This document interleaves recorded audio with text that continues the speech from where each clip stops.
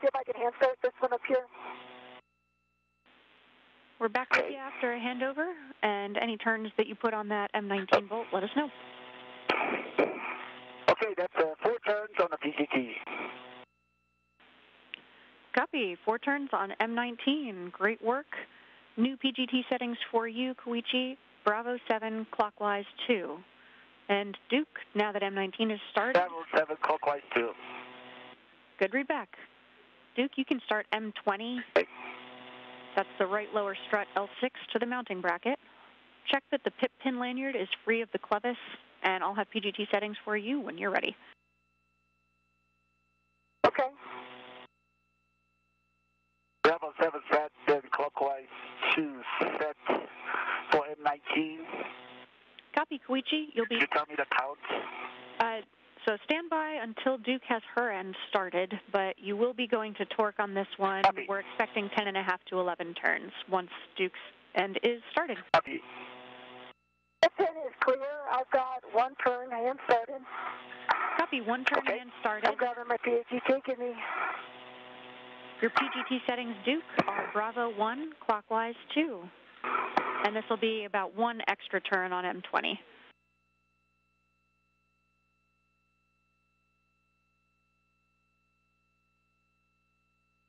Wait, how many extra turns? Just 1 extra. We're looking for about 2 total here. Just 1, 2 total. Okay, sorry, I should have done that with my hand, but... Yeah, that's my bad. I could have helped you out there. Dina, do I have a go-to turn, M19, 10.5 to 11 turns? Once Duke gets 1 more turn on M20. One more turn here. I got a Bravo 1, clockwise 2 set. Copy.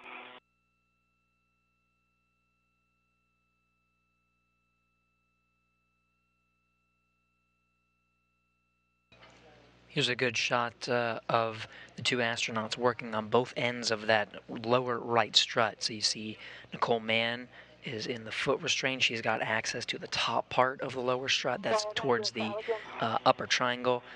She's got a pistol grip tool to secure that to the top portion, and then Koichi Wakata at the bottom portion, securing the lower strut to the base of the mast canister.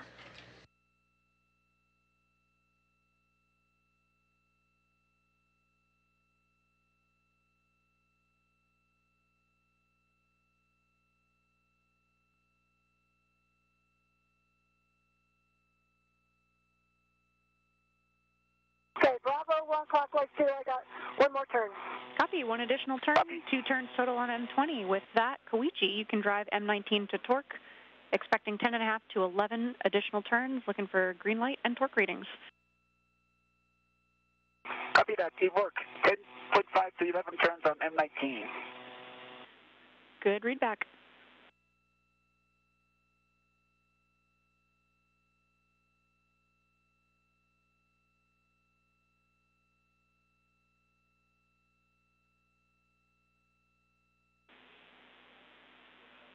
And Duke, once you've got your PGT stowed, we can have you start on the 1 Alpha right IROSA cable routing.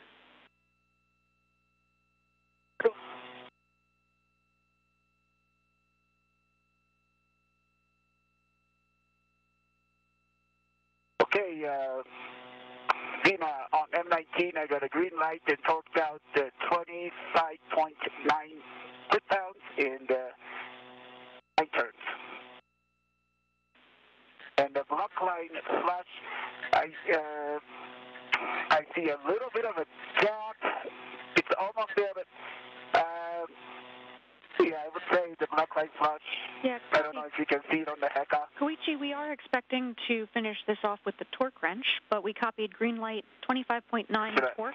And was that 10 turns? That's a 9 turns. Copy, 9 turns. 8.66 turns shown. Right. The visually was 9 turns. Copy that. All right, with that, Koichi, you can grab the torque wrench from the right lower strut, and you'll socket swap to the 2-inch rigid from the PGT to the torque wrench with a good pull test. Copy. Duke, for you, you'll remove the short wire tie, securing the 1 Alpha right IROSA cables to the mounting bracket, and stow them in your trash bag if they were used. And then you'll release the long wire tie on the cables. Copy. Just one twist on the 1 Alpha right side wire tie.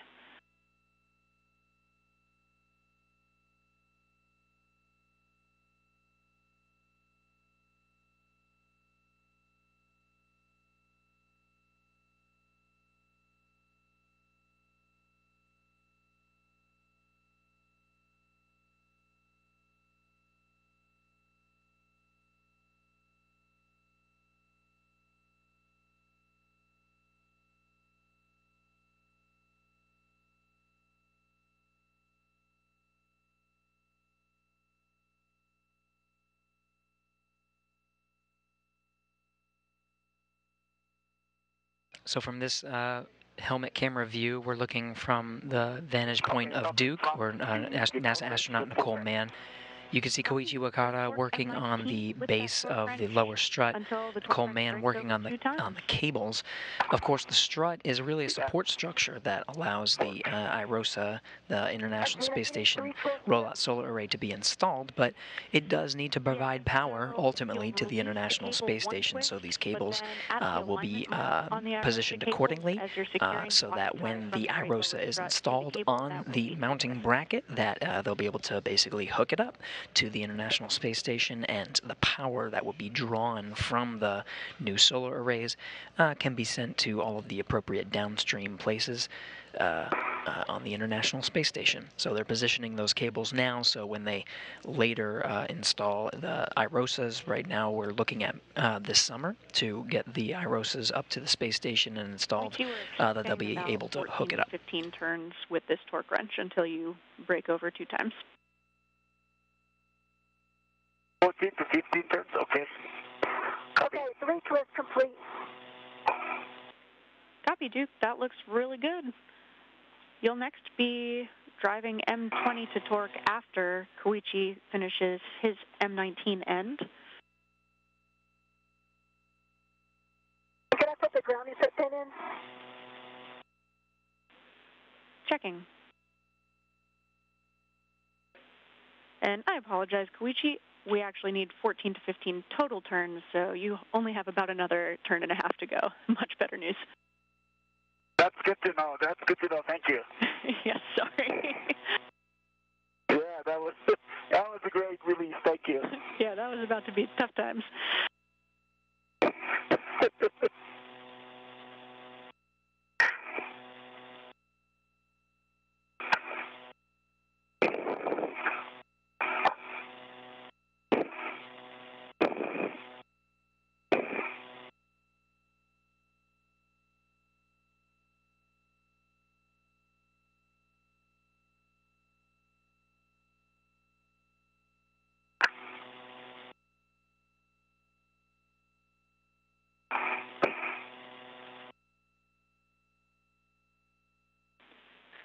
And Duke, you can install that grounding pit pin into the mounting bracket.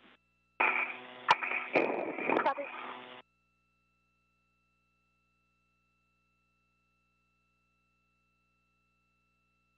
Okay, I felt 2 breakovers and visually confirmed 2 breakovers on M19. Great work, Koichi. Next, we'll take a check that the black line is parallel to the cylinder and flush. There's no gap between the strut boss and bearing, and there's no movement with a wheel fence. Okay, black line flush and parallel to the cylinder.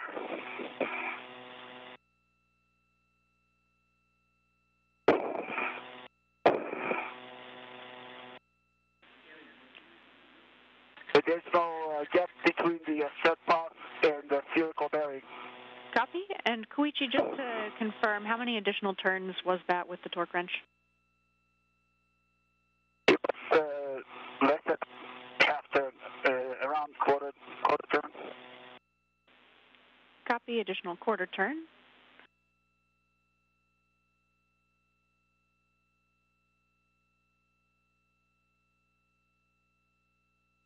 I would say Z-nights between quarter and a half turn. Okay, copy, Koichi. We'll be checking that real quick. It's a little less than we were expecting.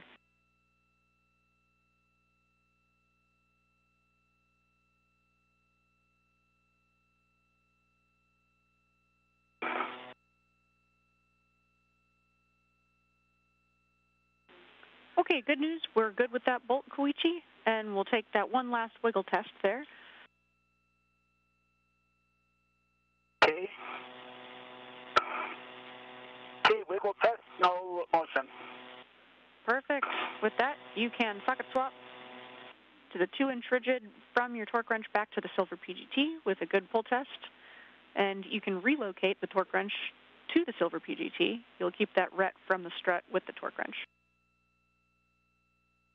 It worked.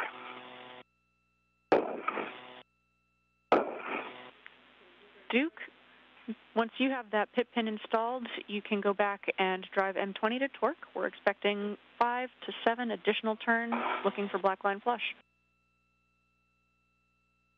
Copy, pit pins installed. 11 M20. Copy.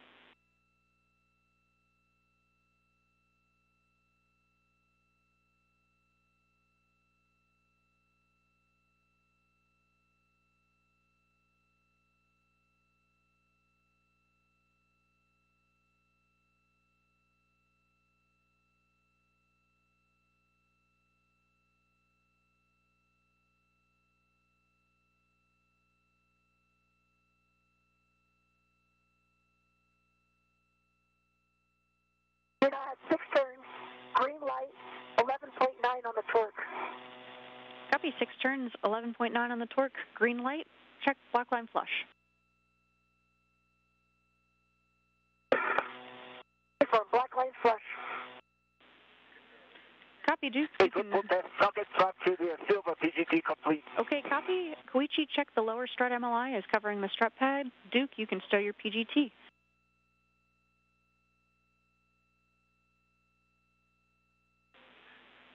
Okay, lower strip cover is covering the M19 area Copy. on the pad. Great work, Koichi. You can translate to the side pad location on the right side there.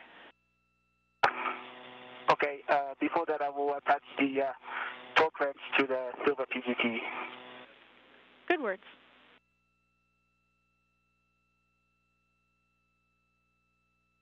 Am I working any MLI right now or not until the mid-strut's done? Once you stow your PGT, you can release the ret from the lower strut, and then with that grounding pit pin installed, you can install the MLI over the lower strut clevis. And after that, you'll be working on the right mid-strut.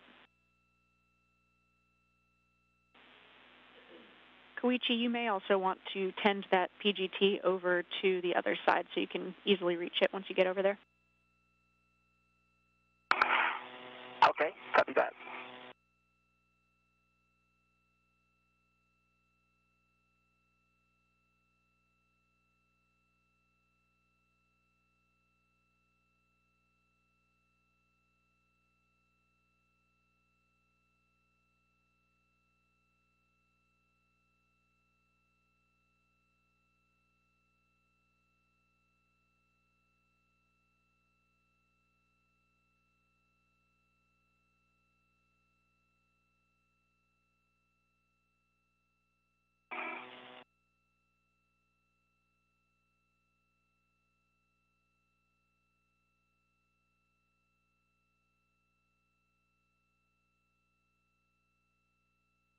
How's it going, Duke?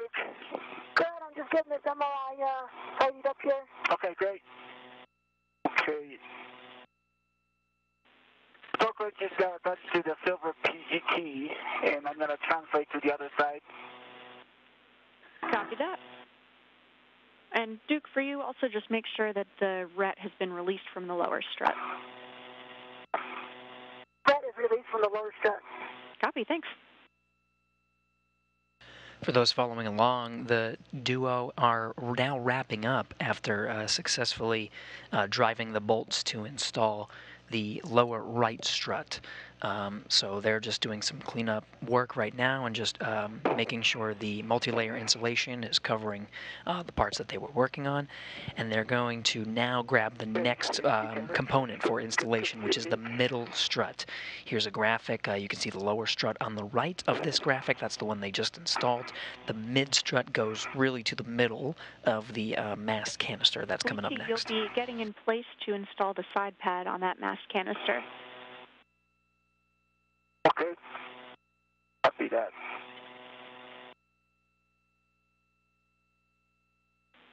And Koichi, once you're in place, I can preemptively give you some PGT settings for those bolts. Okay.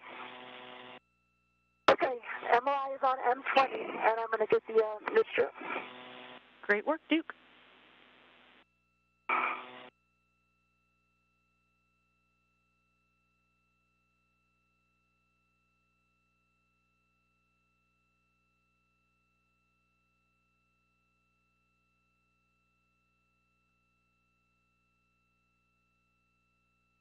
So then I can translate on this canister long handrail, right, to go up to the mid-strut area. Affirm, Koichi. Okay.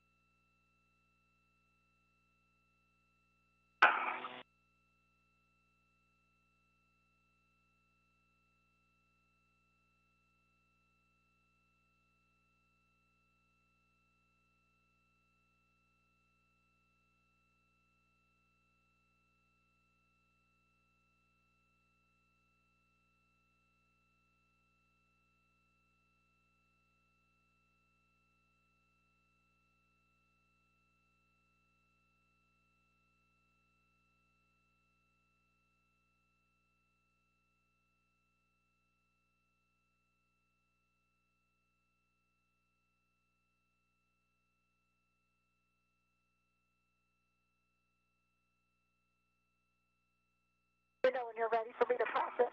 Okay, so I need to have some DRT here. Yep, once Koichi's in a good position to receive, Duke, you will pass that mid-strut with the side pad toward Koichi.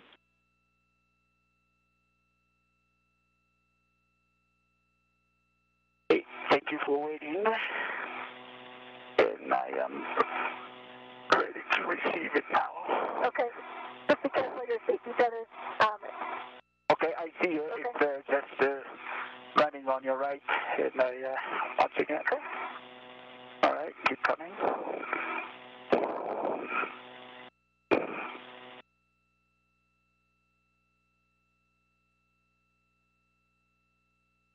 Okay, keep coming.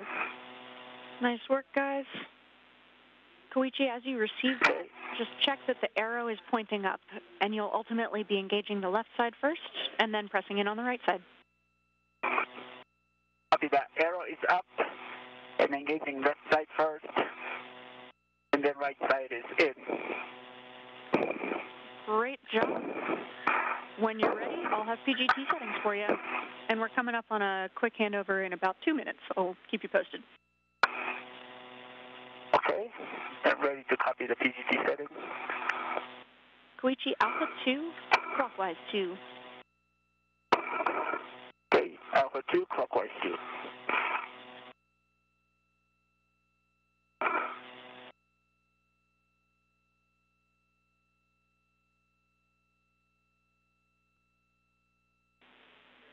And Duke, I will also have PGT settings for you once you're ready. Okay, I think I'll start with the and turn first. Copy, no problem. Your next steps, once Koichi has...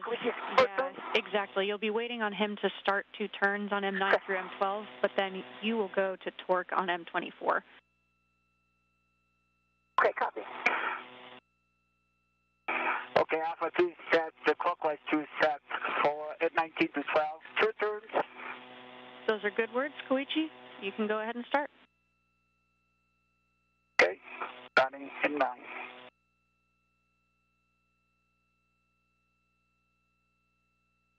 Two turns on M9. Copy 2 on M9.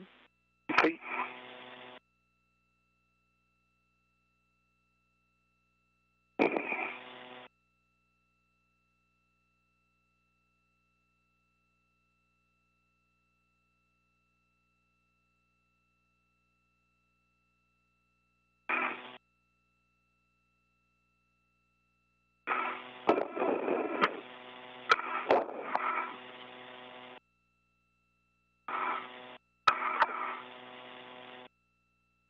This is the helmet camera view of Koichi Wakata. He's on the mast canister. On the mini workstation. So let me reconfigure that. Can you see that? Say again? Duke, can you?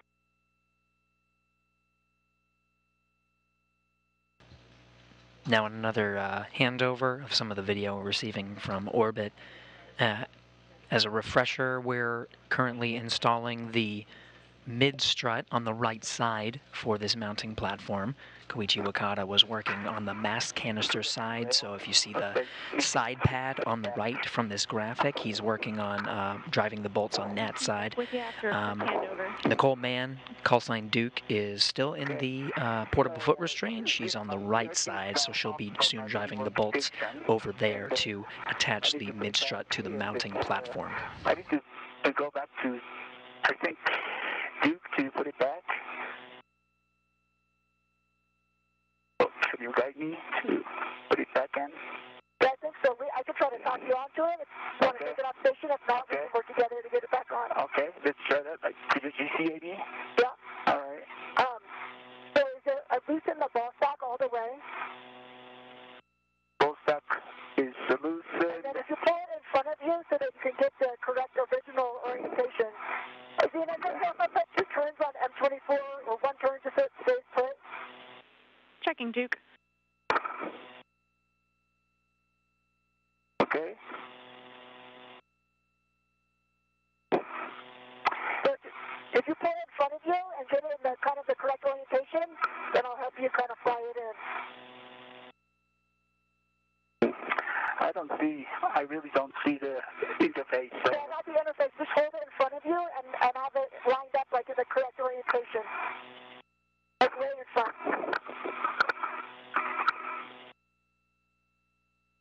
I simply do not see any interface. Can you pull it in front of you? Or I guess maybe not because of the tether. Right. Okay. So it needs to rotate. The end that's towards you needs to rotate down 90 degrees.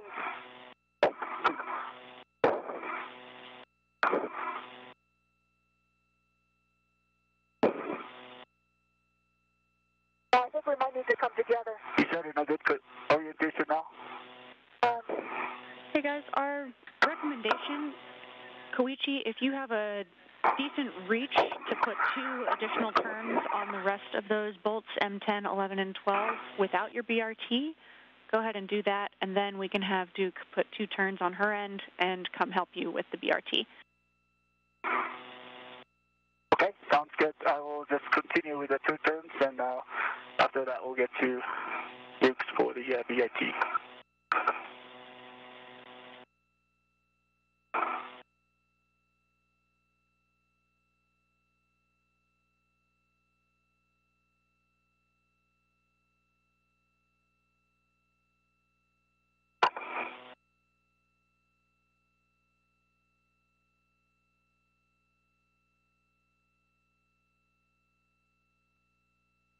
So I'm working on M10 for 2 turns.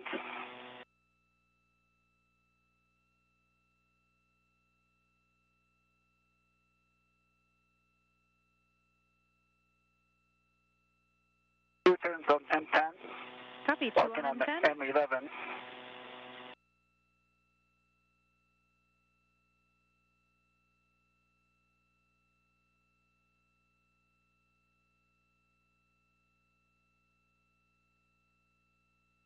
Two turns on M11. Complete. Copy, Koichi. Working on M12.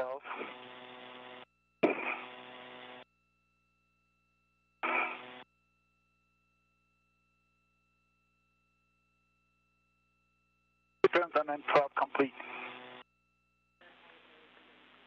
Okay, copy, Koichi. With that, Duke, you can go ahead and put a couple turns on your end.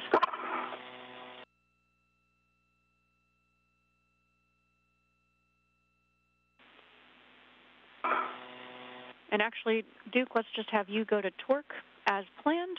So your PGT settings are going to be Bravo 1, clockwise 2.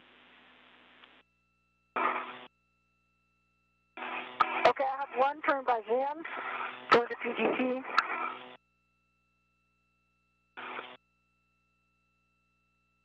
That's Zena. Can I translate to Duke for BRT 6? Stand by, Koichi. If you can, let's have you go to torque since this is an alpha setting on your PGT. So we're expecting an additional... Okay, I can do that. Yeah, more than 3 additional turns on these, expecting 5 to 10 turns total on M9, 10, 11, and 12. Okay, copy that. Bravo 1, clockwise 2. Copy, Duke. You'll be going about 6.5 to 9 turns on M24, looking for black line flush.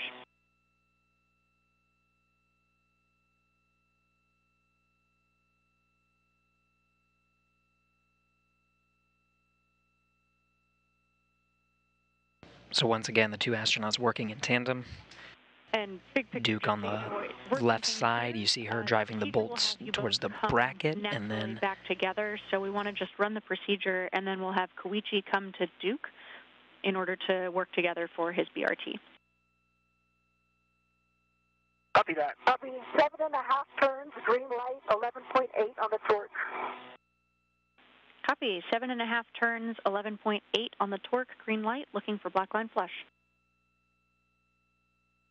Yes, black line flush. Copy. Duke, you can stow your PGT and install the mid-strut pit pin into the grounding block on the mounting bracket.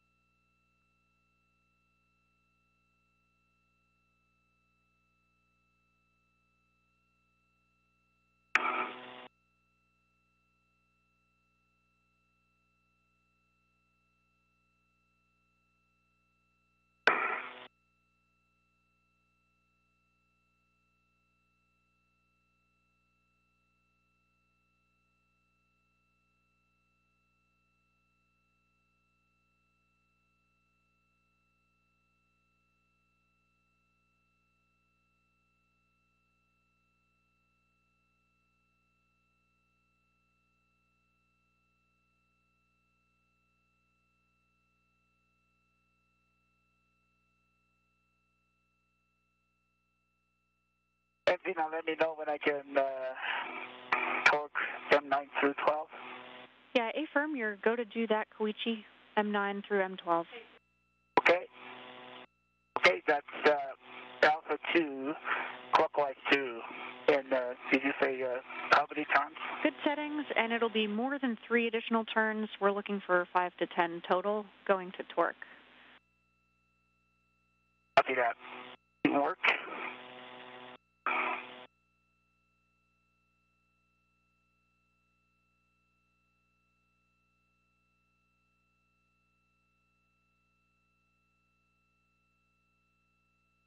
Okay, Zena, pit pin is installed.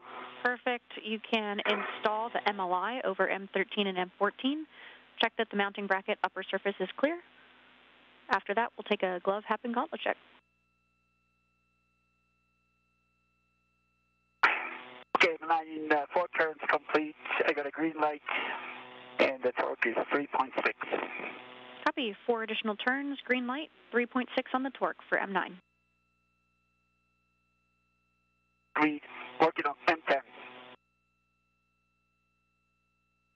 Okay, Zena, I'm going to have to get that MLI when I do the mid-strut MLI. It's just outside of my reach here. Copy, Duke. No problem. We'll take a glove, hat, and gauntlet check. and 5 turns complete, 3.8 foot-pounds. Copy, 5 turns, I got a green 3.8 light. foot-pounds, green light, and which bolt was that, Koichi? Oh, it's M10.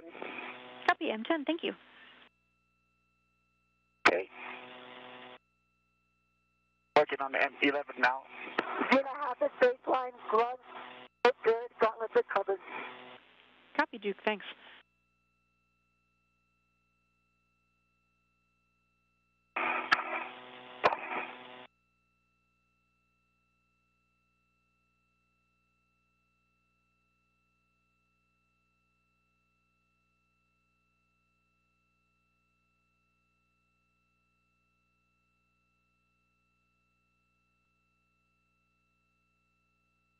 M11, 5.5 turns complete, 3.6 foot-pounds.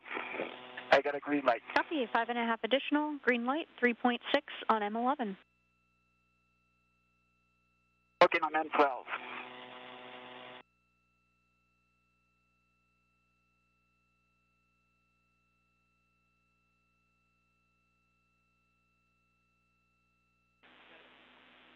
Duke, next steps for you will be to Additional 4 turns complete. copy 4 Additional 4 turns. turns complete on M12, 3.6 foot-pounds. Copy, I got a green light. copy 4 turns, green light, 3.6 on M12. And for Duke, you can egress the APFR, and then we'll have you work to roll the APFR.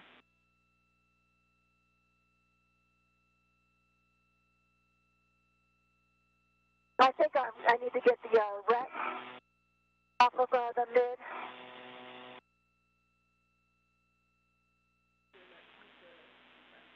Checking, Duke. Might be our ret.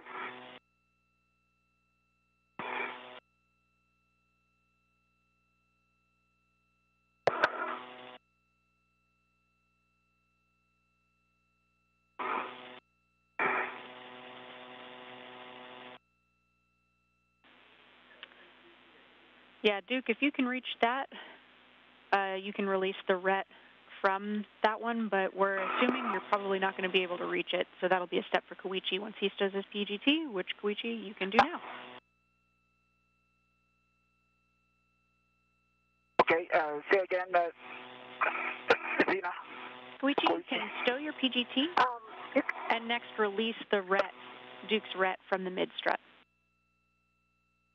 Okay, copy that. PGT stowed. Okay, I'm going to release this on Duke. Okay, I'm ready. All right, here you go. Okay, I got it. Okay, it's released. So with that completes driving the bolts on the mid strut on the right side. Now the two will work to make sure the multi-layer insulation, that white cover, is secured. Duke has the go-ahead to get out of the foot restraint and start working on re-angling it so they can work on the left side. They're going to do the same thing. So they're going to start with the lower strut that goes to the base of the mass canister and then complete the mid strut. They'll just do the same thing really on the opposite side of the mass canister, but they're just wrapping up the work on the mid strut as we speak. With that, we'll take a glove, hat, and gauntlet check from you. Okay,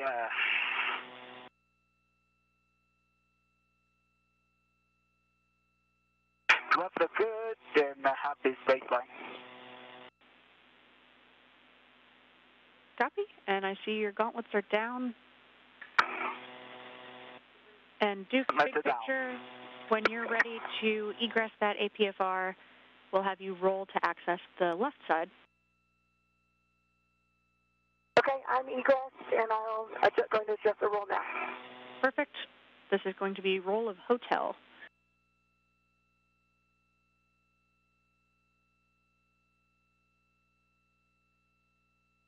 Zena, meanwhile, can I go back to the strut bag? Affirm, Koichi, and take your BRT with you. Okay, see that.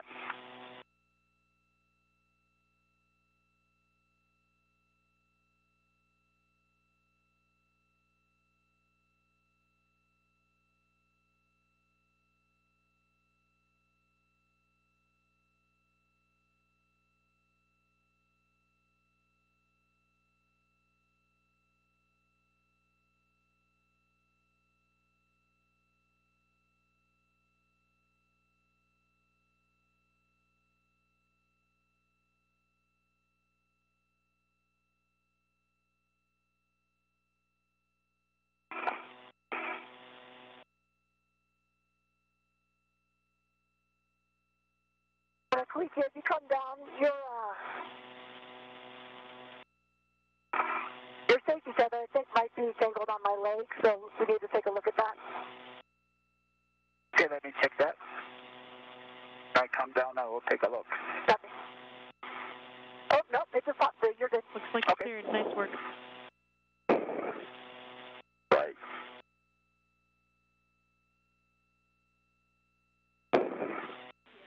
And hey, Duke, for your essay, we've got a really good camera view here. Those cables were snagging on the ingress aid, but it looks like it's clear now. Okay, thank you. Oh, the cable's at bottom. Gotcha. Okay, enter firm. I'm going to hotel. Hey, firm, hotel.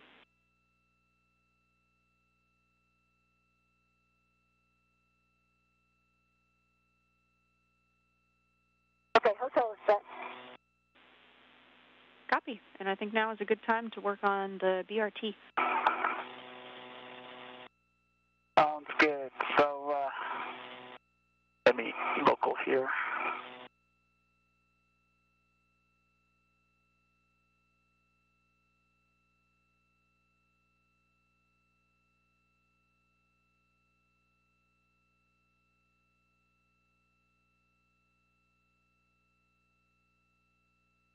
Okay, Koichi. That's a good position there. Yeah, can you? Yep, is it good? Yep.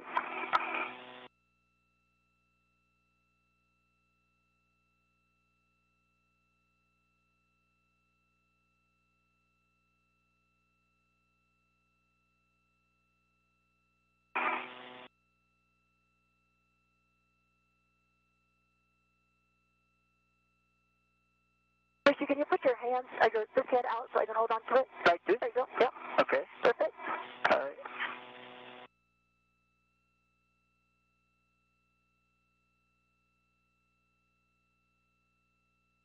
And hey, guys, before you fully install that BRT, we've got the D-ring extender going through the loop of the BRT, so just make sure that that's clear.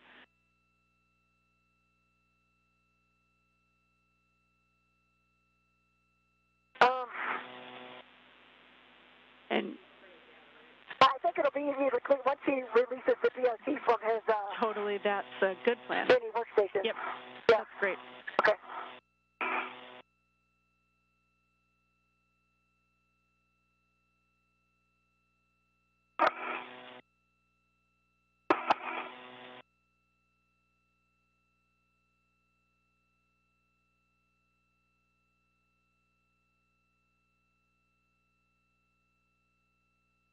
Okay, so I've got it lined up, but I still see a gap. It goes flush, right?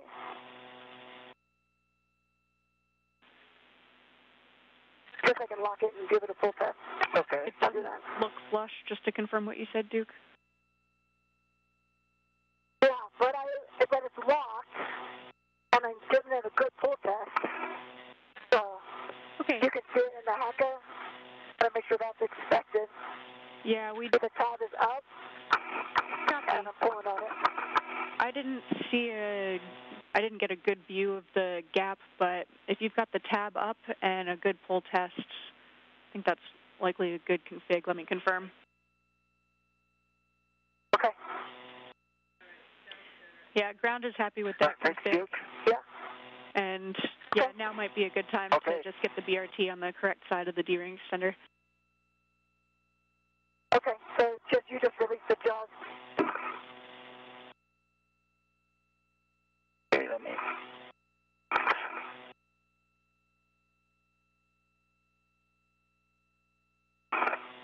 And it's decoupled.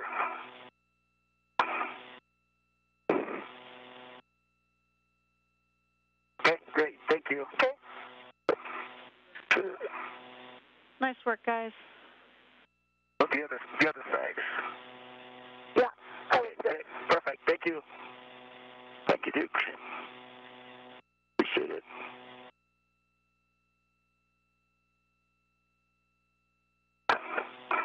Okay. So we can continue with the Exactly. left side. That's right. So next steps will be getting the left mid strut from straps 9 and 10. Koichi, you'll pass that left mid strut to Duke. complete.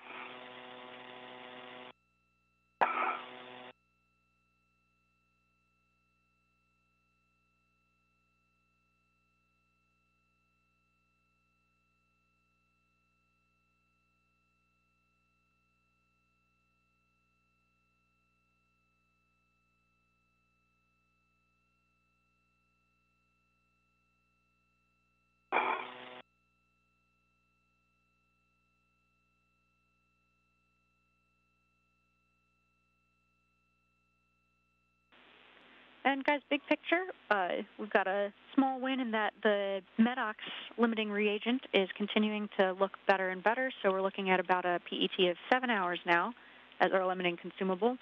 We're still about 45 minutes to an hour down on the timeline, so no changes there since the last update. Copy that. So right back to you. This is I need the, yeah, this is the right one. Okay, let me get back over. Periodically throughout the spacewalk, you'll hear reports of limiting consumables. Of course, the spacesuits have the portable life support, so it's all contained within the spacesuit, and they measure these limiting consumables. That MEDOX that's referred to as the carbon scrubbing capability. Every time the crew members exhale, there is a system that is currently pulling that carbon dioxide from the environment inside the suit. It's trending in a good direction, which means that if needed, the crew members can use a little extra time at the back end of this spacewalk, up to 7 hours total for the duration of the spacewalk if needed. So, lower strap, next. A-firm, left lower from straps 5 and 6. And then Duke, you can ingress the APFR once that's stowed on your BRT.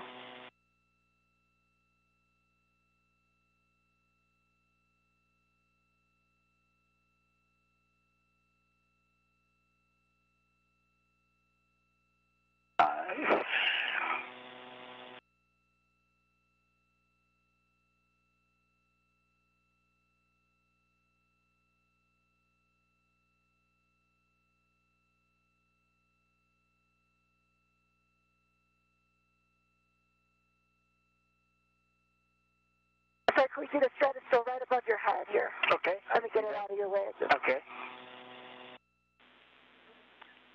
Copy you both, and of course, feel free to use some teamwork for APFR ingress. Koichi, you can leave that partially stowed in the strut bag if that helps tend it while Duke gets in the APFR. Okay, copy that. Are you ready to ingress? Let's see, hold on, I'm just getting this on my BRT here. Okay. Okay, I'm on my BRT. All right, good.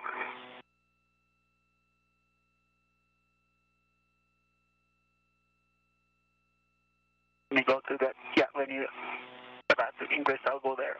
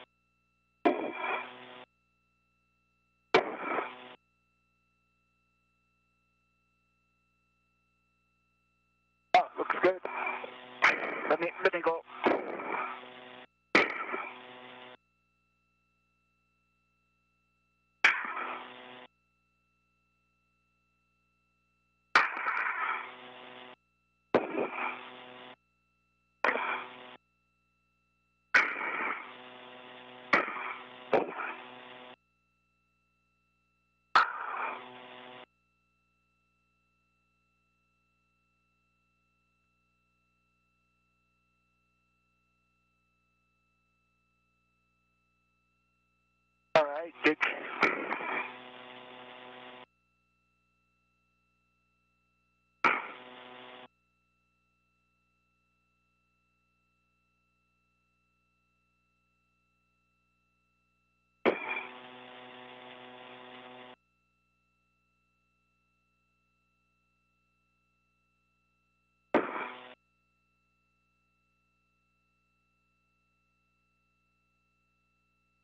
Okay, looks good, but a little bit to your right.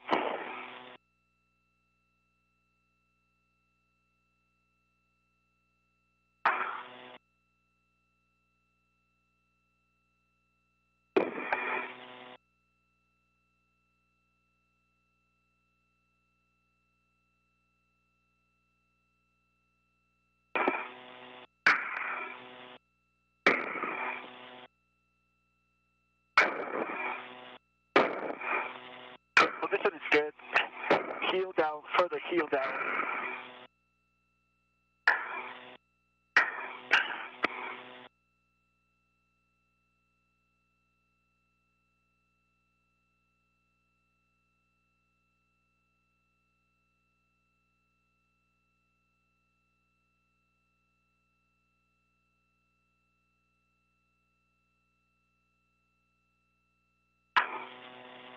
Is my toe still in, Koichi? Toes are not, toes, the left side is up, position is good, further, you have to put the heel down further, and then position is good, put the toes in, forward, and then, that's good, and the left side position is good, left side, oh, okay, further.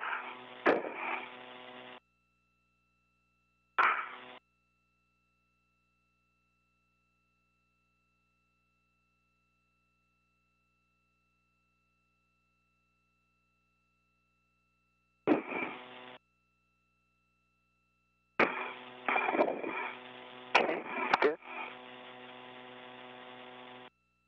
Good. Keep going forward. Yeah, that's good. Position is good. Okay, left, right side position is good. Yeah, toe forward, toe forward. Okay, and now we can slide both heels.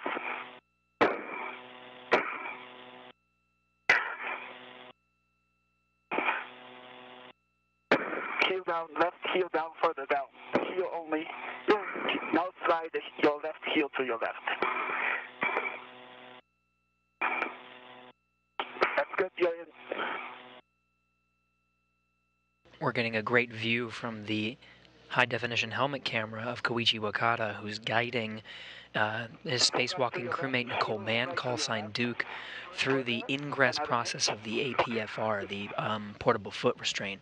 And so we're seeing up close how the heels actually ingress into the portable foot restraint for it to lock the astronaut into place so that they can access the work site. Heel down, further heel down. Little more heel down. Okay, now you're in. Okay, slide. That's good. You're in. Awesome. Thank you, Koichi. Awesome. Great. Awesome teamwork, guys. Looking really good.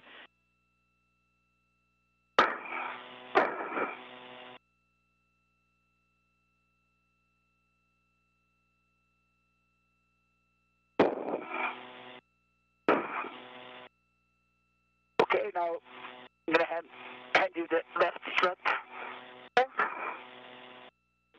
And go back to the strut there. That's perfect. Koichi, you'll be passing that do it strut from here. to Duke with the clevis end toward her. Copy. And Duke, you'll tuck that ingress aid, and then you'll be reading to the handrail nearest the clevis.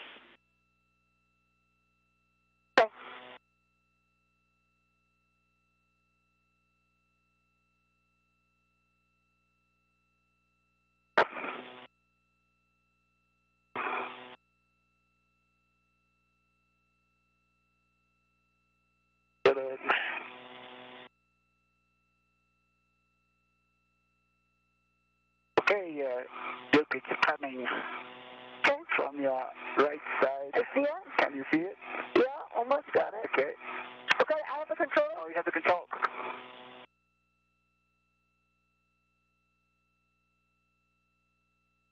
it's still rated here, so. Okay, stand by. Okay. There's that handoff. We're really just repeating the process that we saw on the other side.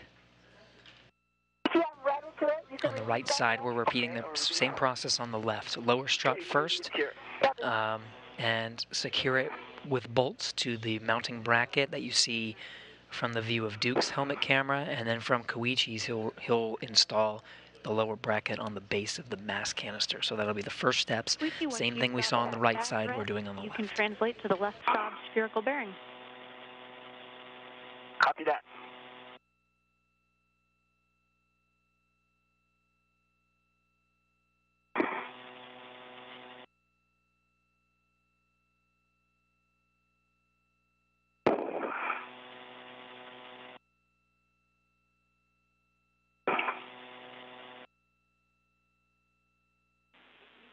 And Koichi, you'll be going outboard and then across the IEA via the PVR GF handrails, and we recommend fair leading to keep your tether off of the BGA. Understand the long translation there. Okay.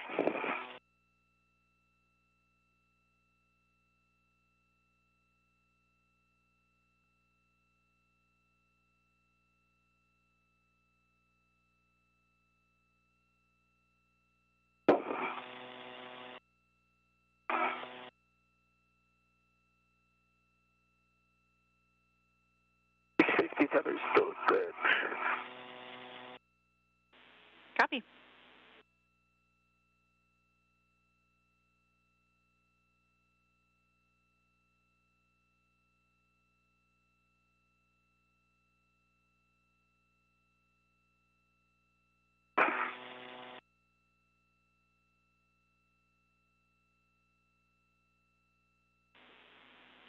Duke, I can give you PGT settings for when you are eventually driving the M22 Bolt. Okay, go ahead. That'll be Bravo 1, clockwise 2. Bravo 1, clockwise 2.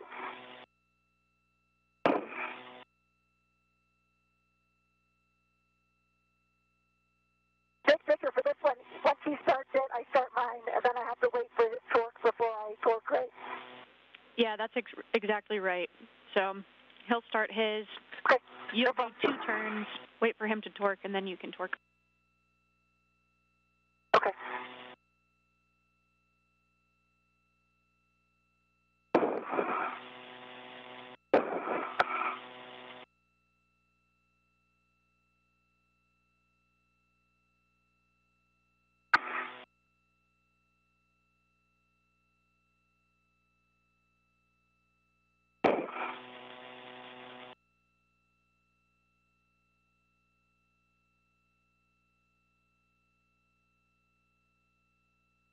Okay, I'm here. I'm gonna lead here.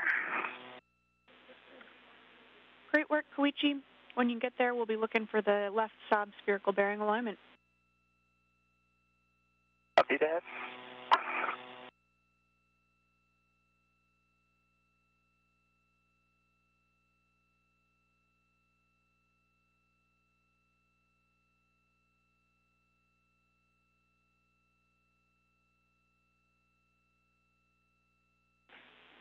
And Duke, just to start thinking about it, in between those first 2 turns that you put on M22, and then while you're waiting for Koichi's bolt to be torqued, you can start the left side aerostat cable routing. Okay.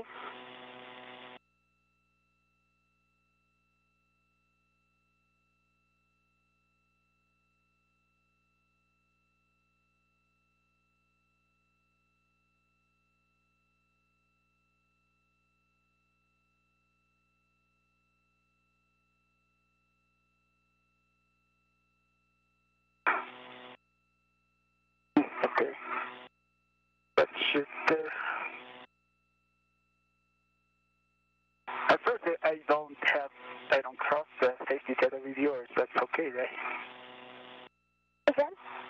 as far as our safety tethers do not cross, that should be okay, right? Yeah, they don't cross. Those are on the back side of the A-frame, so... And then, Tina, as far as the tail leading, I'm going back. I mean, I went around the grapple fixture side, so it's still clear from BGA and from... yeah, I don't think it'll touch the BGA. Right, okay, so I'm going to continue to translate. Copy. As long as it's off the BGA, we're happy. Okay, great.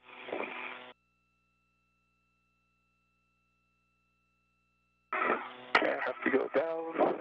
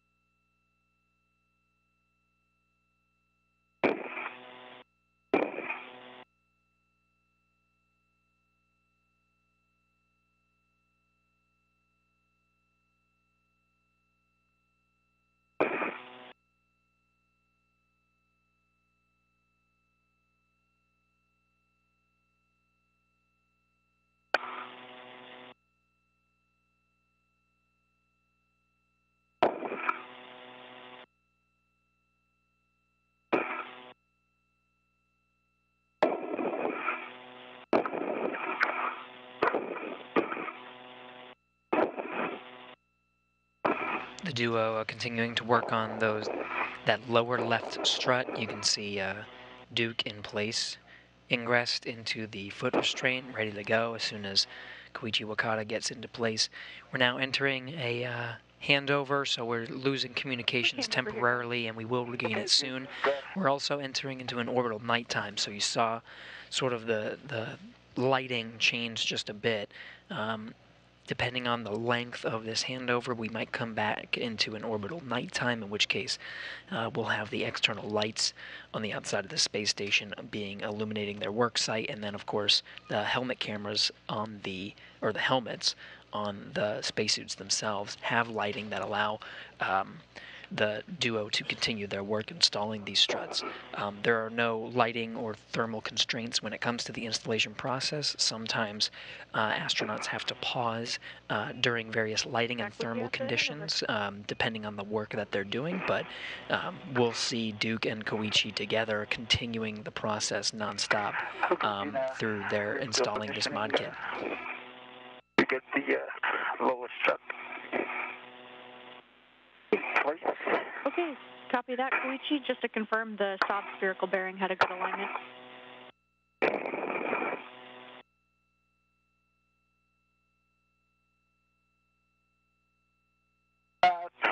Spherical bearing has good alignment. Perfect. And for that M21 end, you can hand start that, or I can give you PGT settings with the silver PGT from the WIFX handrail. Okay, could you give me the PGT settings? You bet. That'll be Alpha 1, clockwise 1, and looking for approximately 4 turns. Oh. Okay, Alpha 1, clockwise 1, 4 turns. Good readback.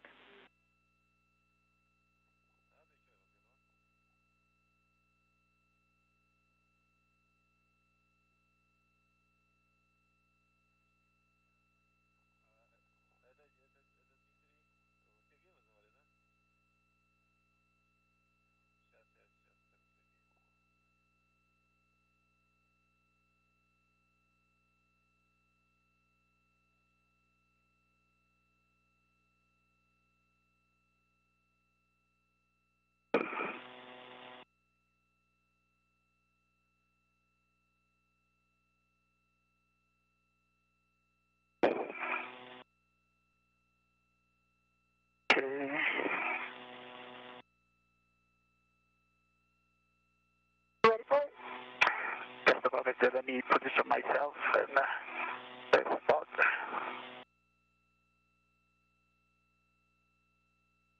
Okay, I'm ready.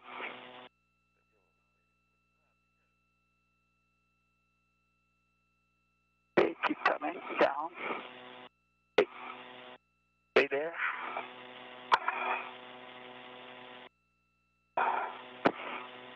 Okay, can you bring it closer to the Okay, yeah, give me 1 second, sir. Okay. Good.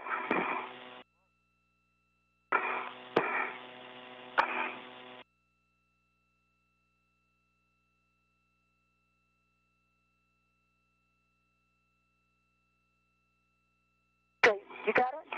Okay, yeah, I got it. Okay. Yeah, keep coming.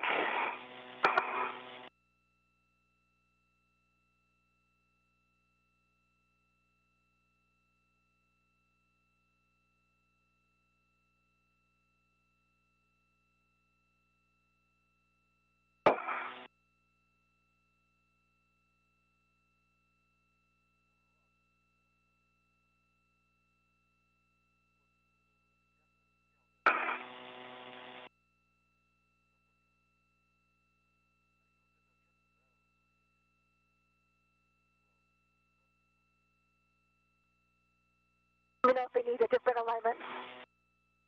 It's good. It's a good alignment. So.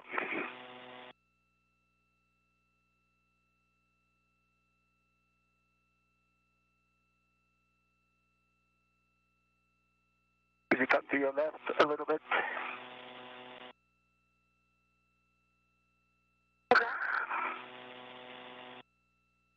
Okay, that's good. Okay, and so I'm going to start.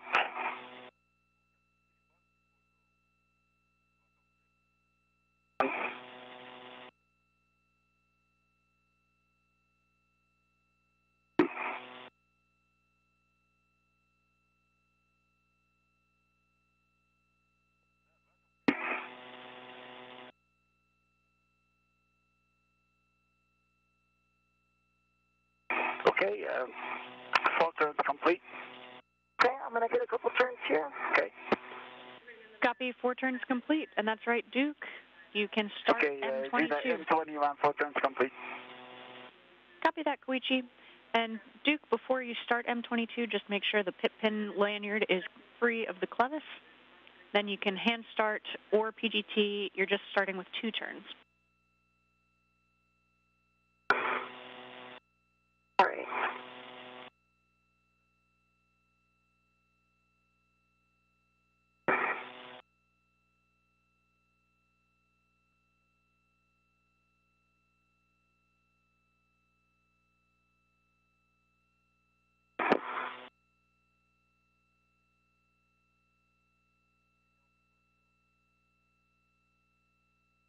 Get my right part out for reach here. Okay.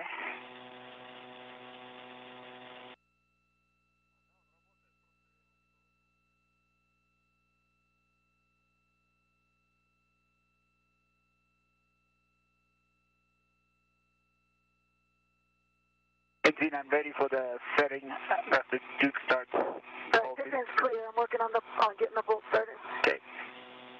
Copy both of you. Koichi, it'll be Bravo 7, clockwise 2, but as you know, we are waiting for M21 to be driven 2 turns before you can start.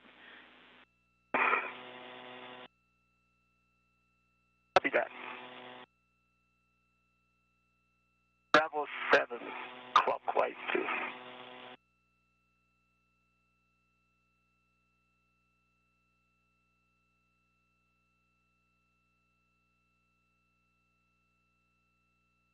Did I have Bravo 1, clockwise 2 set? Copy, Bravo 1, clockwise 2 set, and 2 turns on M22. So with that, Koichi, you can drive M21 to torque. This will be an additional 10.5 to 11 I have not done turns. any turns. I have not done the turns yet. Copy, Duke. Thank you. Okay. Stand by, Koichi. Stand by, Koichi. Okay, stand by. Copy. So Duke, Nicole Mann is I at have the 2 turns on M22.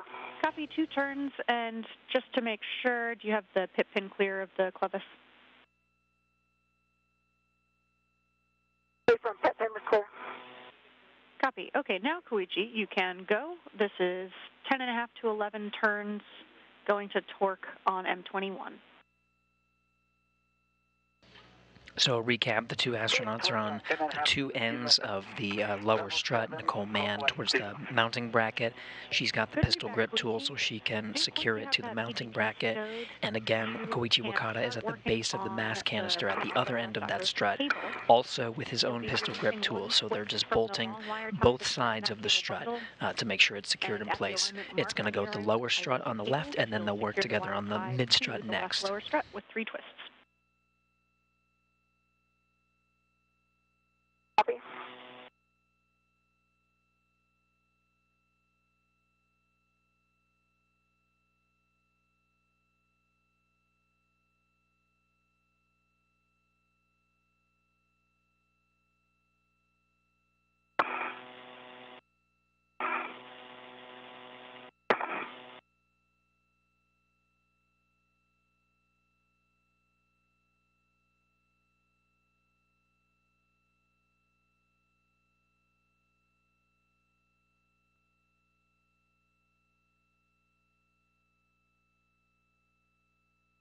Okay, I got 5 turns and then got a green light, but this is far away from the block line flush. Okay, copy, 5 turns. We are expecting to use the torque wrench for this. So you'll be swapping the 2-inch rigid from the silver PGT to the torque wrench with a good pull test, and then we'll continue driving M21. Okay. But, it's, it's not on the right side. When I talked out on the torque PGT, it was pretty close to the block line flush. But now I see in order to get the block line flush, it's probably about 1/3 of an inch that needs to be driven by torque wrench, so I don't think we'll get there. Yeah, copy, stand by.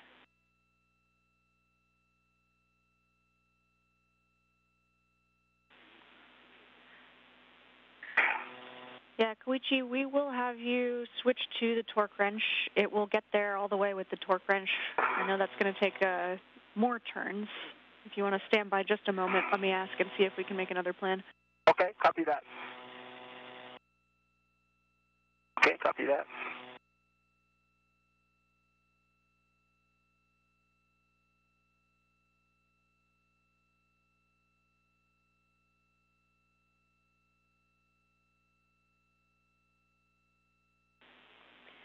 All right, Koichi, we will have you switch to the torque wrench.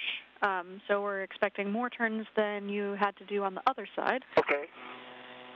But this will get us to the correct torque and correct alignment with that bearing. Copy that. So switch the 2-inch rigid to the torque wrench with a good pull test. Okay, copy that. Okay. Copy that. It works.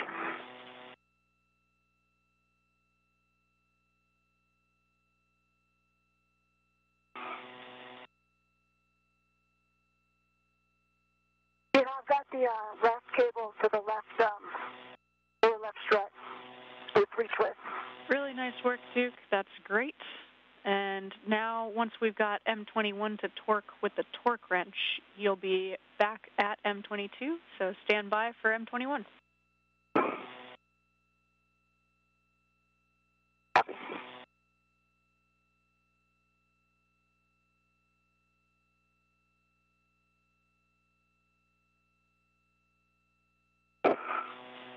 Duke, you can also go ahead and install that grounding pit pin into the grounding block on the mounting bracket. The grounding pit pin's installed. Copy.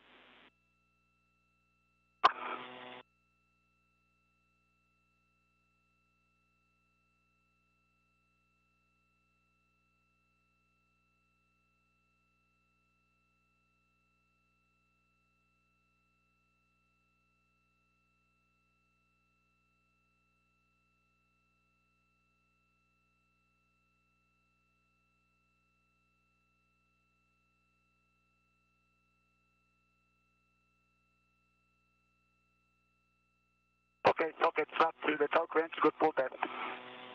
Copy, good pull test. Next, you'll drive M21 to torque with that torque wrench, going to full torque so that the torque wrench breaks over twice. It's 14 to 15 turns total, so we're expecting 9 or 10 additional turns with the torque wrench. Copy that. Okay, copy that, didn't work. Godspeed. I know that's a lot of turns. I need it. As a quick overview of installing these struts, with the astronauts at both ends of the strut, they alternate driving the bolts. So it was Koichi Wakata who started with his pistol grip tool. Once he was done, it went back to Nicole Mann. Now it's back to Koichi Wakata, and then Nicole Mann will do it again. There's only one bolt, but they just address that same bolt 2 times while alternating. Part of the procedures to avoid anything like stripping or anything like that. So right now you see Koichi Wakata using that torque wrench, and that's really just to make sure it's super secure. He's also going to do a pull test, just a quick tug, just to make sure there's no wiggle and it's truly installed. And so they'll continue to alternate. Nicole Mann has one more time has to address that bolt on the top side next to the mounting bracket, and then they'll wrap up with the multi-layer insulation, making sure it looks good before getting to the left mid strut, and that'll be the last component of the of installing the mounting bracket before they go around and secure the MLI and address any last-minute items, but that's the last component needed for installation.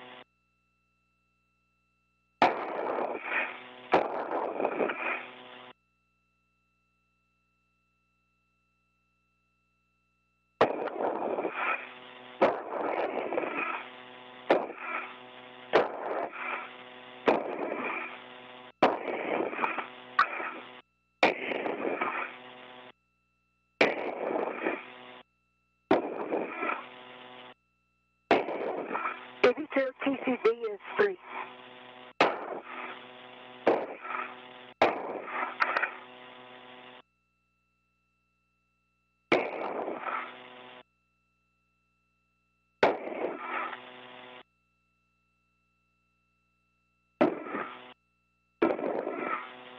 About 4 turns now.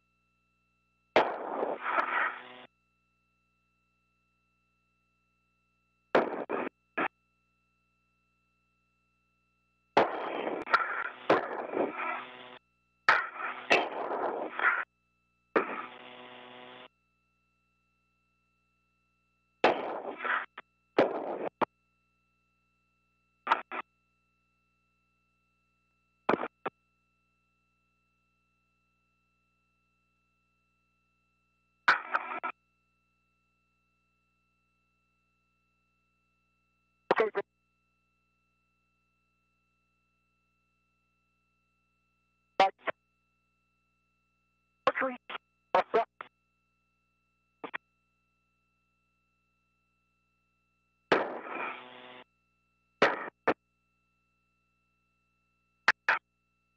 and Zena, did you got twice break over?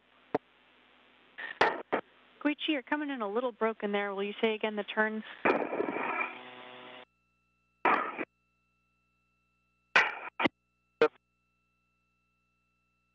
And twice break over, I south twice, and then the visual twice. And then black light flash, and I'm looking at us. Okay, copy black line flush, and the torque wrench broke over twice. We'll look for no gap between the strut boss and bearing, and a good wiggle test. And I was unable to copy the total number of additional turns that you added.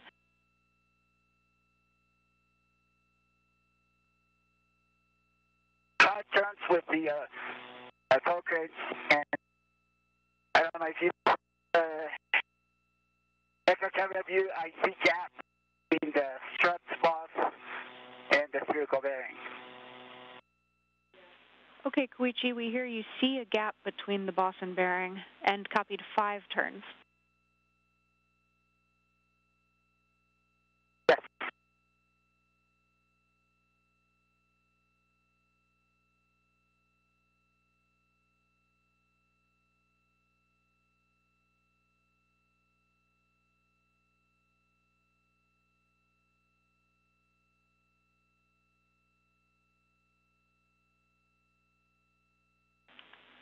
Okay, Koichi, stand by 1 while we talk about that. Copy.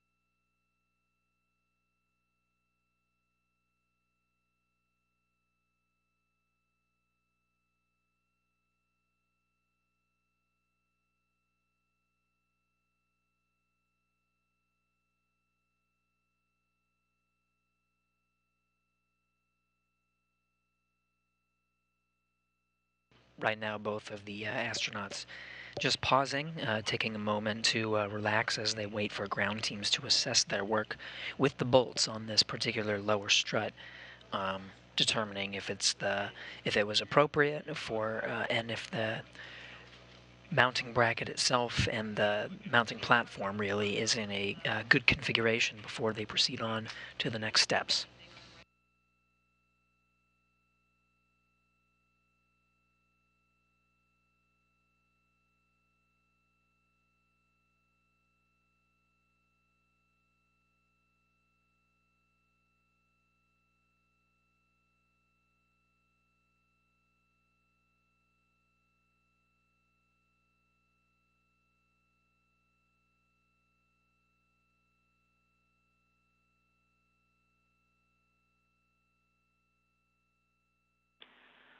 Okay, Koichi, we've talked it over. I know you will love this. You get to use the torque wrench even more. What we're going to have you do is continue going until the torque wrench breaks over and then keep going. So this will add extra torque. See if you can get that bolt to move any further and just keep us posted.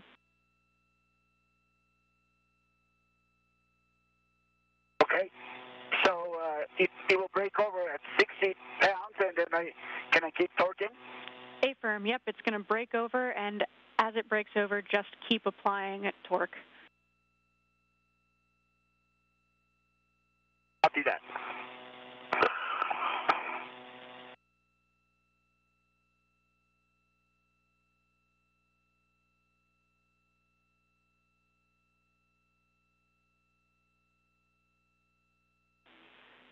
Koichi, ideally we're looking for one additional turn. Let us know if it starts to move at all. Okay. And meanwhile, Duke, we're checking to see if you can start M22 in this configuration, but stand by for now. Copy.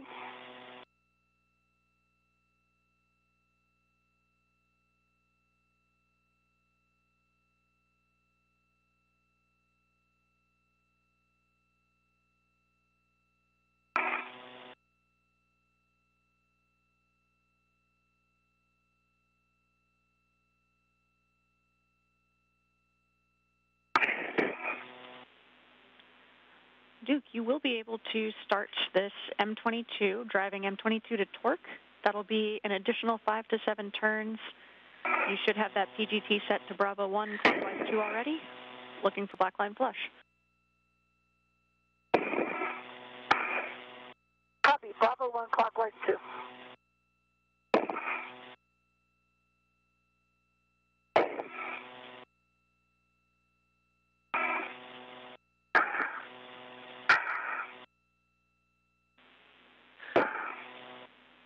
Hey, Koichi, we're watching your camera view here. It looks like it's not moving as you apply more torque. Is that correct? I concur. Yeah, I concur. It doesn't have any sign of moving.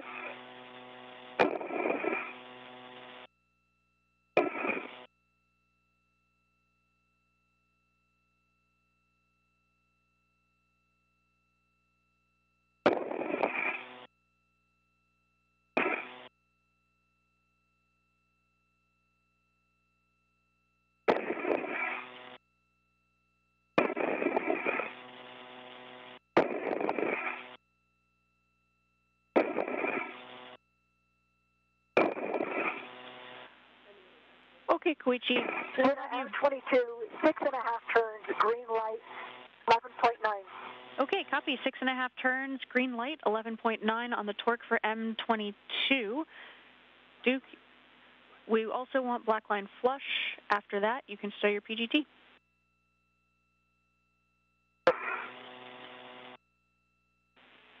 And then, Koichi, we didn't have a great view of that boss and boss bearing, just to make sure if you can take another look at it, see if you can get eyes on. I know it's dark, and make sure that we're looking at the boss-to-boss bearing clearance as opposed to the pad itself from structure, and also take a wiggle test.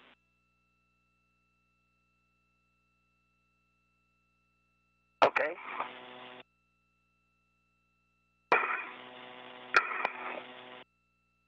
You have a heck of view now?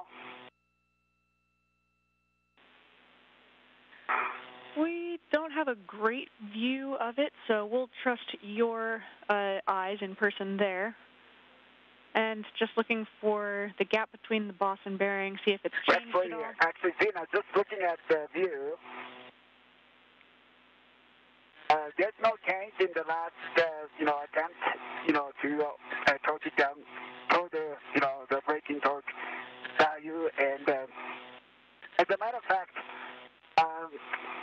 with this, helmet light, I really do not see the spherical bearing side, because the spherical bearing is dark or it's black, and it's really dark, and I cannot tell if it's a shadow or bearing. And on the strut boss side to the spherical bearing, it looks like the gap is small or almost gone, but with this lighting condition, I cannot confirm. Probably what you see is what I'm seeing.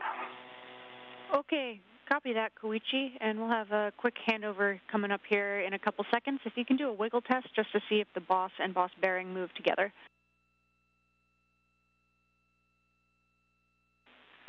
And then, Duke, for you, you can install the lower strut MLI around the clevis, understanding you've got that pit pin installed already. Installed. M22 is black line flush, working on MLI. Perfect, and you can also release I your did the wrist wiggle from test, the lower strut. and the boss and the bearing seems to be working together. Copy, Koichi.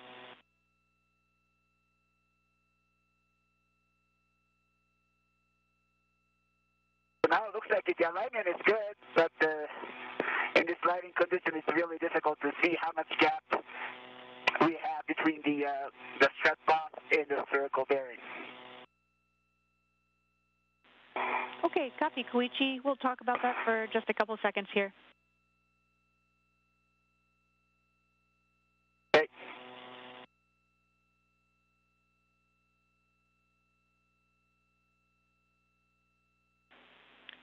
And we've got a quick handover coming in 20 seconds here, but we'll have you just install the MLI on the lower strut pad, Koichi. Copy that. It worked. And confirm I can release my rack. Affirm, Duke.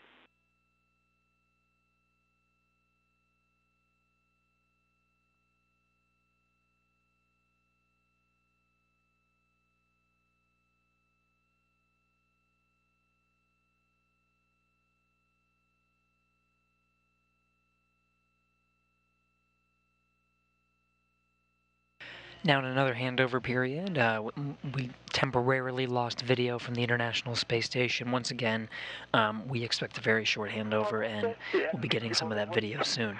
But a quick look here in Mission Control Houston, it's these teams that you're looking at that are guiding the Great work, guys. 2 astronauts through their procedures today. From here in the room, they're working hard to get through the procedures and understand the next steps and guide both Nicole Mann and Koichi Wakata through today's spacewalk. 21 volts. Copy, Koichi. I see that in your heck of view. Big picture will be probably trying to come back to this in better lighting conditions so we can get good eyes on. Meanwhile, we'll work on that left mid-strut. Copy that.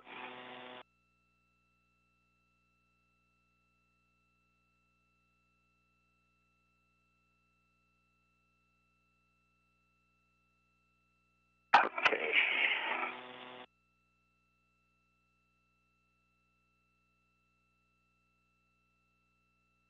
And Zena, can I just leave the torque wrench in the PGT, green PGT here in this area? Affirm, Koichi.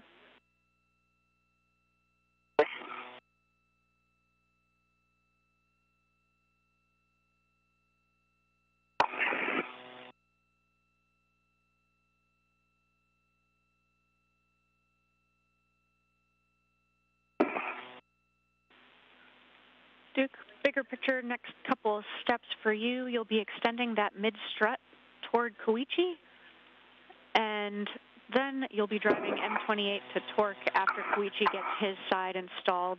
If you want, I can give you PGT settings, or we can hold off.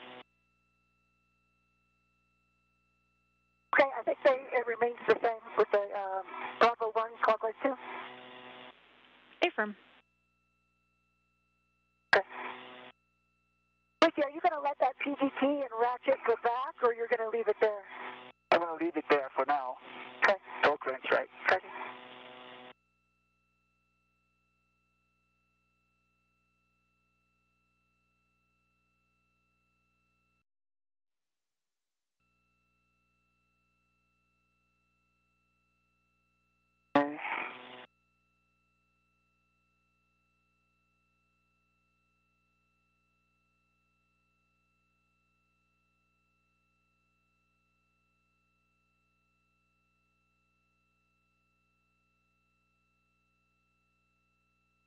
Okay, torque wrench and the ratchet will remain here. The PGT. Copy, Koichi.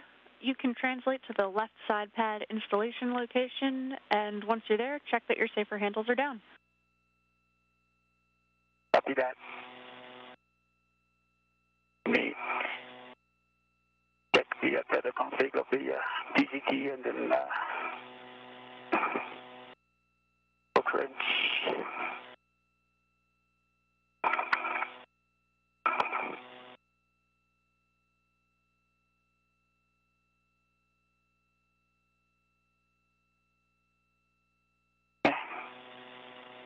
Good.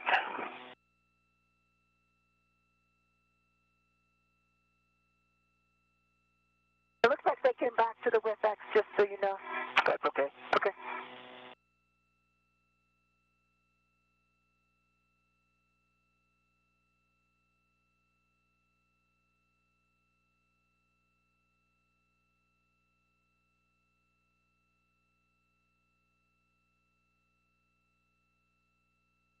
Okay, then I'm going to translate.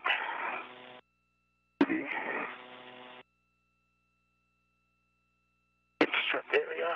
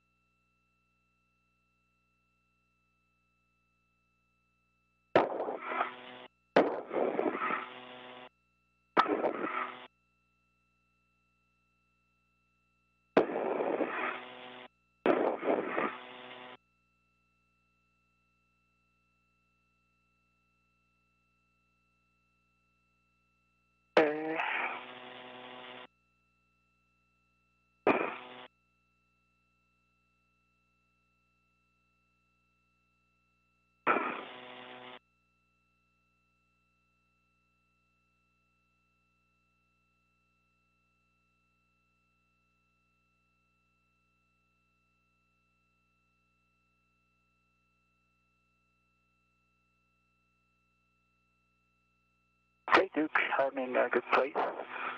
Okay. Nice work, guys. And Koichi, if you could just check that your safer handles are down as well. And then Duke, you can extend the strut to Koichi.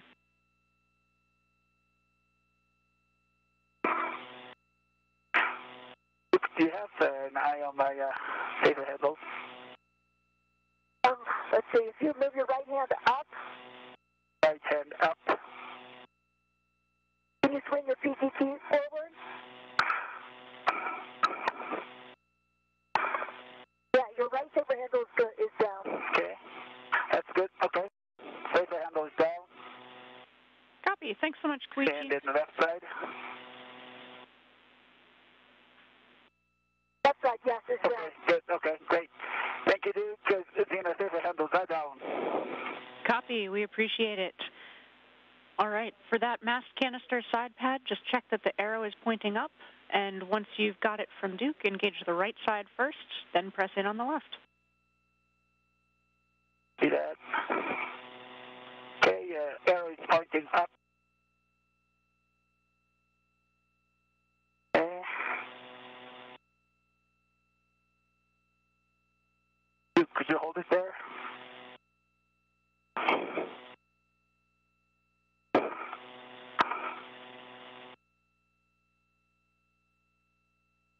Okay, thank you.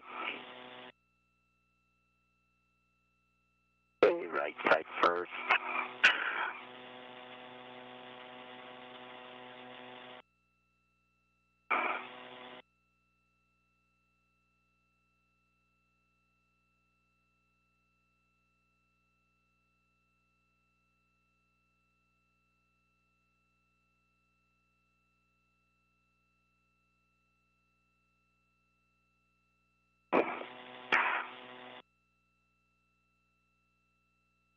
The alignment was not.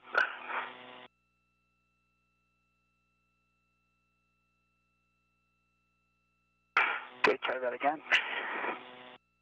On the right side.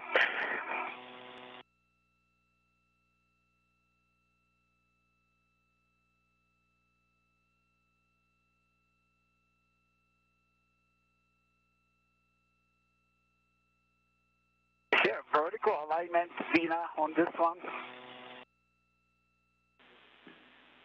Checking, Koichi. I think there is a sweet spot that you will need to get it in, but I don't think that there's any marker on it. Let me check. Okay. Okay. I think it's in the sweet spot now.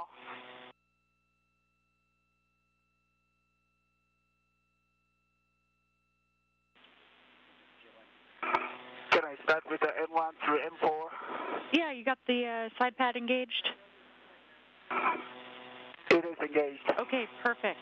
We'll have PGT settings for you. That's Alpha 2, clockwise 2. Alpha 2, clockwise 2. On the red PGT. Affirm. And you'll be going 2 turns on each of those bolts. Each returns.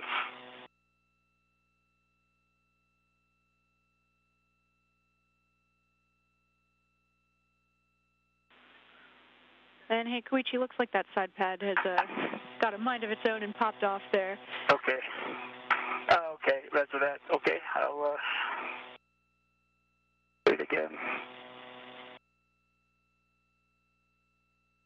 Okay, Duke, I'm gonna go again.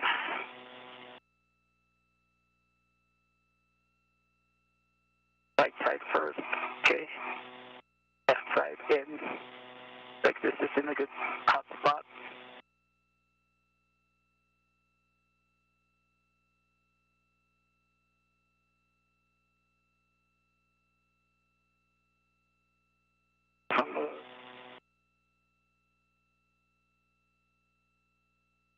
Okay, clockwise 2. Set Alpha 2 set. Copy, Koichi. Take 2 turns on M1. 2 turns on M1. Copy, Koichi, and stand by. We're seeing a little bit of movement in that side pad. If you could just kind of push on it or give it a little bit of a pull test.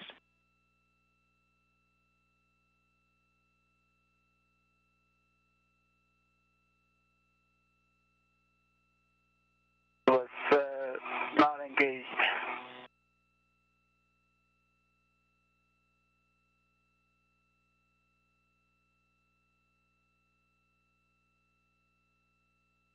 Is there a soft dock feature to this one? Affirm, there is a soft dock feature.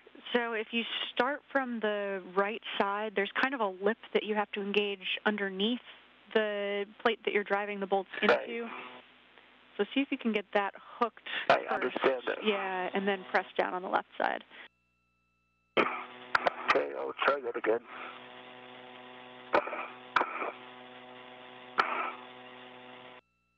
Hey, this time a little get closer to the right pad area.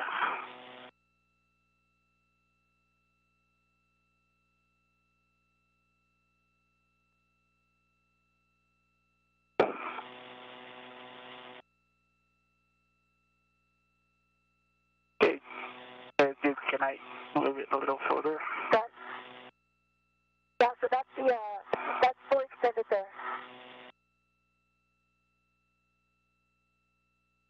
Enough room? There's enough room, but it seems like it's in the soft dock, but the bolt, at least one bolt did not engage. I'm just looking at it. Yeah, looks like it's in a good spot, but it doesn't go in. Yeah, Koichi, there's still a little bit of a gap. We have not a great view in your Heka. I agree. So I'm trying to align it. Somehow it does not go in fully.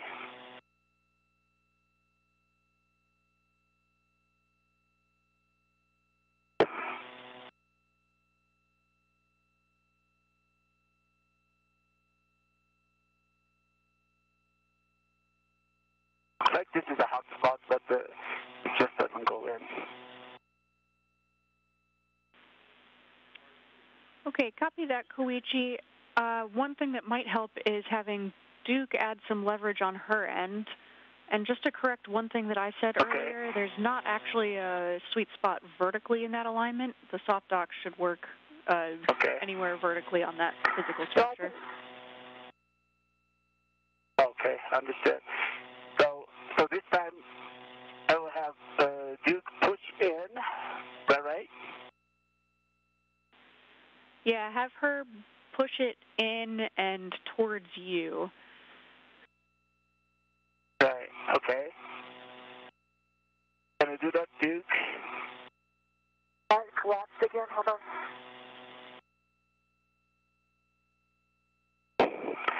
Let me go to a different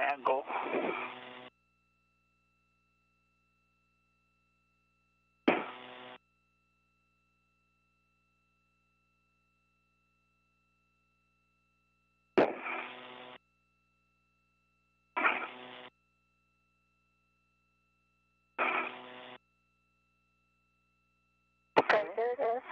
All right. There you go.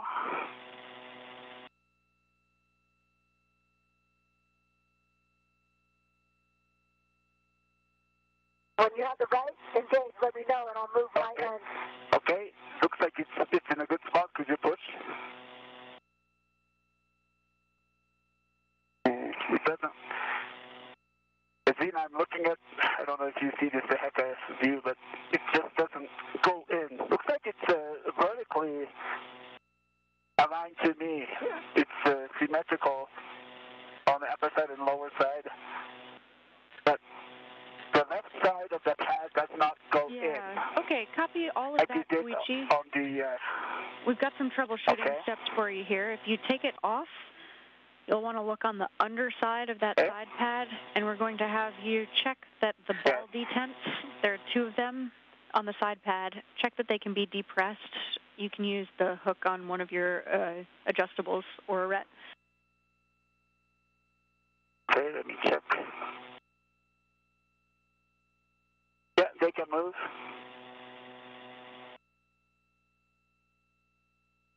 The detents can move. Copy that, Koichi. Stand by.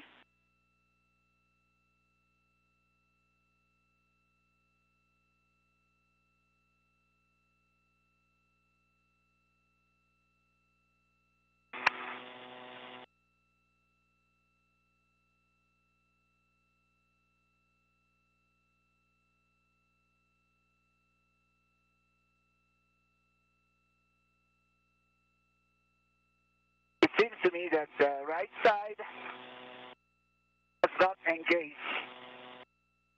What I mean? Okay, Koichi. So on the right side, you'll see there's kind of a tongue on the soft capture mechanism on the side pad. Yes, I see that. Yeah, so that tongue will have to fit into a gap on the right side. There shouldn't be much of a sweet spot, but just try installing it partially and moving it up and down to see if it will slot into place. Okay.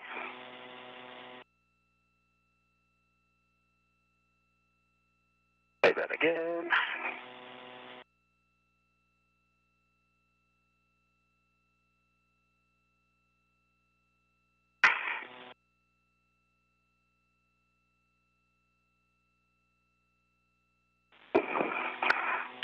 We'll have you guys try working on this for 5 or 6 more minutes, and then we'll formulate another plan.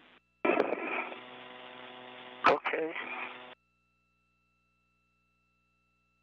Is there a spot for that little lip to go into on the right side, Koichi? This is in the install spot. It looks like it's engaged, but the detent doesn't go in. Copy, Koichi. I'm wondering if that MLI on the left side is in the way, left or the right side.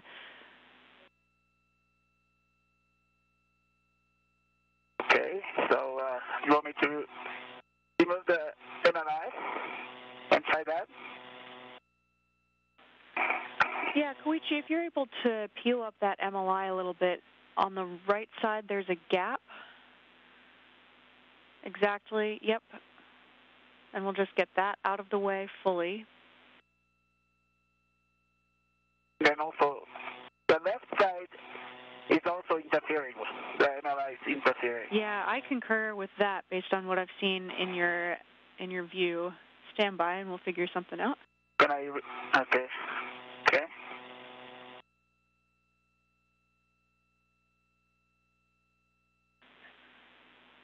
Koichi, you can peel up the left side of the MLI as well and try to get that out of the way. Okay, copy that.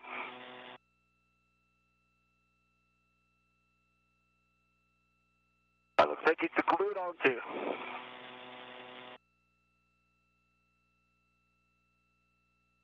No, it is Velcro. Okay. Nice work, Koichi. Okay, then let me try to engage this one.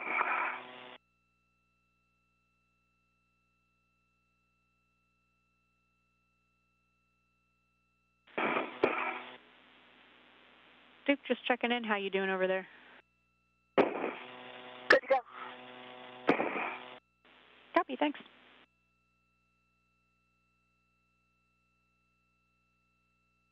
Okay, Duke, let's try that again.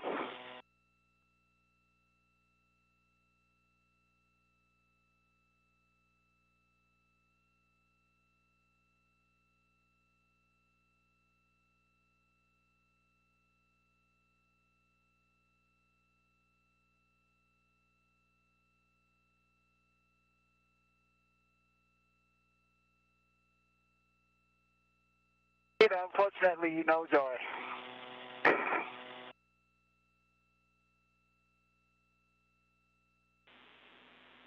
That looks like a good move that you just did. We'll give it one more try. If you can go up and down with that side pad. And then push in on the left side. If Duke can apply some force as well, give you a little extra leverage. Could you push in towards me? I know that telescoping feature is probably not helping you here. Okay, you can release the force. Okay.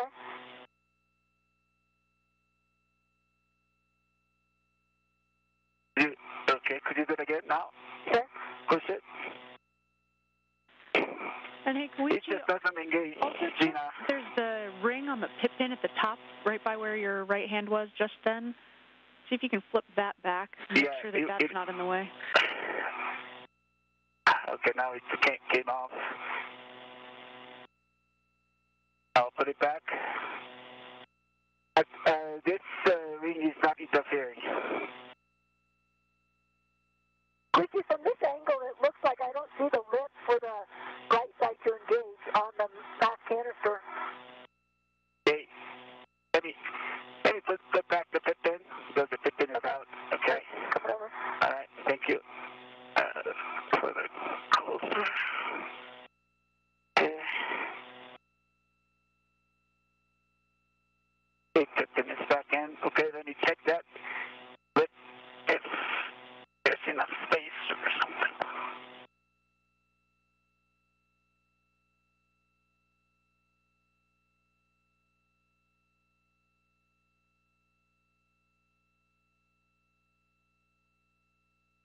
Gina, do you have a HECA view? Not quite, Of this, Koichi. You're a little too side. far to your right. That side pad How about now? is a How little about to now? the Can left. you see that? Negative, Koichi. We're probably going to have you pull off of this task, and we'll just put this strut back in the bag. Okay. Copy that. Dana, do you have a good HECA on mine?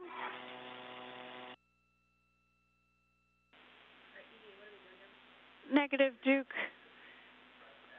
What we're going to have you do is compress the mid-strut and put it back on your BRT, and we're going to work a forward plan from here. We'll need to do some rearranging. Koichi, meanwhile, if you could take some pictures of that location, just get the left side and the right side and all angles that you're able to reach.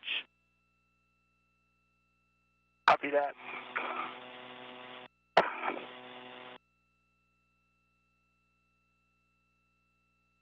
What were you trying to say?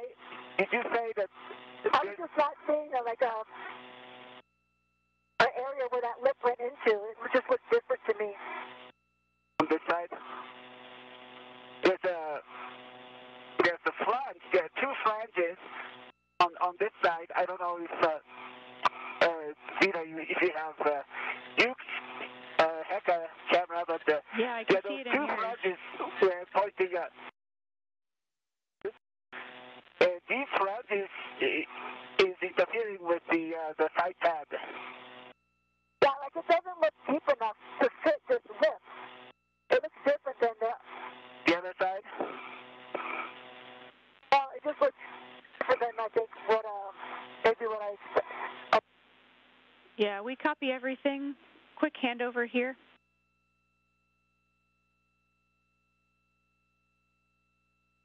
So we're in another handover period.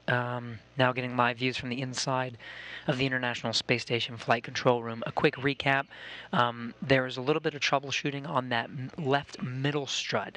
It didn't seem to soft dock properly to that side pad on the mast canister for them to get a really good, secure latch to it and allow them to drive the bolts. So what the teams are deciding to do now is they're going to stow that middle left strut and address the installation at a later date. In the meantime, Koichi Wakata is taking photos to allow the ground teams to assess and troubleshoot and come up with recommendations so they can address it the next time they're out there to install it. But it looks like they'll be just leaving it in the configuration with the upper triangle, the right middle and right lower strut, and then the left lower strut.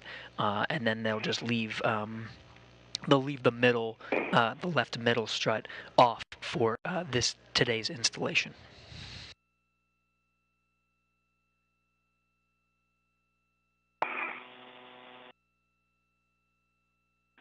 All right, crew, we're back with you. After you're done taking that. Big picture here, we're going to wrap up. We need to get into some cleanup steps and get you guys back inside. So what we want you to do is, Duke, you'll compress that mid-strut, put it on your BRT, get it back in the strut bag. That's straps 2 and 3. Koichi, you can close out those pictures, and then we'll be having you help with cleanup as well. Okay, copy that. Koichi, before you go, Kuda. Okay.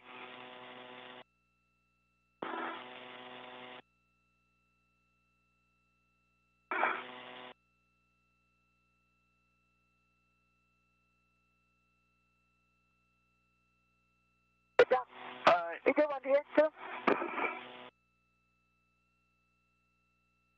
And then be there, Duke.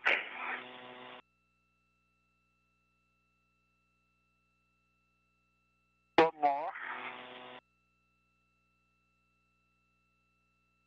Awesome, thank you.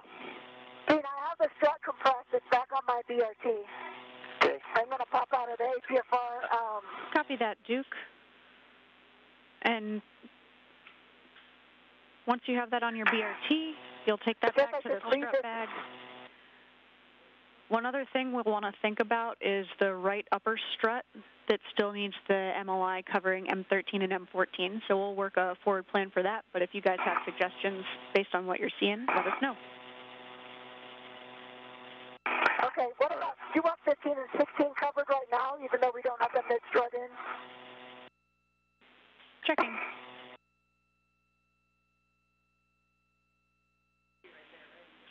Yeah, A-firm, Duke, Okay. if you can do that, that would be great. Go ahead, Koichi. Yeah, I can get it here. Can I translate to the strut bag now, or do you want me to do the MLI here? Koichi, we'll have you do the right upper MLI to cover M13 and M14. Right upper, okay. And yeah, you can finish putting that MLI back that you took off there. Okay, yeah, I'll do that. You know, what about right mid? Are you going to want that MLI over the collarbone? Yes, Duke, we will want the MLI over those collar bolts as well. Okay, so, Dina, could you say again which MLI I need to work on now?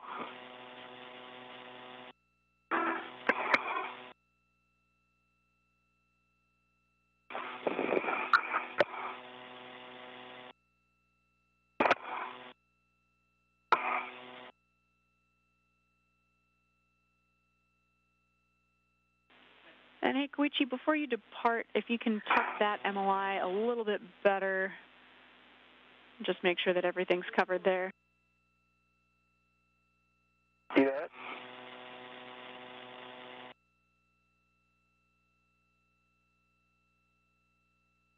But it was like that though. As you can see, this brown color Velcro was already exposed. So I think this is the initial condition.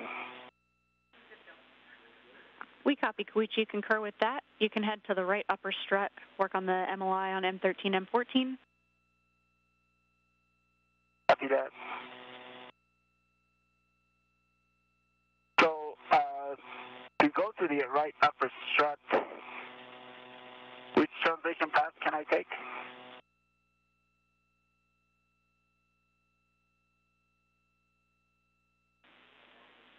Koichi, we'll have you just backtrack the way that you got there in the first place. Just go back around. Right, oh, excuse me, not the left, the right side. Okay, copy that. Yeah, correct. Yeah, the right side. Yep. So. Yeah, sorry, sorry, I thought it was the left side. Okay, copy that. So, Zena, do you want me to roll this APFR over so I can get and he unrolls the MOI on the right side, I can grab it?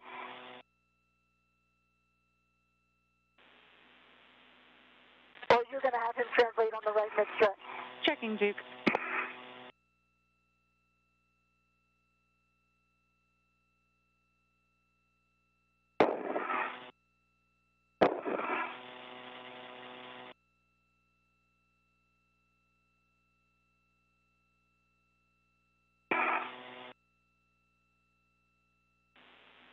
Duke, let's have you prioritize stowing that mid-strut back in the strut bag.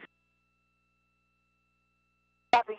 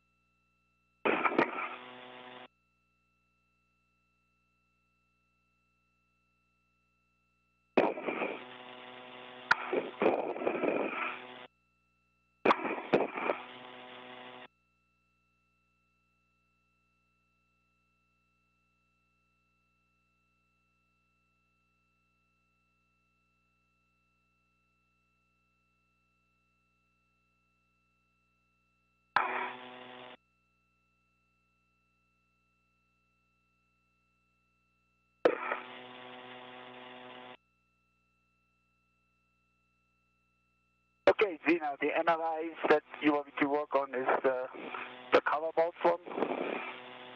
Affirm, Koichi, great work. Copy that.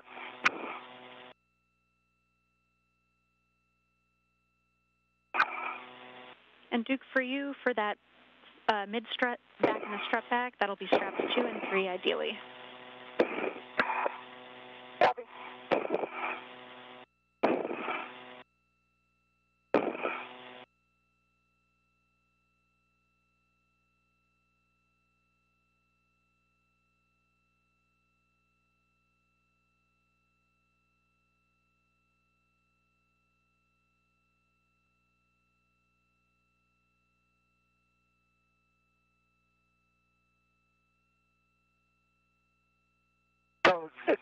Zena, can I just cover those M13 and 14 bolts, excuse me, the M24 bolts on this MLI?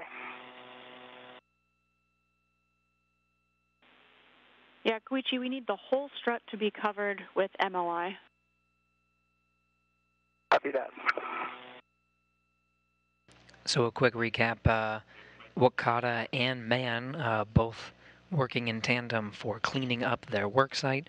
Mann is working on putting that left middle strut back in the strut bag and stowing it to be installed at a later date.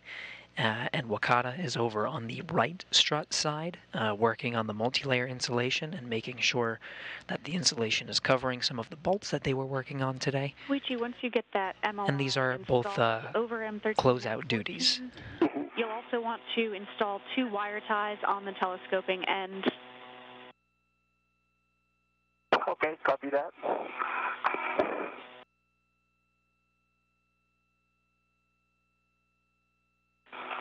And Duke, for you, after you get that mid-strut stowed, we'll want you to translate to the APFR and grab the PGT and torque wrench.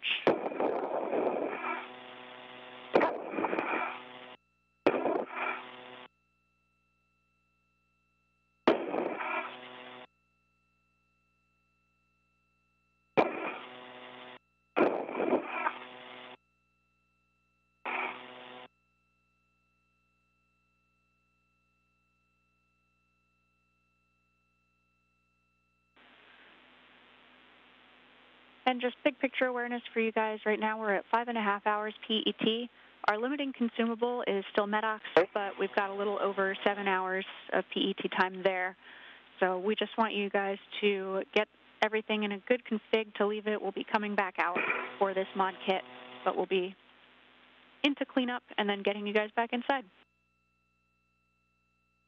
Okay, copy that, Zena.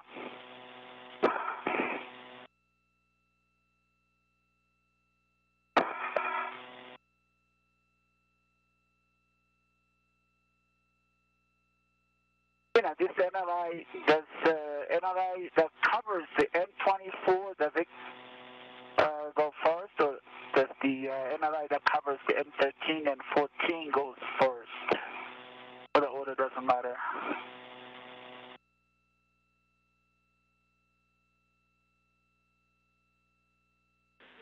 There's no specified order, Koichi. Okay, copy that.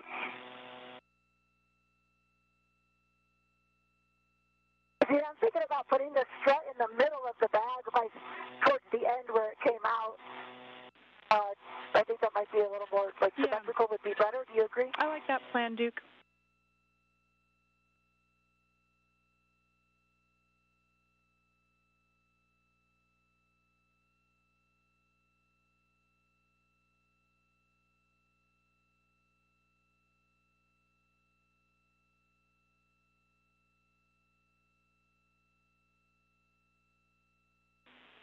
And then, Duke, while you're there, actually, before we have you grabbing that PGT and torque wrench from the APFR, we'll have you just bundle up that strut bag as low profile as possible, so kind of burrito it around that strut. Okay, so the PGT and the torque wrench, they were going to go back in the cable bag still? Yeah, they'll be going back in the cable bag eventually. Okay. Same with the GoPro and mutt end effector. Copy.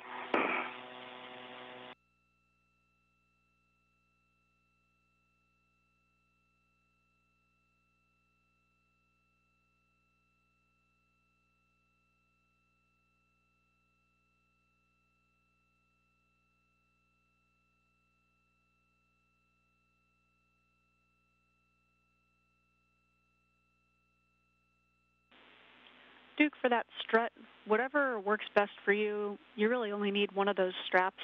Add another one if it helps hold it in place for bundling ops, but doesn't need to be pretty. Just bag it up. Okay. Got it.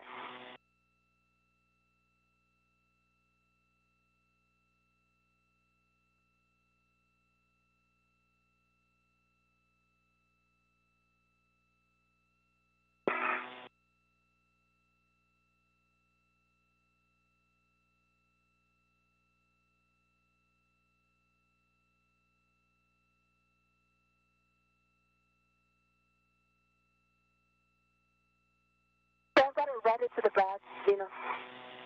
Copy, Duke. That sounds great.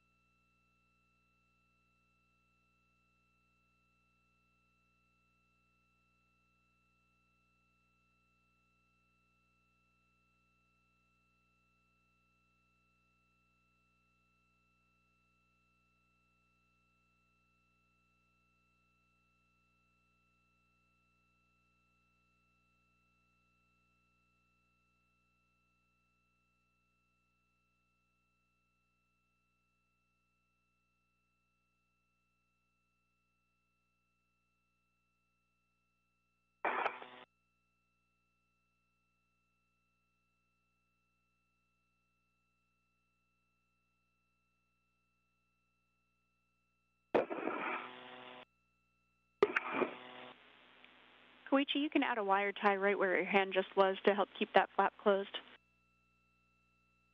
Okay, so 2 wire ties here, right? Affirm. See that? It works.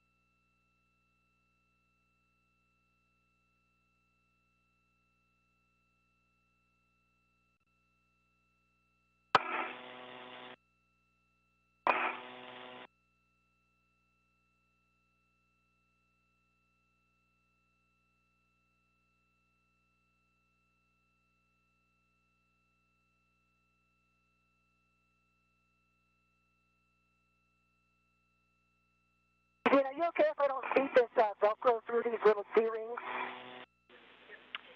Affirm, I might Duke. just use 2 straps to Velcro it down. Yeah, you're good Okay, to leave that it was tethered killing me. as you have it. That's totally fine. Okay. And I think we're actually going to have you leave this strut bag as is and have you go work tool gather for the cable bag. But stand by one, let me clarify. Okay. Try to get a lid down while you're talking about it. Gina, 2 wire ties between the color bolt and the M24, correct? Copy, Koichi. That looks great. That's in a good spot.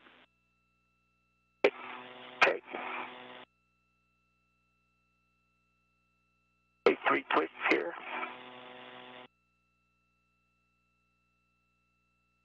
And Gina, another one, right? Close to the color bolt. Yeah, you'll be exactly that. Okay.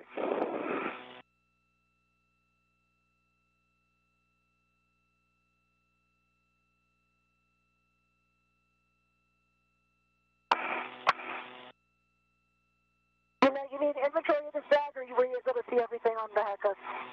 No, we've been watching on HECA, Duke. I think with that, we will have you Okay, I've got leave the Alpha strut bag. down, Copy. and then let me get Delta since I got it in my hands here. Okay, copy. That is great. Okay, Alpha and Delta are strapped at least. That looks great, Duke. With that, we can have you translate to the APFR. You'll retrieve the PGT and torque wrench, and then bring those to the cable bag and stow them in the cable bag. Copy.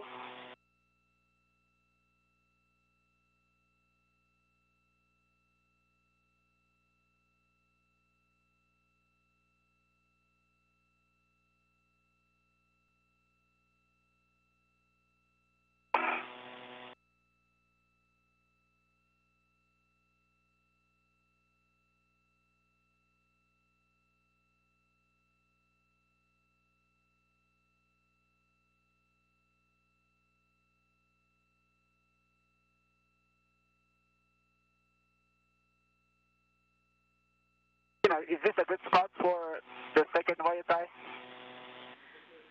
That looks great, Koichi. With that, you can finish up there. We'll have you translate to the strut bag. You're going to be finishing folding the strut bag, make it low profile enough for you to take it back inside. You'll be stowing it on your BRT and then translating to the anchor hooks. Okay. Okay, Koichi, I'm right beneath you. Okay, copy that. And your tether is above me right now. So. Okay. Let me finish this up, and then I'll translate down so that I can be clear. I need to, I don't want to crisscross with you. I just need to grab this PRGT and this okay. ratchet, and then I'm going to be outboarded or inboarded you, so. Okay, I will stay here then until you clear. Okay. Yeah, then it should be good. We like that plan. Do you see my safety tether? It looks like it was kind of routing. Your safety tether Not is on along the space left. one. Can you see it? Yeah, it's yeah, I see your safety tether. And then, shit.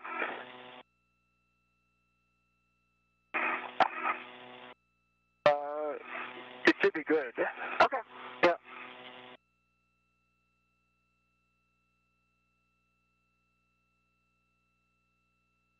Okay, I'll just stay here until you're clear of the safety tether, of my safety tether. Okay, I've got a red on the ratchet, and I see the ratchet is redded to the PGT, so I'm going to release it. Okay. Copy, Duke. And as you pitched forward just then, Koichi's safety tether went between your legs, so just be aware of that. It's clear now, but it's in the zone. Okay. I am watching. All right, then with that, I will translate. Not yet, Koichi. I'm still here.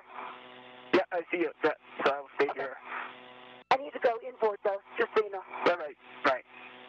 And I will start translating.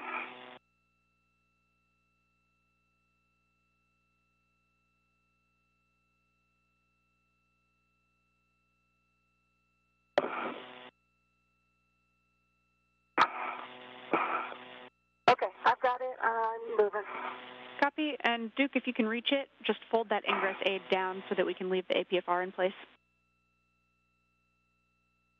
We're going to leave it, okay? And I did roll it back to Foxtrot just for your bookkeeping. Okay, copy. We'll track that. And Duke, we can either have you fold that ingress aid down or Koichi. We'll leave it up to you.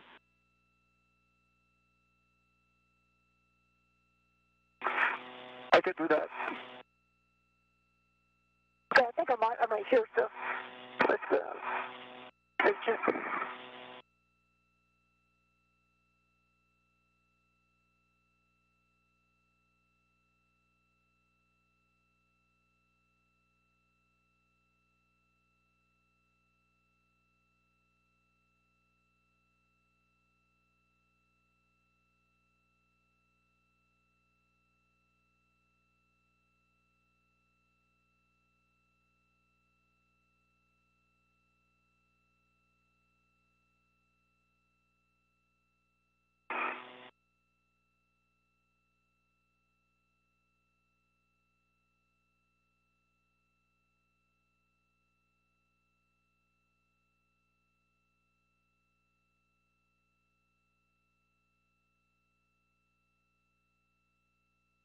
Okay, it's collapsed and folded down. Copy, Duke. And Koichi, just trend yourself toward the mass canister so you're not translating on that mod kit.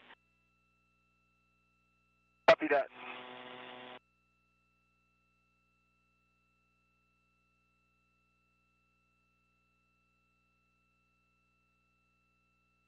Hey, Koichi, am I clear your safety tether? Yes, you are. Okay.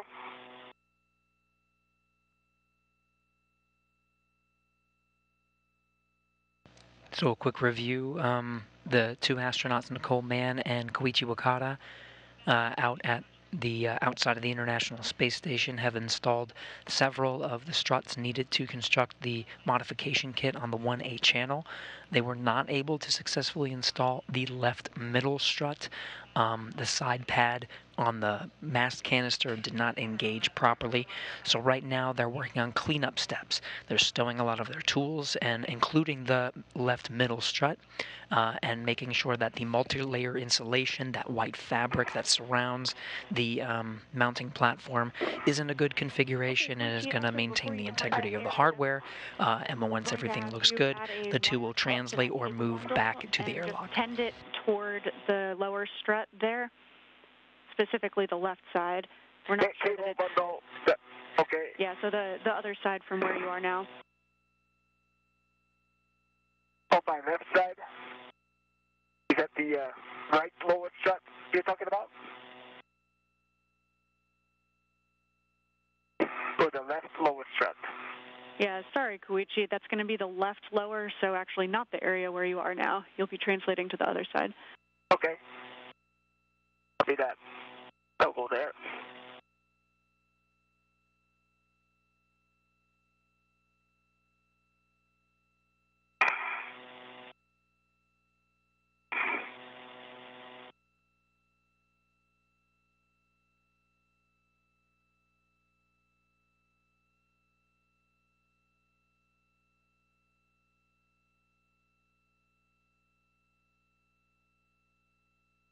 Do I need to translate the around this TV graphic fixture side, or can I just translate around the GA?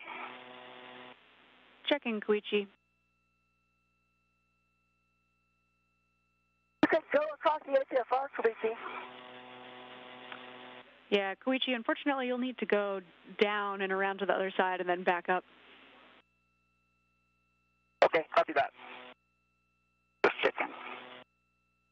If you want, you can try to see if you can reach. We just can't have you translating on the mod kit since we don't have the collar bolts torqued. Right, understand that. But so I can try translate around the BGA, right? That's great. Okay, yeah, I can translate this way. Yep.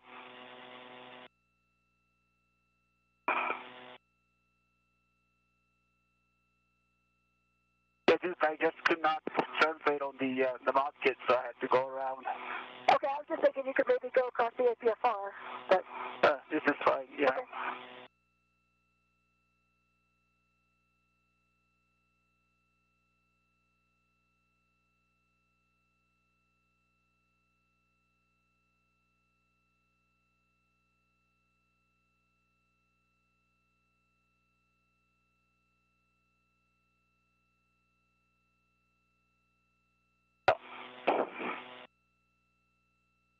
Have to take that back. Zena, I think I have to translate the original plan. Copy, Koichi. Okay, Zena, I'm bundling this kit, this cable bag. Is it going on my BRT? Stand by, Duke.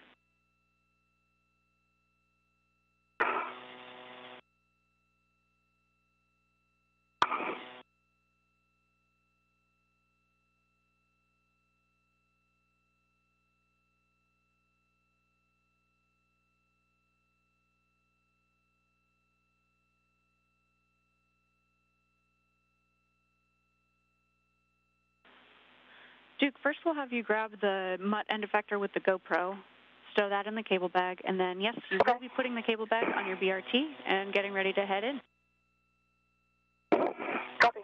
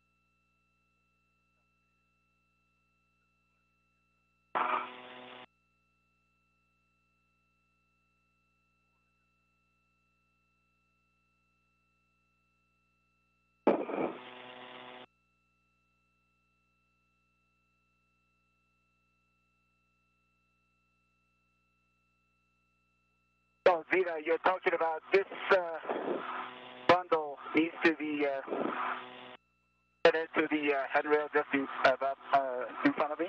Yeah, that's correct. It's already wire tied. Just at the one wire tie on the lower strut, you know, with three twists. Same as the right side. Right. Yeah.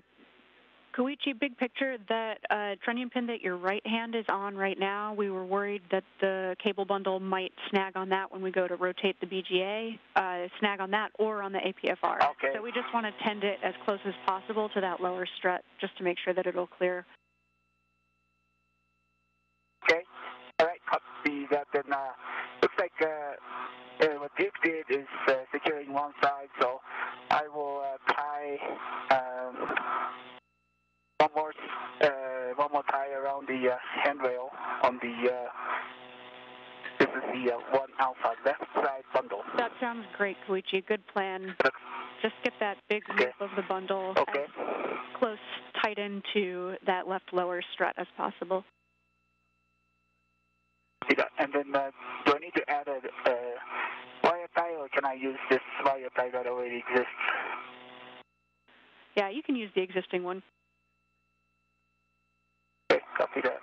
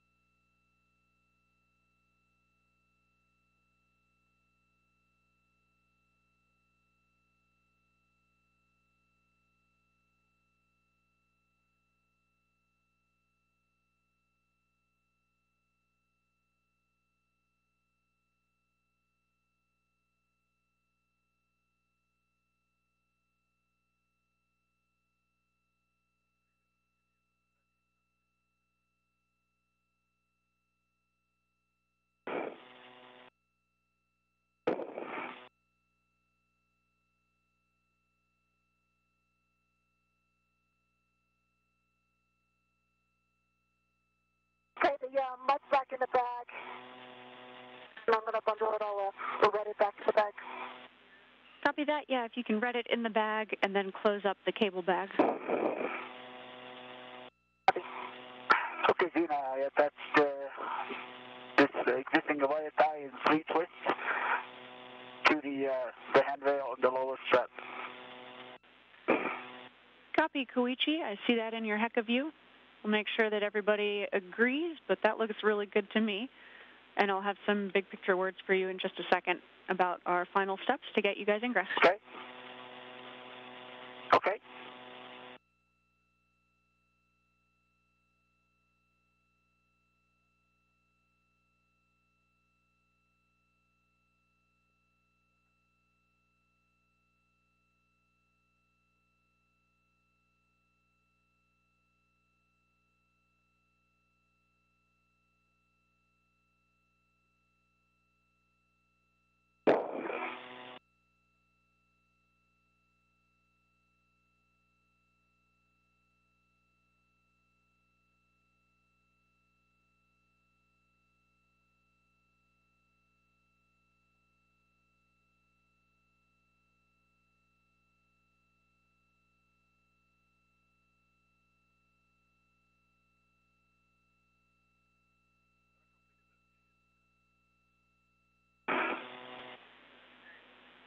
And Koichi, we'll have you actually add one more wire tie.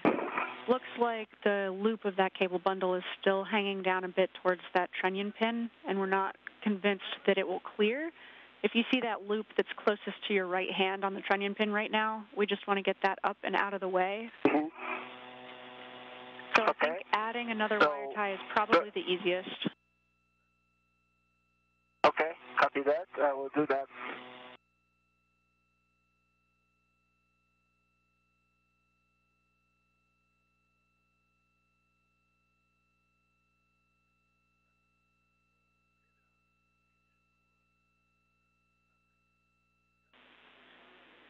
Yeah, Koichi, I think if you can get a wire tie around that, just like you have your hand doing right now, and then take it up to the tether point on the mounting bracket itself.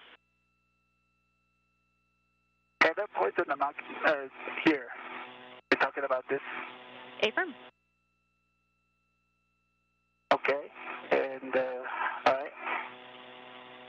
I have a short wire tie, and might not give me enough length to do that.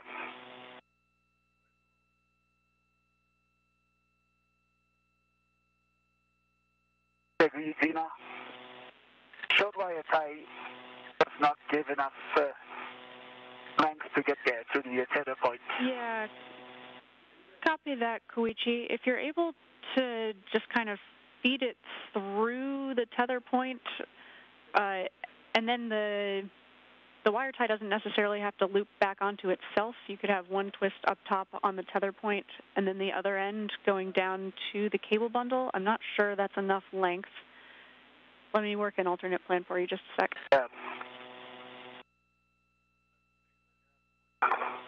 Yeah, probably not. I'm going to put this on my BRT and head inboard if you agree. Duke, let's have you work on the strut bag, see if you can get that any more folded and ready to go for Koichi to eventually put that on his BRT, and then we'll have you head back in. Copy.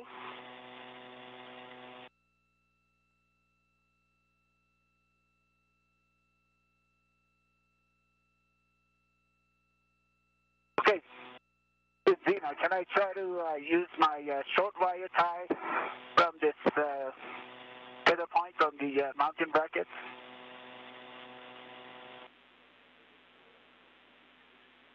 Affirm. Koichi, I think if you take off the wire tie that you just added a couple steps ago and then move the whole thing up higher. I did not add or sorry, the one that was already the existing wire tie, undo it from where you just added twists, and then move the whole bundle further up that lower strut as close to the mounting bracket as possible. Okay, let me try that. And see if you can get that wire tie to kind of hug the whole cable bundle to the strut. Okay. My cooling is at 6. Copy 6, Duke.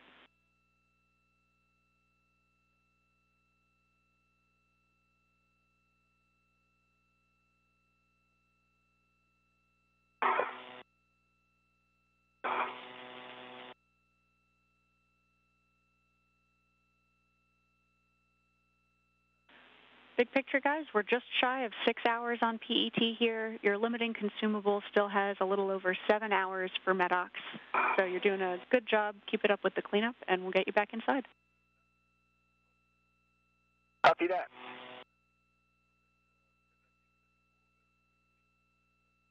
So, this is what you're talking about. So I'm going to attach this long wire tie to the mounting bracket tether point.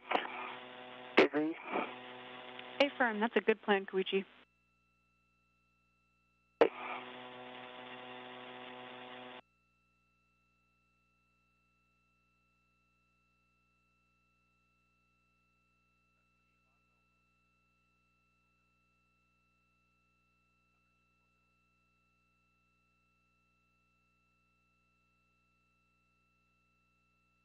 A quick review of the work done so far. Right now, the astronauts are doing some cleanup duties during an orbital nighttime. The space station is flying 264 statute miles over Western Europe right now. They're just making sure their work site is in a good configuration so it can be addressed during a future spacewalk. So they're using wire ties to make sure the cables are secure. They're checking the multi-layer insulation, putting their tools away in their respective bags.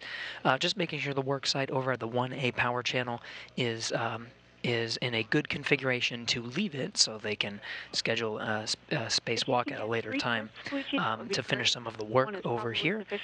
They started on the construction of the 1A modification kit and they were not able to install that left middle strut They took some photos so the ground teams can assess some of that work and figure out what steps need to be put into place to make sure that they can have a secure attachment of that left strut to the mast canister and the whole fixture that will soon be holding up future IROSA or International Space Station rollout solar arrays. Those set to be delivered to the International Space Station this summer. Again, there are 4 total that are already there on the space station installed and providing power. They were today, during today's spacewalk, we're working on modification kits for 2 power channels.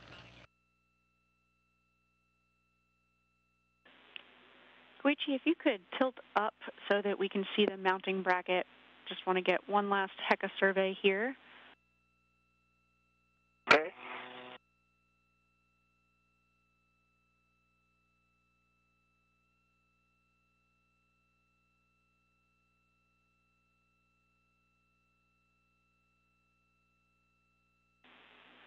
Koichi, that looks great. We are really happy with that config. With that, you can leave that work site. You'll head back toward Duke and help finish up the strut bag. Eventually, you'll be putting the strut bag on your BRT. She'll lead the translation back in, Copy that. and you'll follow back to the anchor hooks and then continue to ingress. Copy that.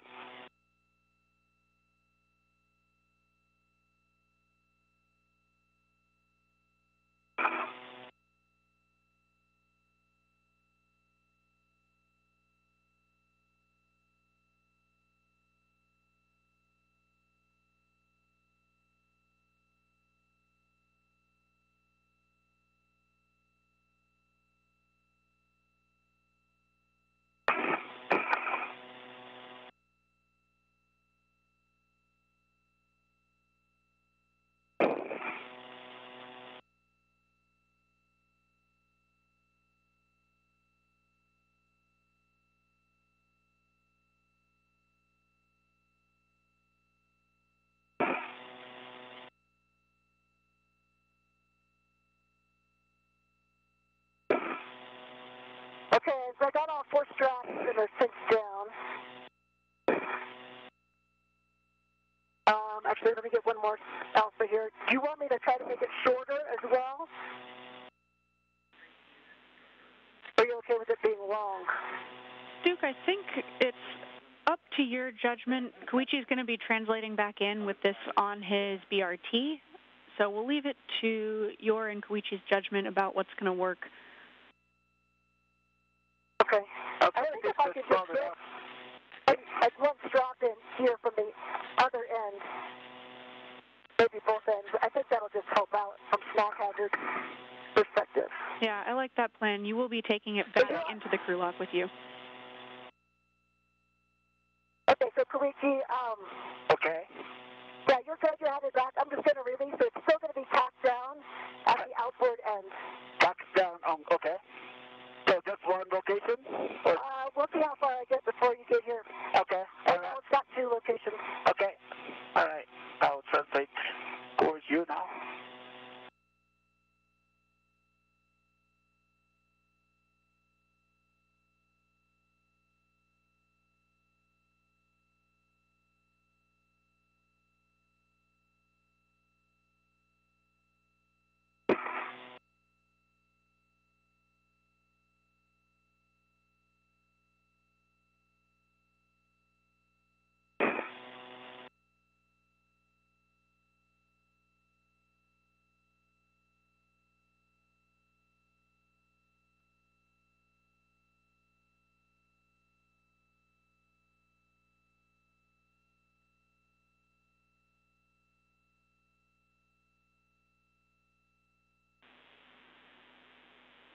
Koichi, if you also have good eyes on your safety tether, we just want to make sure that it's not going back around the mast canister and that you'll be good to head inboard from where you are.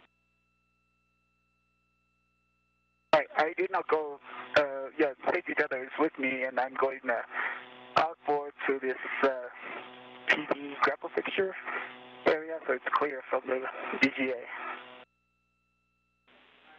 Copy, Koichi.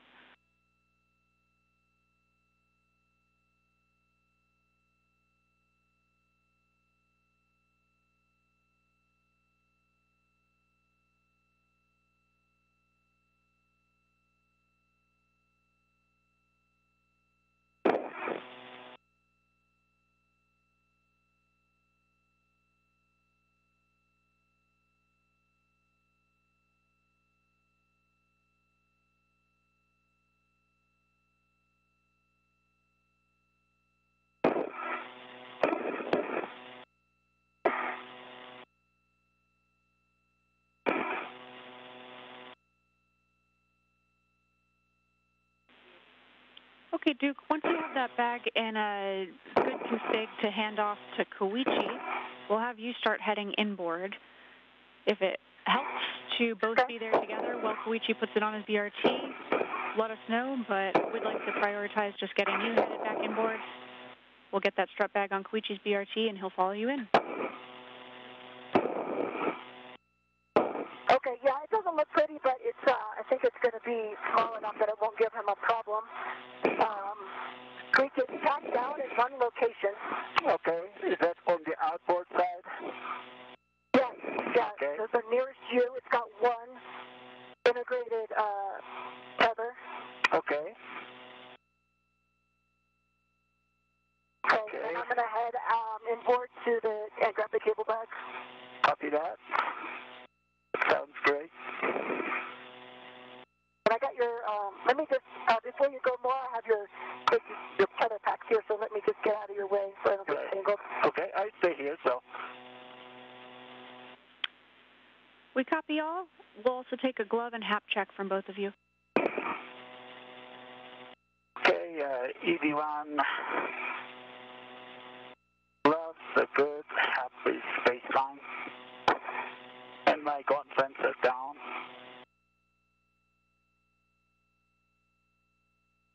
And I'll get it in a second, Tina. Copy Koichi and copy Duke. We're about a minute from a quick handover. Copy that. My hap is baseline.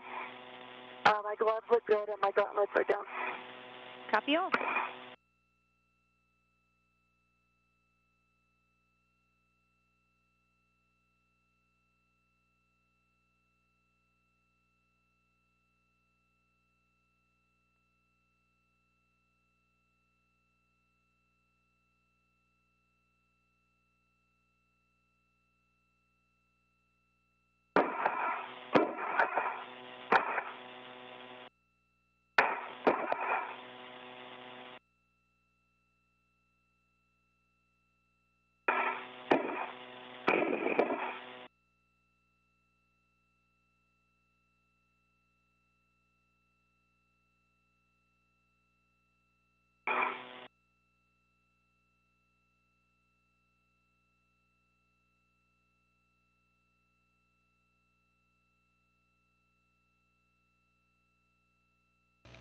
Now in another brief handover period, losing that video from the International Space Station. We'll be regaining it shortly. Right now, Wakata and Mann are both still at the work site where they've been for the past couple of hours. Now 6 hours and 6 minutes into today's spacewalk. They've wrapped up their cleanup duties, really just taking those last tools and making sure they're stowed, or in the case of the strut bag, attached to their body restraint tether so they can tow it back with them. But the main objective now is to get back to the airlock. They're going to get back into the crew lock of the airlock. This is where they'll close the hatch and repressurize to 14.7 psi, the pressure of the International Space Station, and get back inside. Ready to the strut bag. Copy, Koichi. That's great news. You can start following Duke back in. Okay. After, yeah, I'll follow Duke, and then I'll try to... And I'm still here, Koichi. I've got the bag. I'm getting it on my BRT right now. Right, I see you, and I'll wait for you. Oh, strut bag is really long.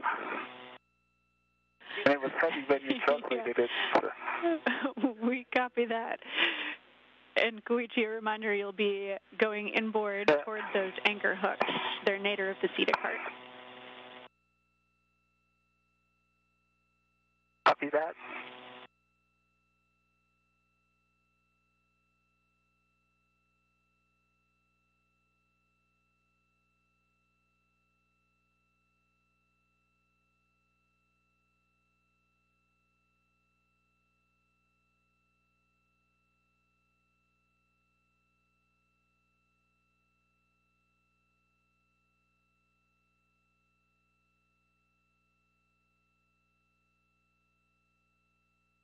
Okay, I've got the bag on my BRT. Let me just get it tightened down, and then I'll move. Okay.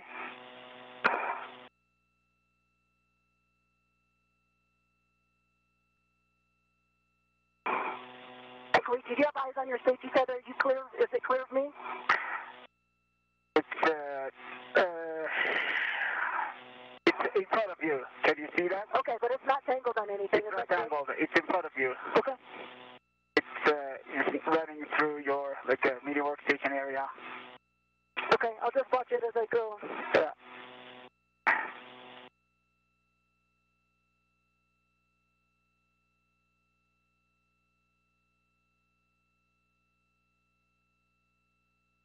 Okay, I'm headed out. Okay, I'll follow you. Okay, looks like thing is left here.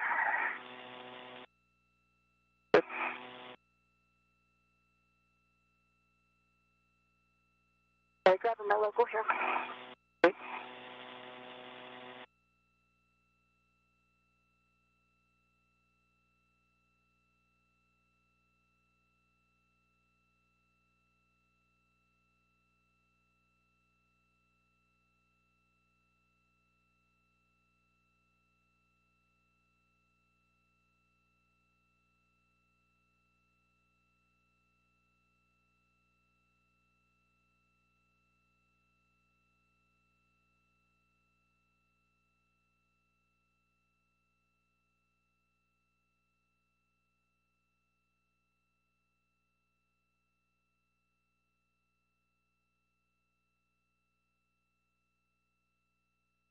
Okay, I'll just follow you.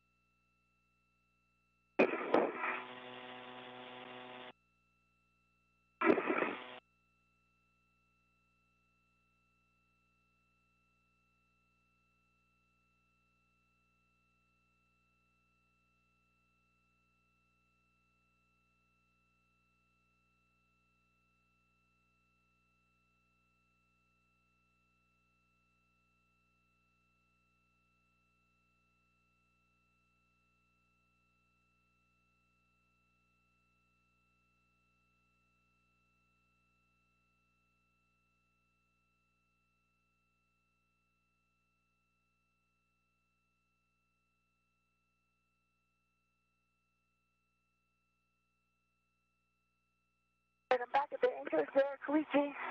Okay, copy that. I am now behind you.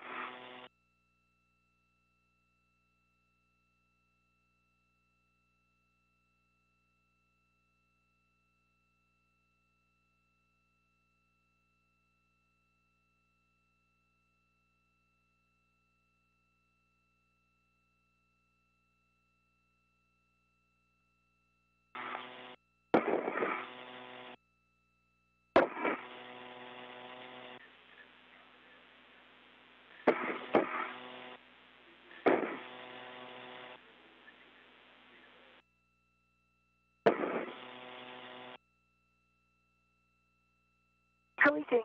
Yeah. Can you pause right there, take a look at our feathers? Okay, maybe. Yeah, you guys are catching exactly what we think we see, which is pretty sure Duke's safety tether is hung up. I think Koichi will be able to clear it for you so that you don't have to go back outboard, Duke. And just a reminder for Koichi, you'll be pausing at those anchor hooks until Duke is safe in the airlock. Okay, copy that. So let me clear that. Yeah. All right, let me go there.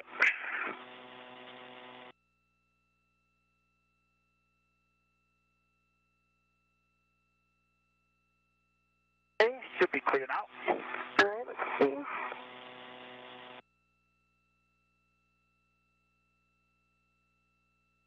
Sophia, in front of me, if you look, Okay. Okay, so let me clear that. Okay.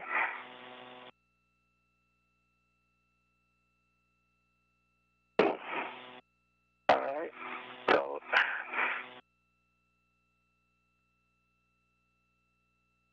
let me come I'm a little bit outboard because my tether pack is right here, and so it's not. Okay.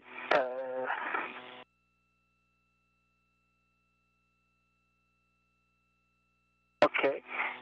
And then this tether is going through your mini workstation. So let me clear that.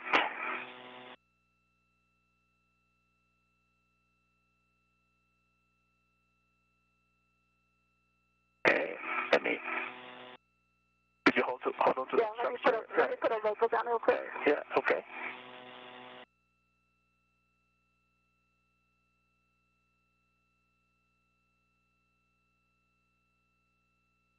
Yeah, I have also locals, but it's good to have two locals. Okay, great. Then let me try to clear that.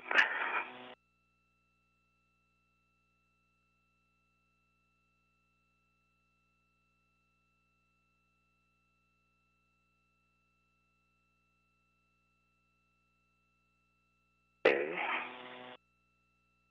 Okay. See that?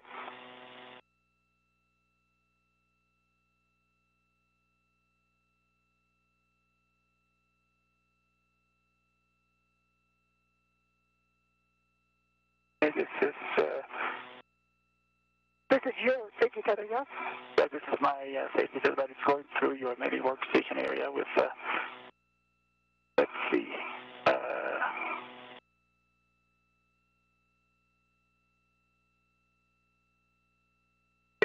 Shall I rotate like this?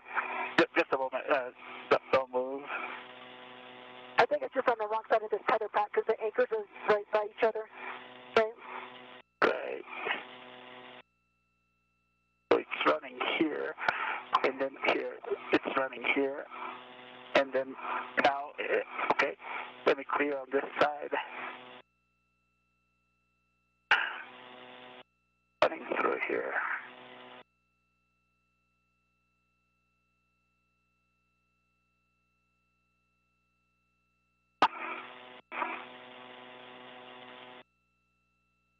Okay.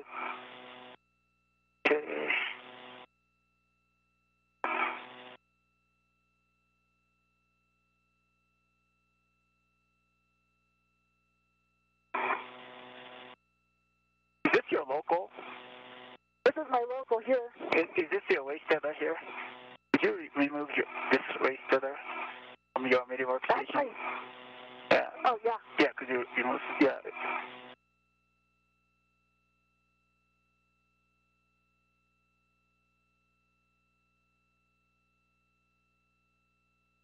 Okay. You can let it go, and then I'll. Okay. Okay, now one tether is clear.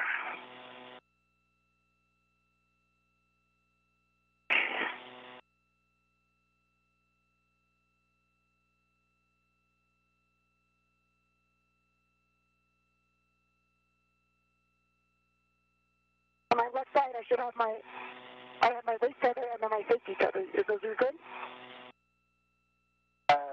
Yeah, that's that's a local, so I'll remove that. that's okay. A local.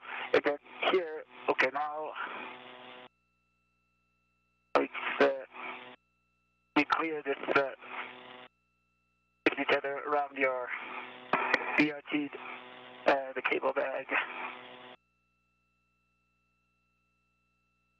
Now it should be clear.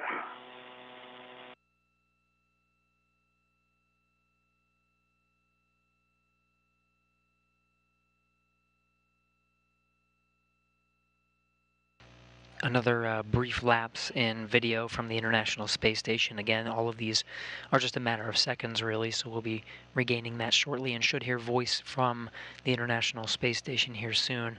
What you were witnessing was both Koichi Wakata and Nicole Mann translating or moving back to the airlock.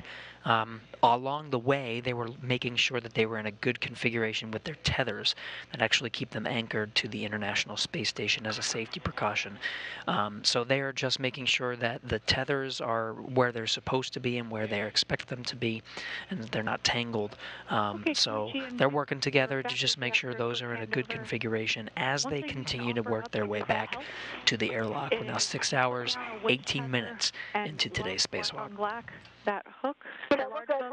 We're clear. We're headed You're back. clear? Okay, perfect. Amazing. I Great. think we're clear. Right. Carry on then. All right.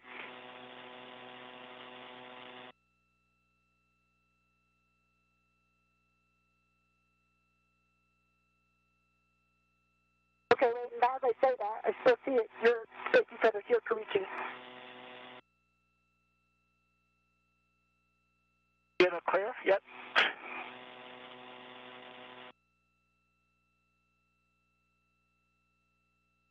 Okay, so now do you have eyes on the anchor?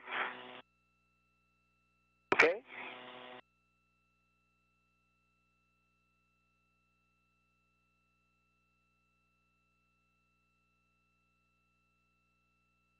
Just so, I don't know if that's your anchor. Do you see it? Still tangled. Which one? Your anchor line. It's coming from your anchor.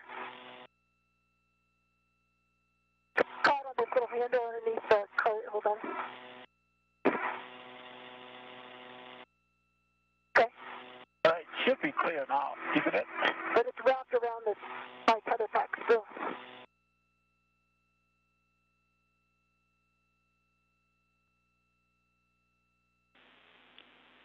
We'll leave the judgment up to you guys, but if it helps, you can put down a waist tether, lock the hook black on black, and undo the anchor hook in order to clear any snags that you're seeing. Okay, I'm going to do that. Okay. So, you know, I have my waist tether down to the handrail.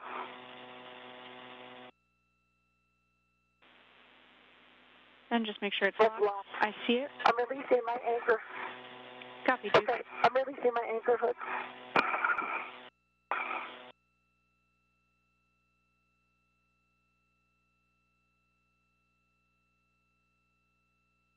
Okay.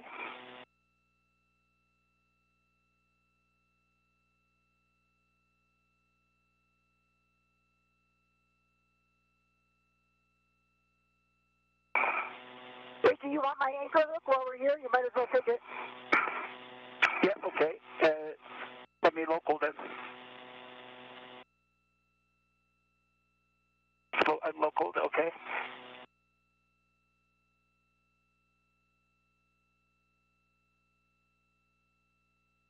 So, but this one I can take it, yeah. Just a moment.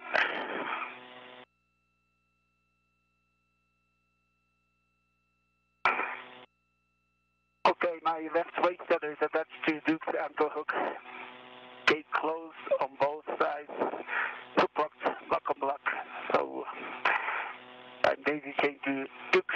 Okay, you happy with that low tap, Zena? Copy, we're tracking. Both hooks are locked black on black. That's a good load pass. Okay, I'm releasing my, unlocking my local and, Okay. All right, I see you're safely attached.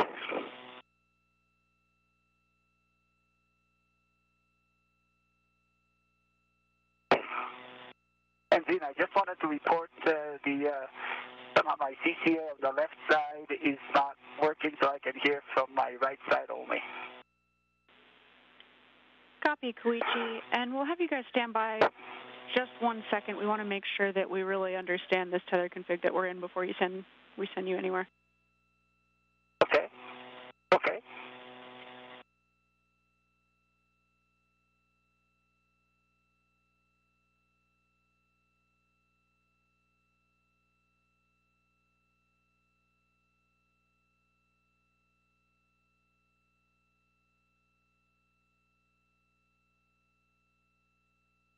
Quick, can you grab that?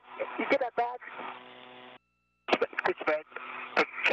Get back. Okay. Bring it around a little bit.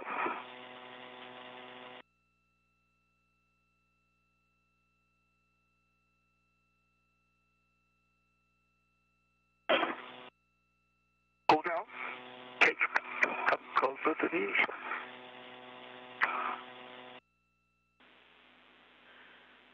Okay, guys, with both Koichi's waist tether locked and Duke's anchor hook locks to Koichi's waist tether, and Koichi's anchor hook still attached to structure, locked block on block. We're good with this config. You can head inboard Duke, and we'll get you on the airlock D-ring extender. So let me, okay, copy, and I'm going to bring this a little closer if I can. I don't want it to get, there you go.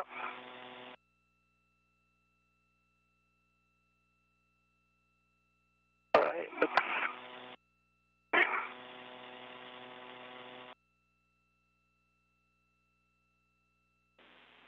And just to be super clear, Duke's going to head inboard. Koichi, you'll stay put until Duke is safe in the airlock. Right. And then after she reestablishes that load path, yep, exactly, you'll be cleaning up the slingshot. Copy that. I will wait. So, he's in the airlock.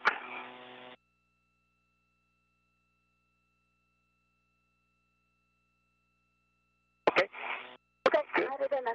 Okay. You might like to, did you type the BRT? That's what I did.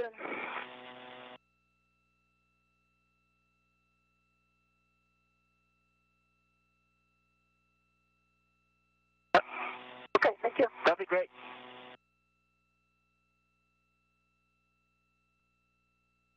All right. I'll be following you. Copy.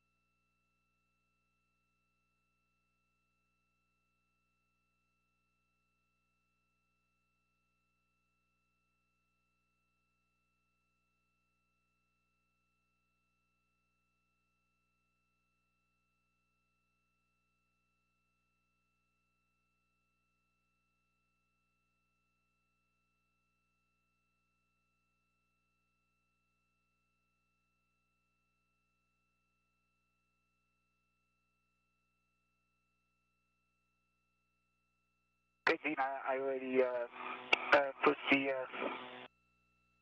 guard brakes on the outboard side twice. Copy, Koichi. And we'll just have you stay put. Okay, I'm on the, cedar cart. Copy, Duke.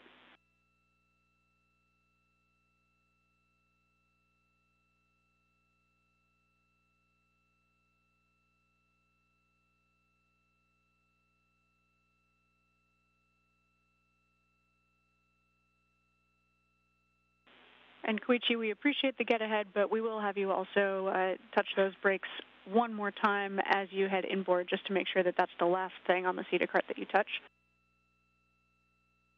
Understand.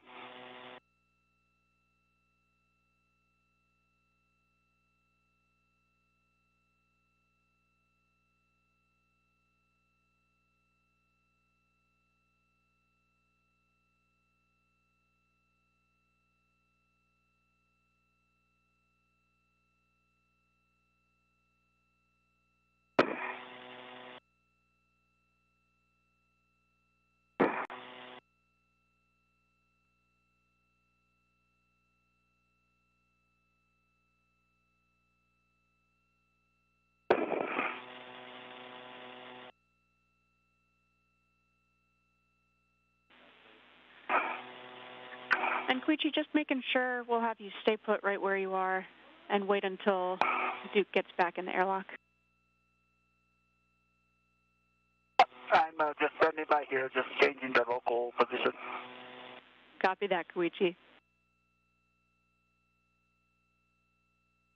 Koichi on top of the cedar spur. Okay, copy that.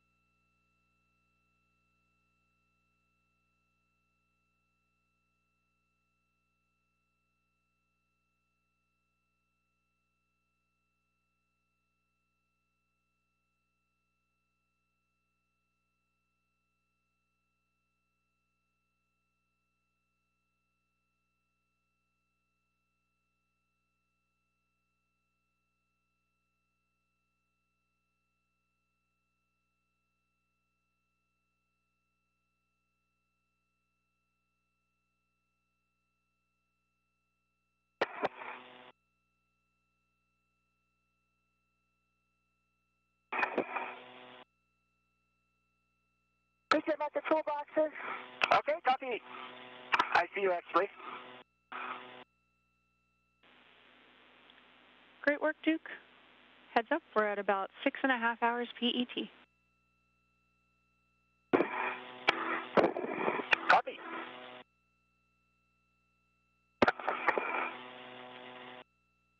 Hey, I'm back at the airlock. I'm opening the thermal cover. Copy, thermal Roger cover that. open. I'm about to open it.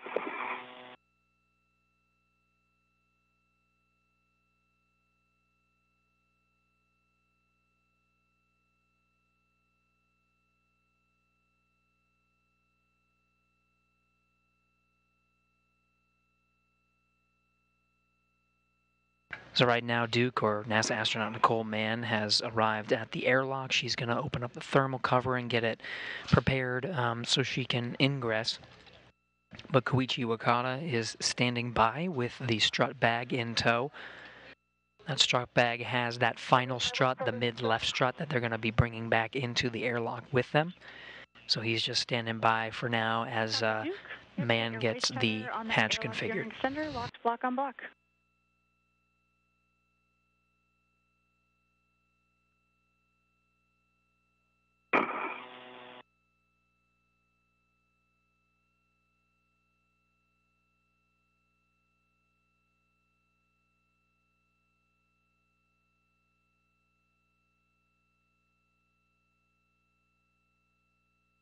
Okay, waste center is attached to the airlock D-ring extender.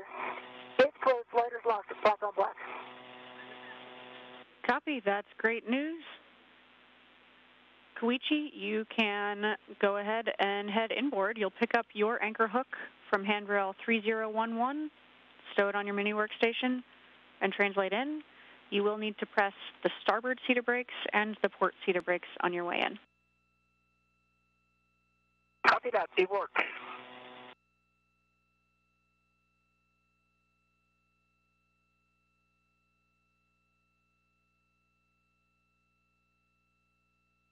Okay, I'm going to work on getting this bag in here. Copy, Duke, like that plan. Okay, I picked up my anchor hook to my mini workstation. I'm gonna push the brake pedal of the power. Brake pedal twice complete. And I'm gonna start translating to the airlock.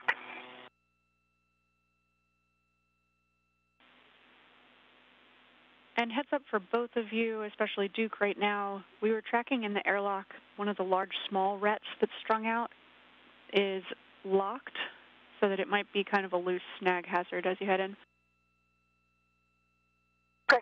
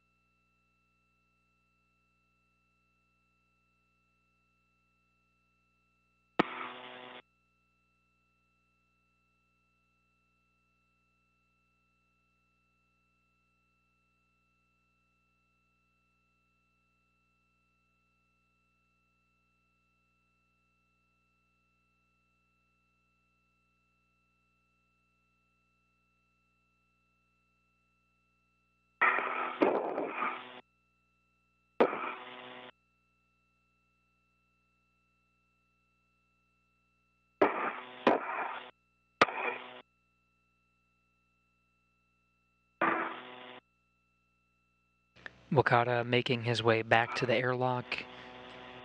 This whole time he's been in the suit with red stripes. He's got that strut bag in tow. Meanwhile, Nicole Mann, call sign Duke, wearing the suit with no stripes. Koichi, sorry to bug you. Just to confirm, you did hit those cedar brakes I didn't have good eyes on.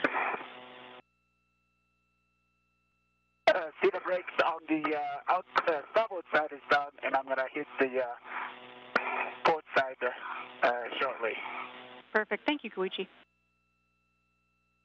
Sure.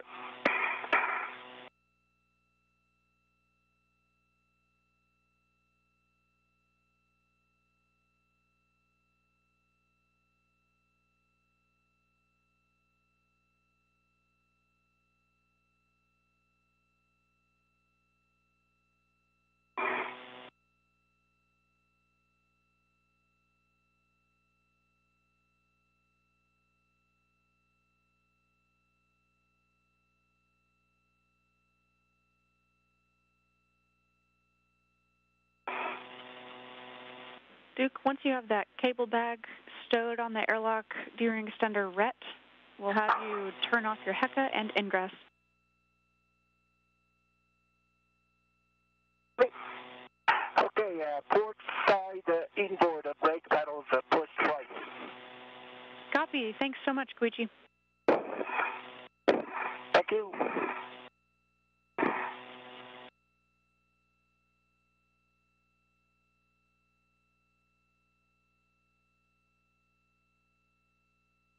Now a good view of the airlock. That's NASA astronaut Nicole Mann making her way into the airlock after getting a go to do so. Very shortly, we'll be seeing Koichi Wakata, who'll be taking up the rear and entering the crew lock last. It'll be his job to make sure the strut bag, which is currently on his body restraint tether of the spacesuit, gets maneuvered into the crew lock with them. He'll be the one to close that thermal cover, the soft fabric flap that goes over the hatch to the crew lock. Good config here.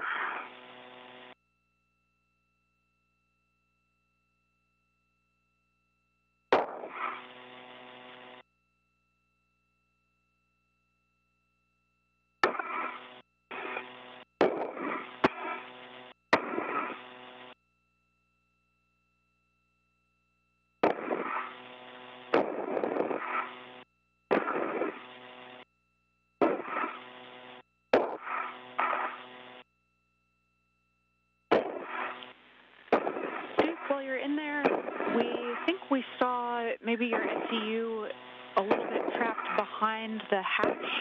Just make sure for us that you have access to it and that you'll be able to install it when the time comes. Okay.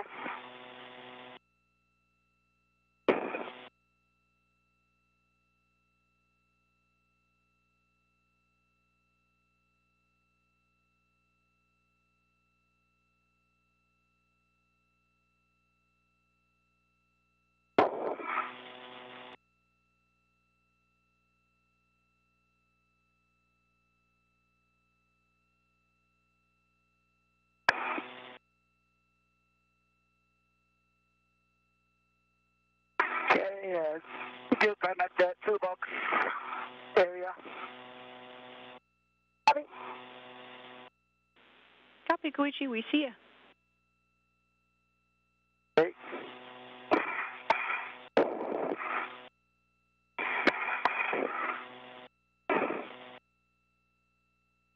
Yeah, my umbilical's behind the hatch.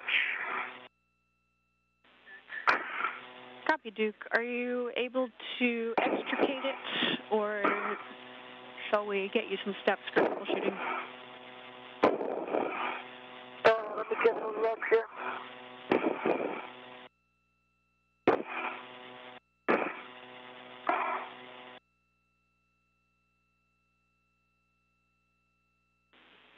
And at your convenience for both of you, we'll take one final TCV setting just before we get you hooked up on umbilicals. Okay, I have not changed it since my last call out. Okay, I have not changed it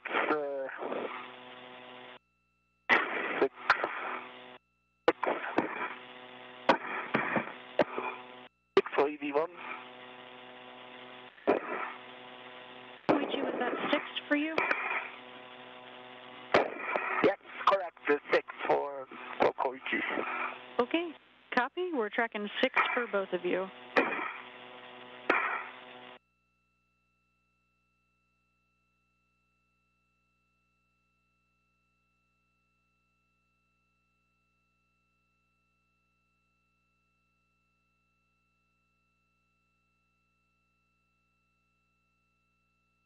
Okay, Duke, I'm at the airlock. Just standing by here. Okay, I'm fighting with this SC2 here. Copy that.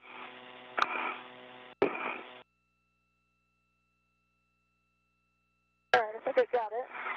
Right. Ground copies everything. Koichi, let's just have you hang out there to give Duke maximum space for trying to get that SCU out from behind the hatch. Okay. Okay, copy that.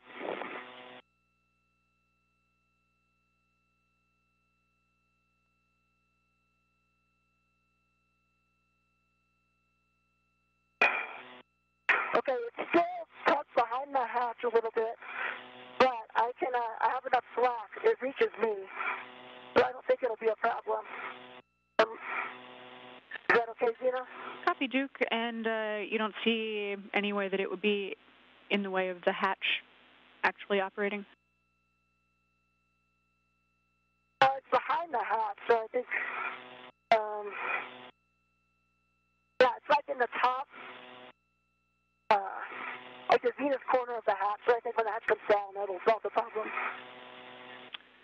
Okay, copy. I think if I pull it all the way out, it'll be more of a snag hazard, because all the velcros come off.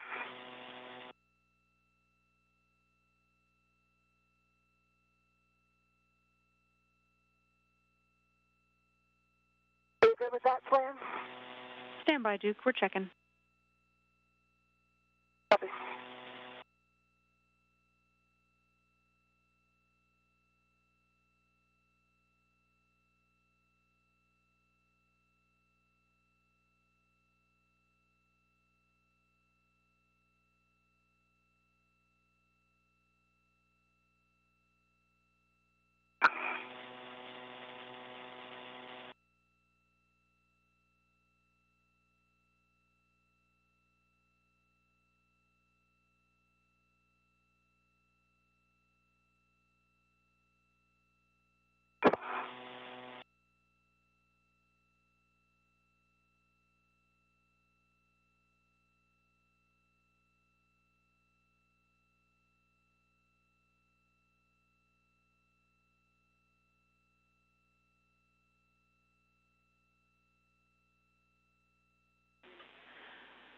Okay, Duke, if you are confident that you have enough slack to actually connect the SCU to your DCM and that it's not going to interfere with the hatch operation, we're good with that config. And Koichi, you can then continue to ingress the airlock and turn off your HECA as you ingress.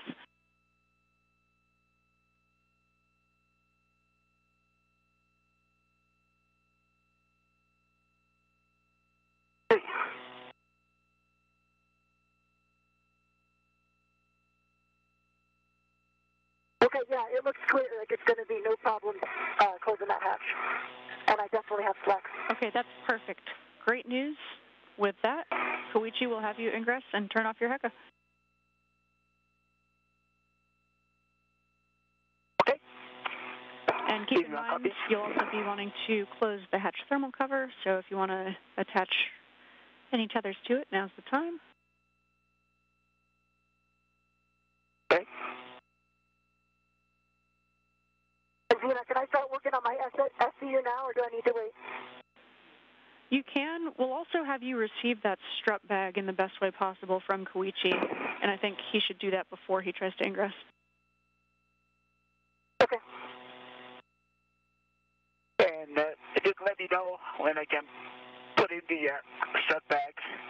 Okay, go ahead. I'm ready for it. Okay, then I'm going to release it from my BRT.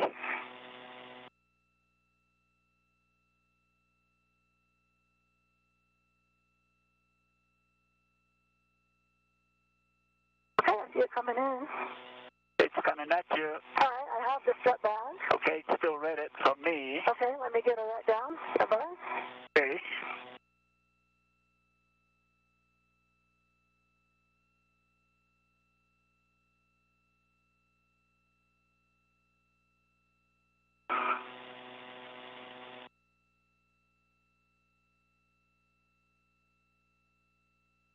Okay, I got it ready. Okay. Can you release the red from there? Yeah.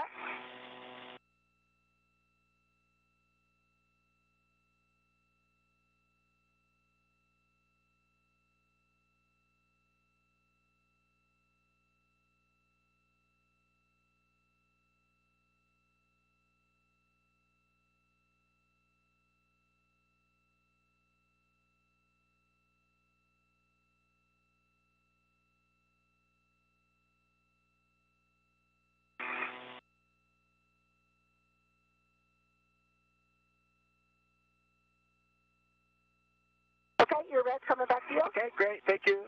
Got it.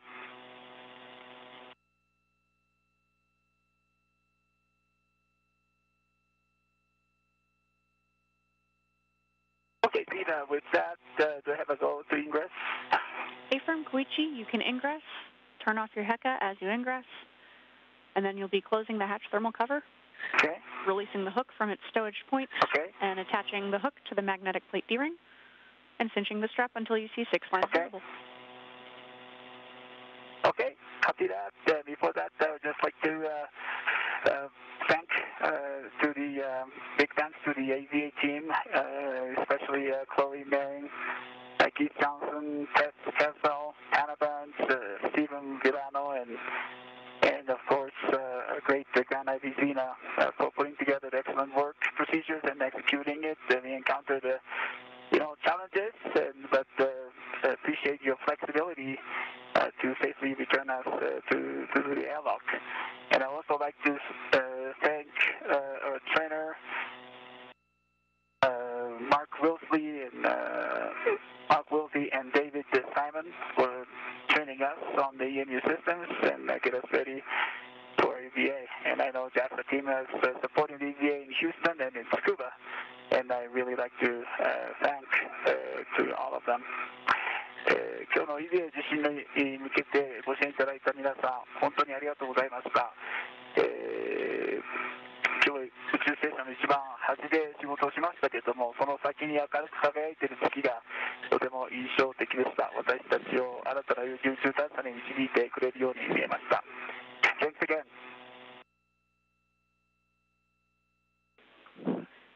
Koichi, thank you for those kind words. Congratulations on your EVA. Let's get you inside and safe on that SCU. Really proud of this team and all of the hard work. Thank you both so much. Thank you, Zena. And Zena, can I start working my SCU? A-firm Duke, you can connect your SCU to the DCM. Just make sure that it won't be a snag hazard for Koichi as he's ingressing. Okay, I'll wait till he gets this in here. Koichi, you're looking good. That strut bag is above your head. Okay. And the cable bag is zenith. You should be clear, though. Okay, let me get the thermal cover.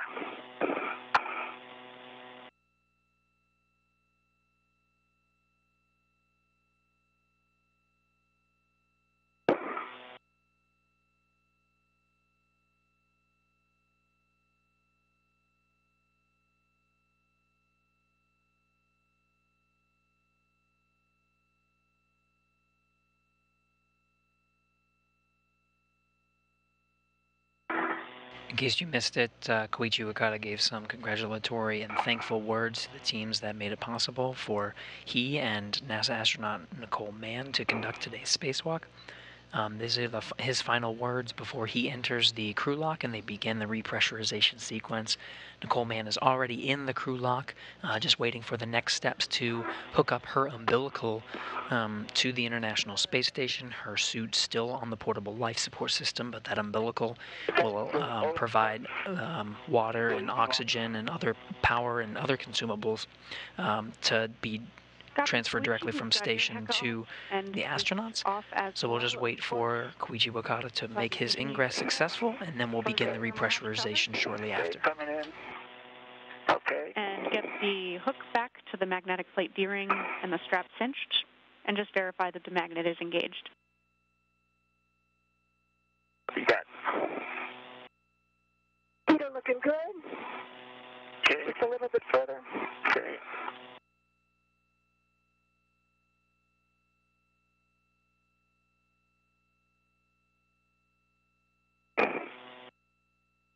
There you go. Nice. Okay. All right. Looks good.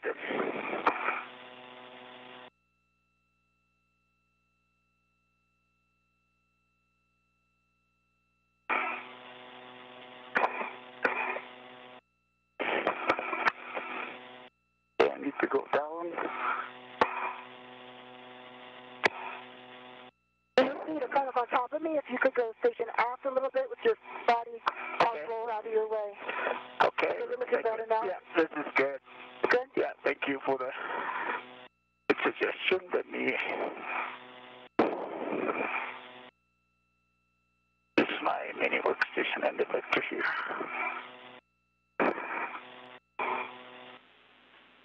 And then, Duke, just let us know when you have your SCU connected to the DCM.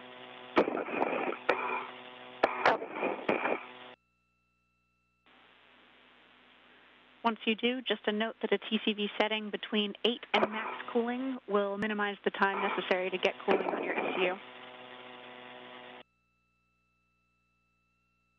Copy that. Copy that.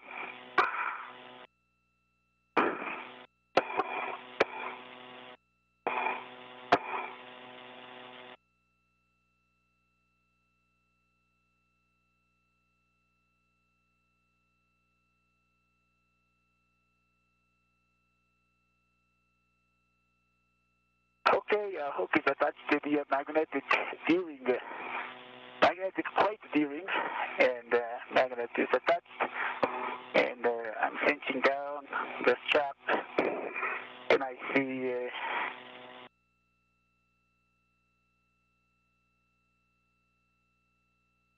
1, 2, 3, 1, 2, 3, 4, 5, 6, 7, 9.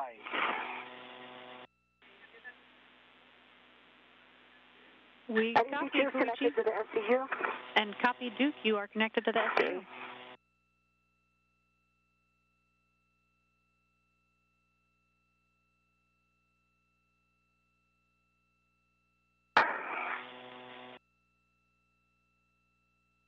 And do I have if you want to have a go to connect the SCU? From Koichi, you can connect your SCU to the DCM. Okay. Just let us know when you've got that connected. Copy. Okay. And Didn't work. reminder for you as well, TCV between 8 and max cooling will minimize time necessary for cooling on SCU. Copy that.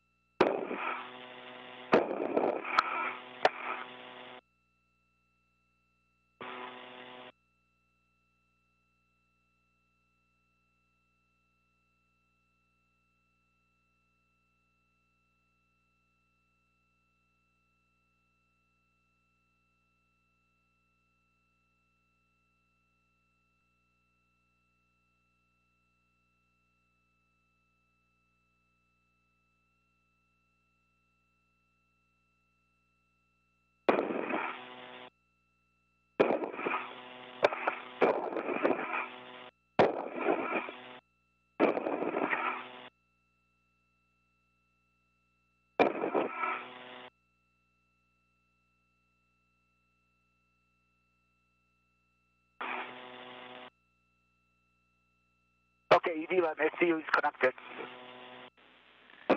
Great work, Koichi. We copy all. Happy to have you both back on SCU. With that, you can switch water to off.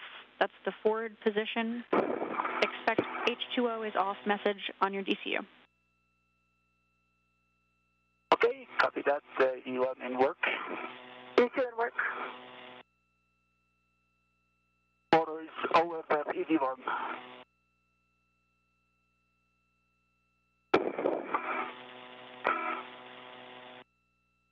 Water is off, EV2.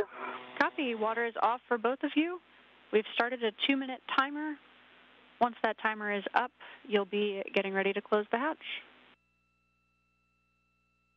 Copy. So a quick recap, both astronauts are inside the crew lock right now. They're hooked up by umbilical to the International Space Station. They're setting a timer for the procedures to get ready, get the suits ready and themselves ready before closing the hatch and beginning the repressurization process. The clock is still going for today's spacewalk, and it'll officially stop once we start that repressurization. Down, my legs need to come down to close the hatch. Yeah. Somehow I'm, oh, no, it's good. Thank you. That's awesome. Yeah, that's good. Yeah, this is If I great. need to hold them, let me know. Yeah, this is great. Perfect. Thank you.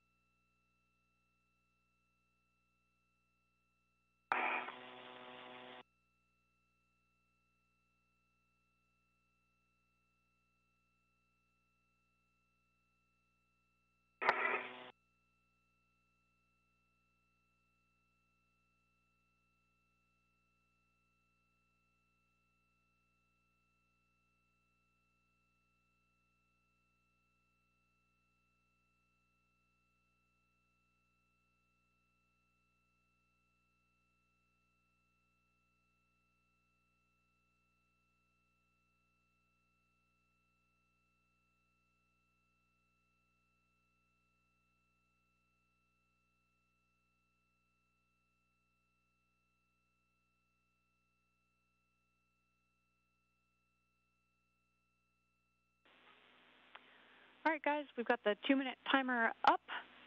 Verify the outer hatch is clear of hardware, and verify the handle position is per the hatch decal. Then you'll close and lock the hatch. Okay, EV1 copies in work.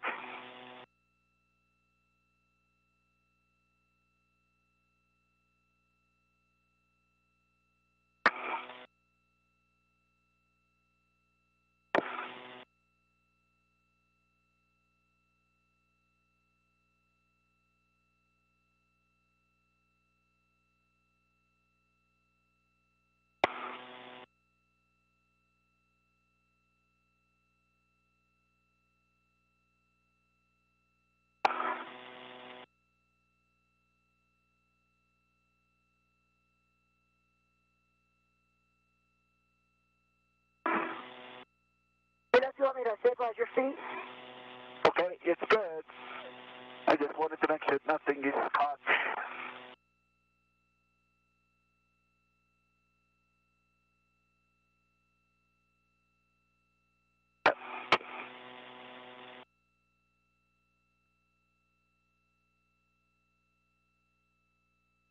Can I go a little more stubborn? Yeah. Can you pull my legs? Somehow I'm hitting something that I cannot go any further. You see my feet are... Okay, let me see your feet. You're kind of at an angle. If you straighten up a little bit, your feet. Okay, then. Now you can lift your feet up a little bit over the UIA lip, and you can come aft. aft. Okay. I'm sorry, like towards me. Okay.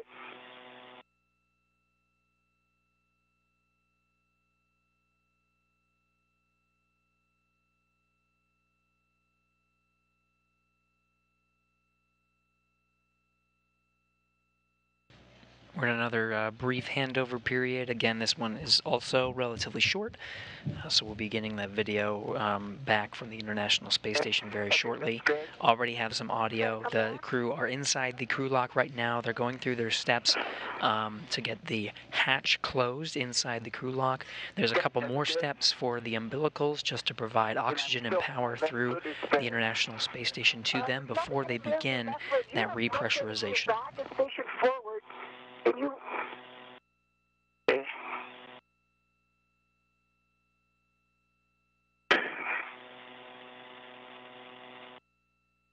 I got a bat volts decay, 17.5 volts DC. There you go, Koichi. That's looking good. I need to go up a little bit. Feathers in the way? Somehow I gotta go my left. You can acknowledge the message, Duke. Okay, so that way set is clear now, Koichi. Somehow I cannot go higher. Okay, I think it's good now.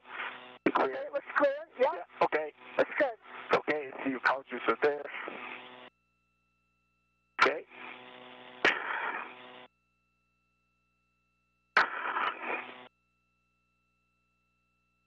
Okay, hatch is down. Starting with the locking positions. The hatch closing. Then locking direction.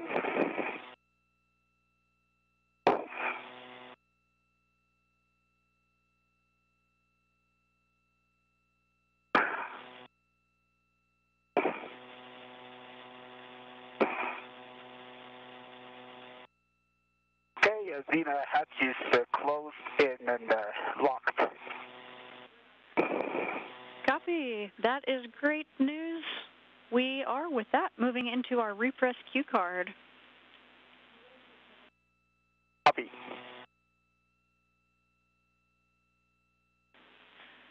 Okay, on your DCM, just check for me that your SCUs are connected to your DCM and check that the water switch is off.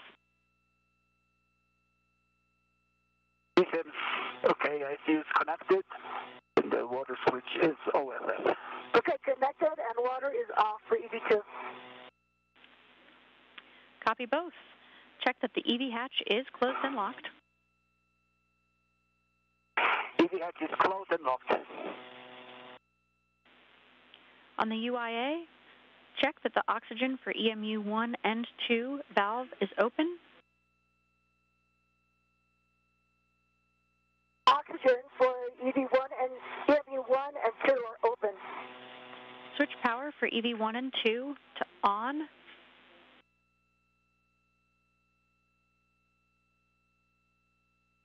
Power EV1 and 2 are on, 2 good green LEDs.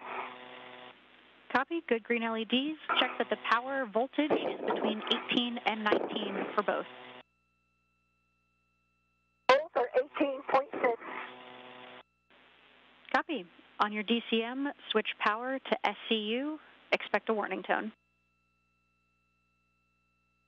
Switch to SCU in work, EV1.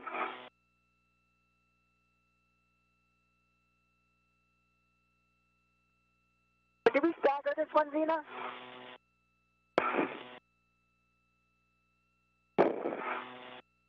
Negative, you don't need to stagger this one.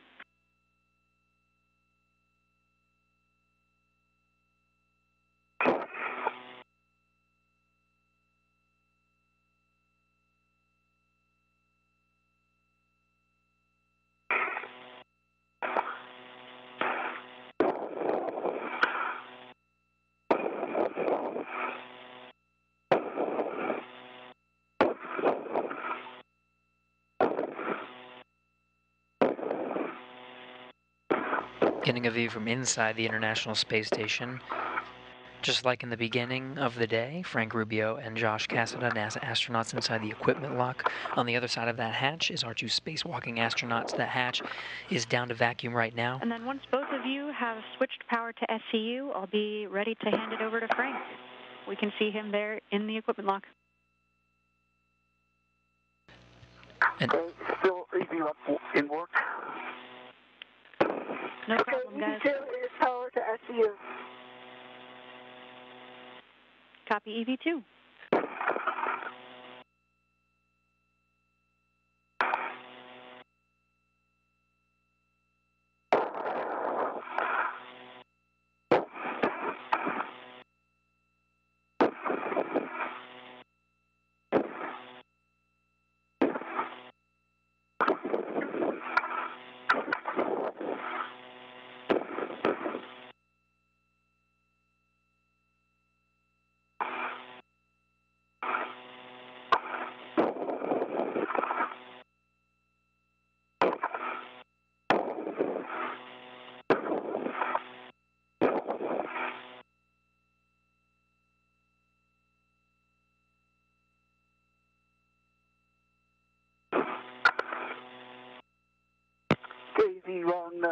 Switch to SCU. Great work, both of you. Copy. You are both now on SCU power.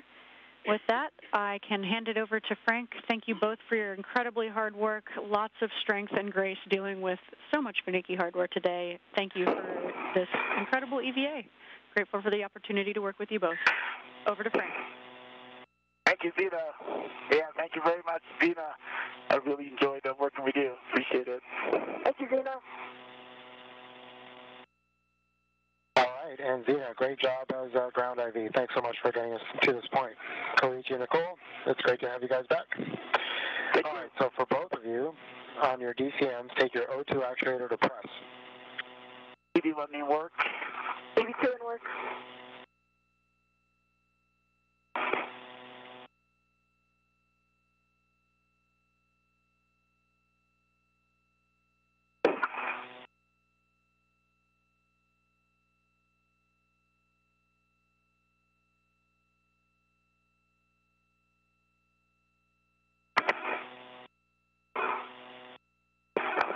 EV1 press.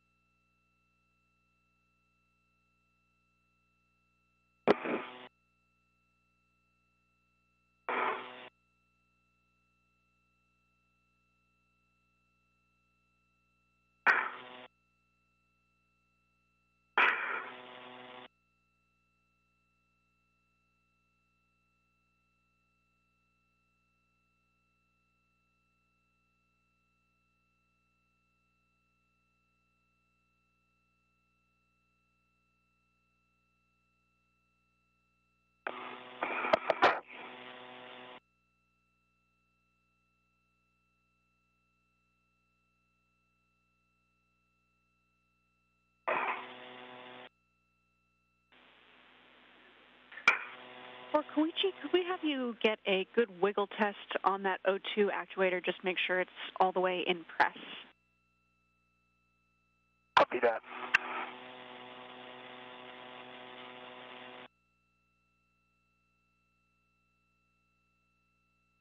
Okay, wiggled, and DCM shows yes. Copy, Koichi. Thank you.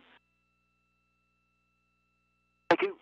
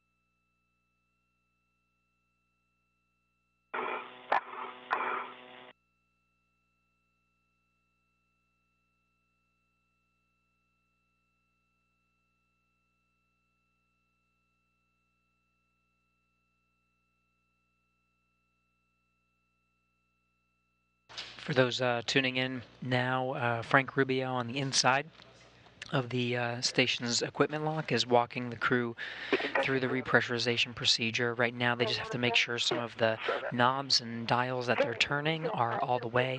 The ground team is assessing to make sure that the crew is following the steps very intricately until they begin the repressurization. So they're just verifying that everything is okay.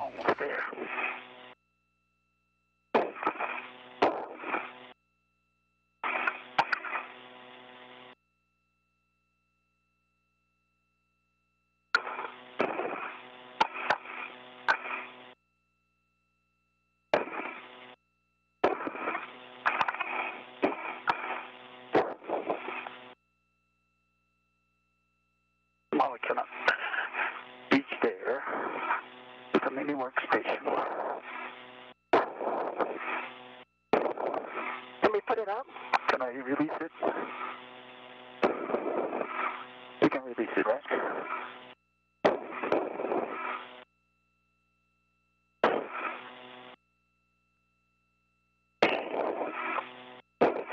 I can do the lever, Koichi. Lever, okay. Then I'll push that.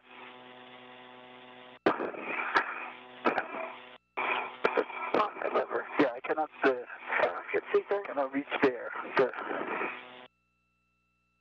Let's release this tab.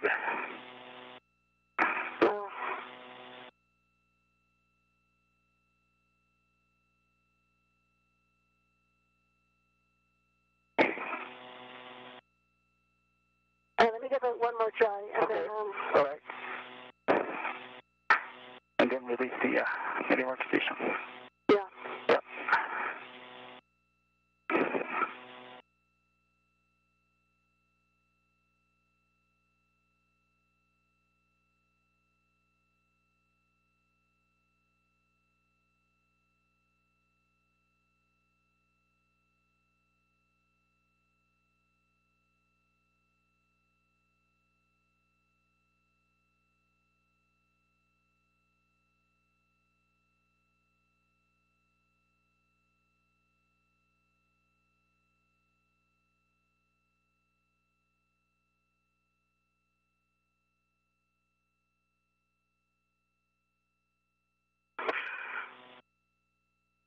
If you're not pushing them both in and it's just the lateral movement is sticky. Okay, yeah, copy. We know that's a hard one to actuate. As long as you've got that lever pushed up and the button pushed in to move it into press, we can let you keep working on it. We can also work an alternate plan for you. Okay, I think we can press with the NEVA. Is that true?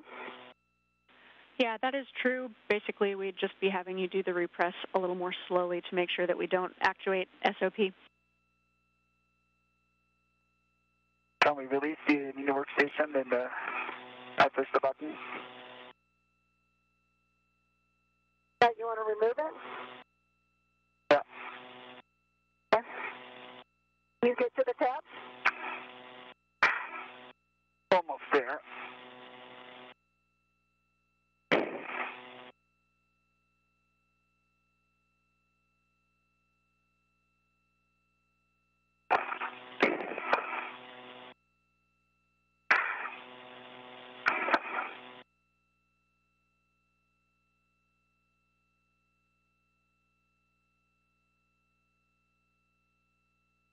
Can you lower the tab? You cannot, right? Say again? Can you lower the tab on the right side? I can't see it. Can you tell me? You have to go up a little bit. That's it. That's it. Go down. You go to your right a little bit. That's it. That's it. That's it. That's the tab. Sounds like you guys are doing great work in there. If you want to, we can continue with the repress with your O2 actuator still in EVA. Big picture, we'd just be going a lot more slowly. Duke, you would maintain really good comms with Frank, and you would just need to keep your suit pressure, monitoring your suit pressure to make sure that delta P is above 4 for the duration of the repress, and that will keep us from activating your SOP. Okay. we're going to do one try here to get off the mini workstation. Okay, now it's good. Okay. All right, now I can remove it.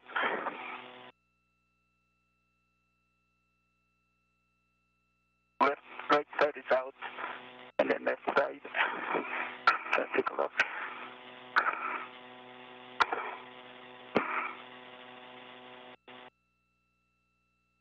You know, when you get the switch.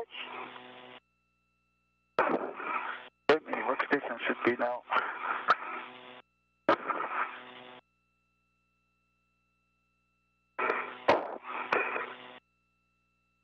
No.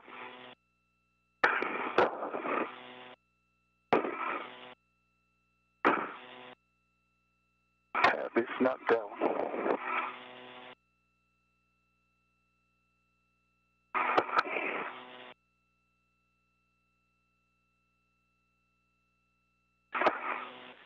The tab is up. Tab is. I can't understand you squeaking. Now it should be good. Now mini workstation is out. Okay. Now I can get there. Okay, let me get this out of the way. All right.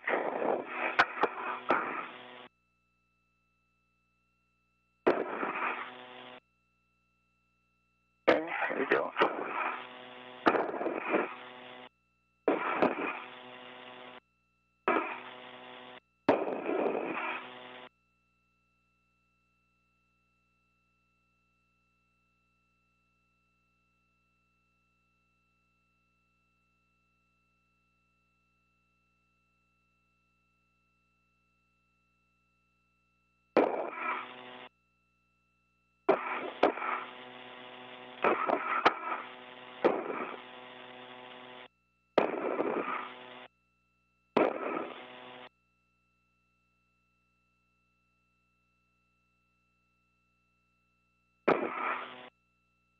So a reminder that the process to get the 2 crew members back inside the International Space Station and repressurize that crew lock to get them both in is a very methodical process. You could just flip up the lever.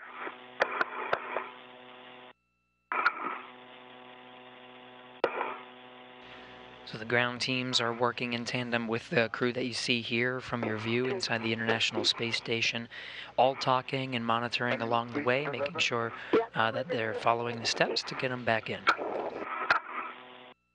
Oh, it's Okay, lever. lever is Yeah, just the one. Yeah. lever up. And lever up. Okay. Then I'll push the ED button. Yeah, go. You can push the button, the actuator, if you keep the lever up. Okay, hold on, let me get it again then. Okay.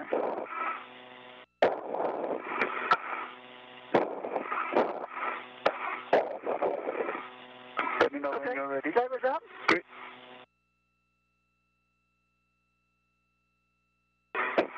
Doesn't move. Okay, lever's up. Can move. Can move to the. All right, awesome. ED2 Okay. is impressed. Is it in the press now? Yes, I'm impressed. Okay. All right. Okay. Great job. Thank you. Nice job, you too.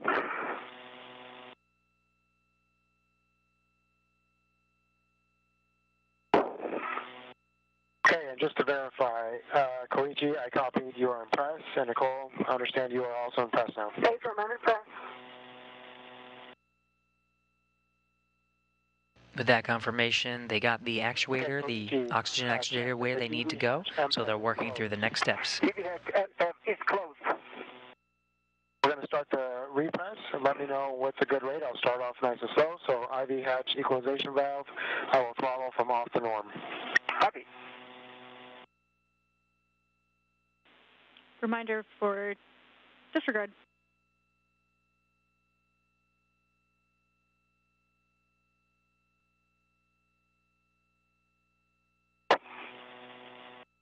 And you can both expect an alert tone, and time is 20:35. Copy.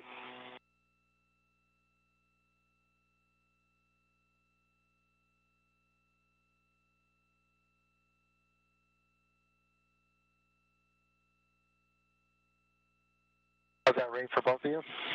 Good for me. It's, you could go faster for me. Koichi, you okay with that? Yeah, you can go faster.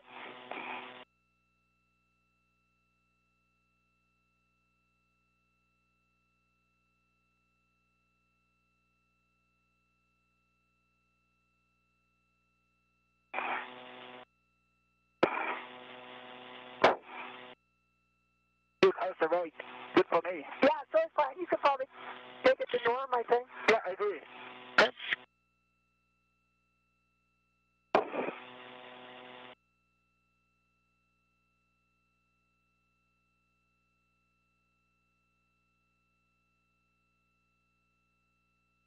And once we reach 4 PSI, you can expect an alert tone. EV1 copies. EV2 copies.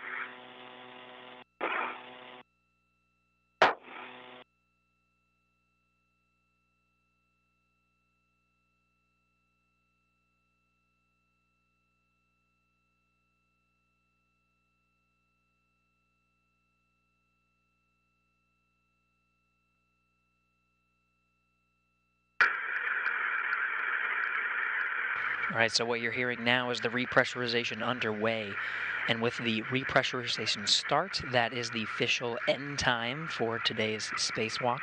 That total spacewalking time is 7 hours and 21 minutes, with the repressurization beginning at 2:35 p.m. Central Time.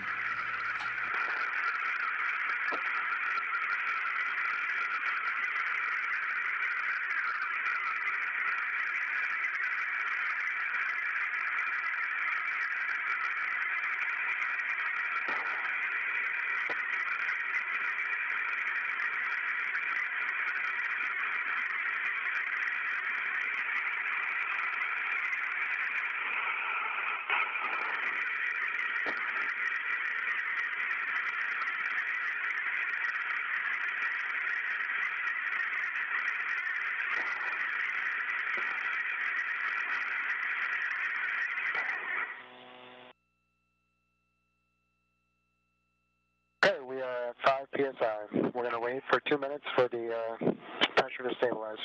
Copy.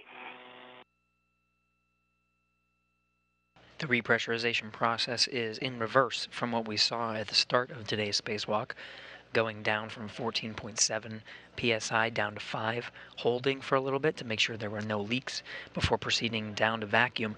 It's now in reverse, from vacuum up to 5 psi, same process, holding for just a couple of minutes to make sure there are no leaks before they continue to proceed up to pressure, matching and equalizing that of the inside of the space station where Frank Rubio is with his crewmates. And that will be up to 14.7 psi. So right now we're in a couple of minute hold period.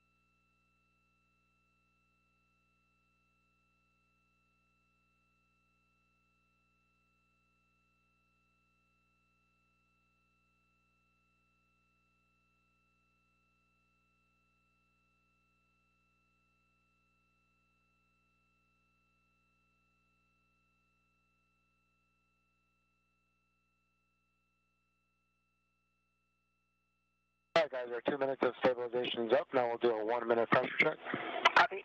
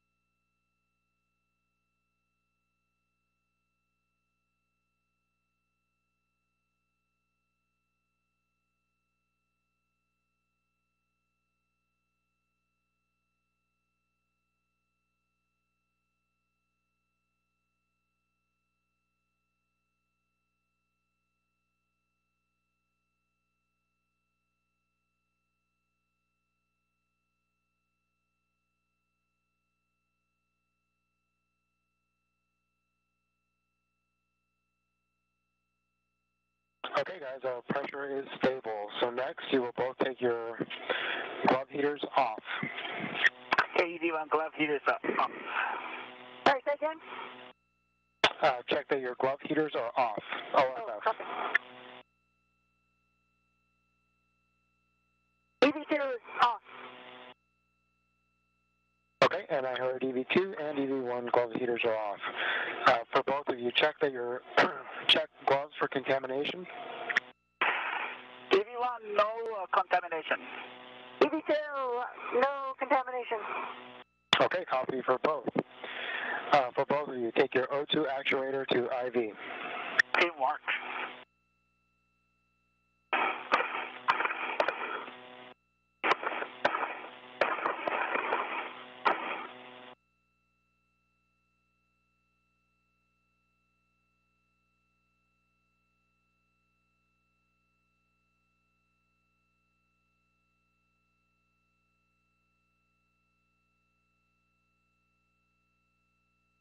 EV2 is IV.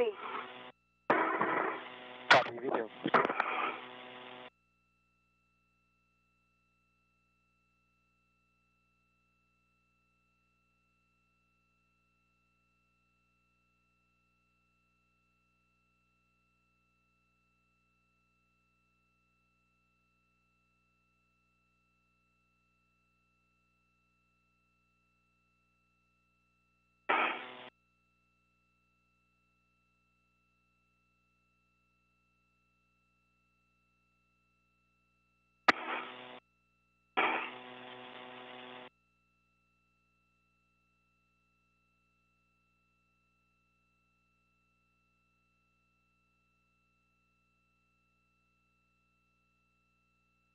EV1, O2 actuator in IV.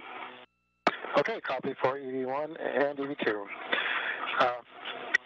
Okay, we are now going to go back to finish the repress.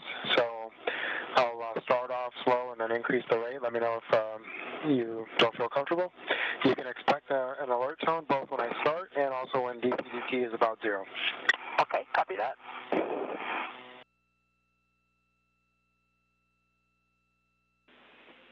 And Station Houston to correction 1. For Koichi, could you verify your O2 actuator is in IV? It is in IV and DCM display shows IV.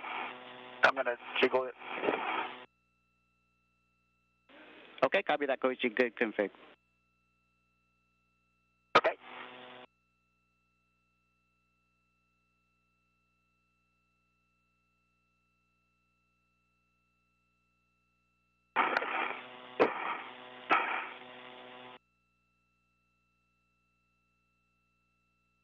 And with that confirmation, the repressurization inside the crew lock has resumed. So we are increasing from 5 psi up to equalize with the inside of the space station, which is sitting at about 14.7, the same as we have here on Earth. As we make our way up to match that for the International Space Station, we do have some statistics now that the spacewalk for today has concluded. That spacewalk again was 7 hours 21 minutes. It was the 258th spacewalk in support of space station assembly, maintenance, and upgrades. For the 2 spacewalking astronauts, it was a first. It was the first space station spacewalk in 2023, but the 5th overall during this expedition, Expedition 68. For Wakata, this was his first spacewalk, so he gets the total runtime for today's spacewalk, which is again 7 hours 21 minutes. It's the same for Mann, 7 hours 21 minutes for her career as well. And that is the total runtime for today's spacewalk, which ended at 2:35 p.m. Central Time. If you take all of the 258 spacewalks that have been conducted in support of space station assembly, maintenance, and upgrades, you get a total of 68 days, 5 hours, and 47 minutes.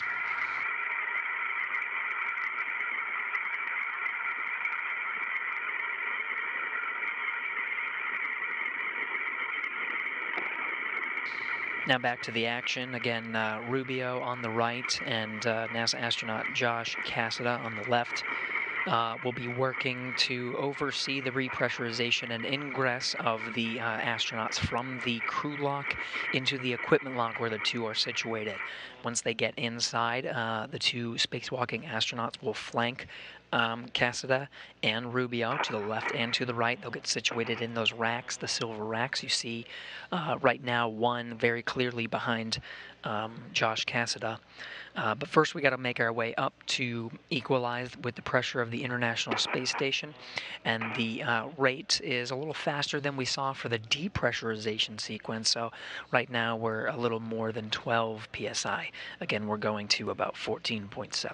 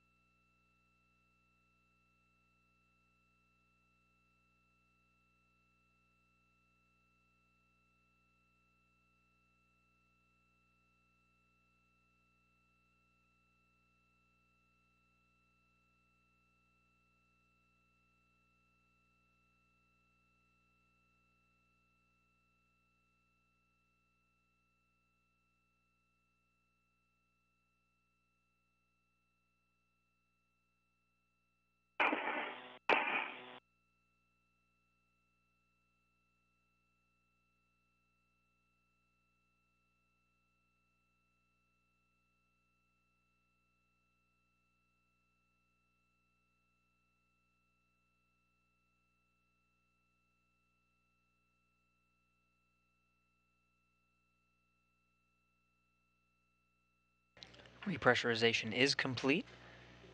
So Frank Rubio, you see turning that handle to open up the hatch.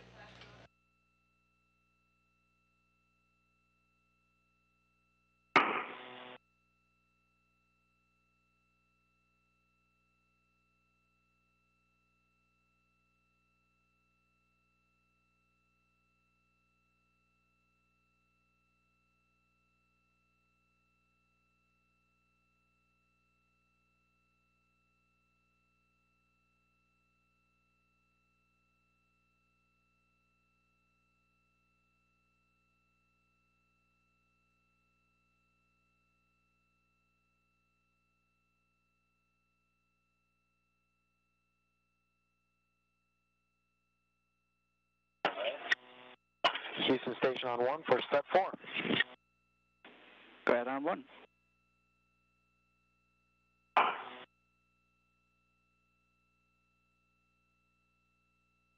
Hey, Koichi, will you guys take care, sorry, Aki, will you guys take care of step 4 and 1.240?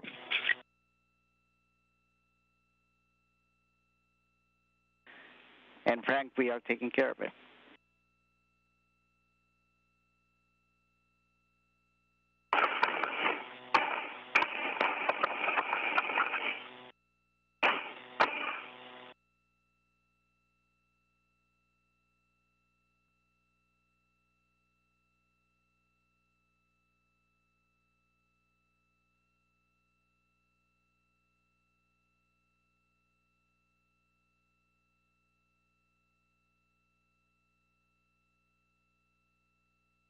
First in the hatch is NASA astronaut Nicole Mann, who took on the EV2 position for today. She was the first in the hatch at the conclusion of today's spacewalk.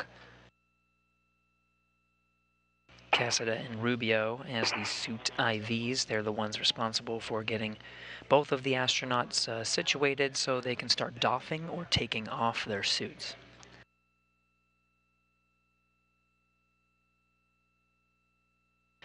One of the first steps for them is at the base of the suit's backpack is a unit called the Safer.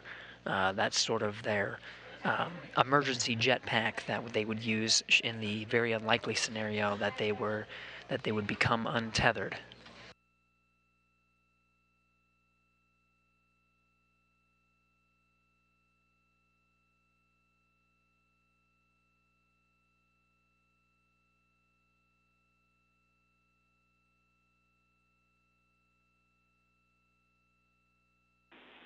Airlock Houston on 1.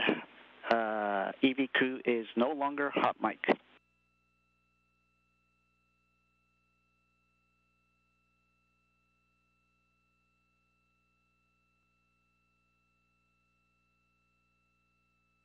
Copy, I can thank you.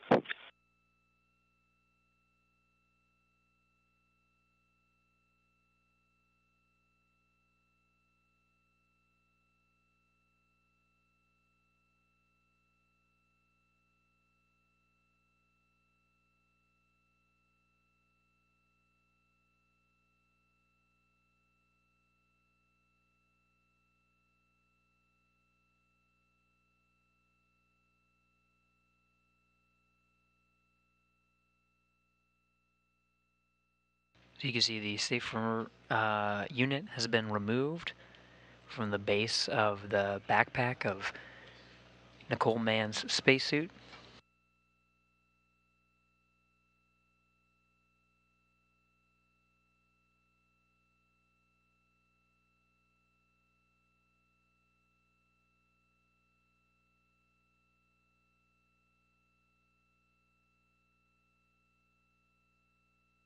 Josh Cassida now working to collapse the handles that went up the sides of that backpack. That's the stowage configuration for those safer units. He'll put that in a separate location as Frank Rubio gets Nicole Mann situated on the side there so they can start working with her suit, removing the helmets and gloves and getting her comfortable and readjusted back into the station's internal environment. Meanwhile, Koichi Wakata, you can see, is still in the crew lock. He is patiently waiting his turn until he'll go on the right side from this view across from where Nicole Mann is situated now. You can also see that long bag that they towed all the way out to and from the work site. Inside that bag is that mid-strut that will be taken out on a future spacewalk to finish the installation of the modification kit that's on the 1A power channel.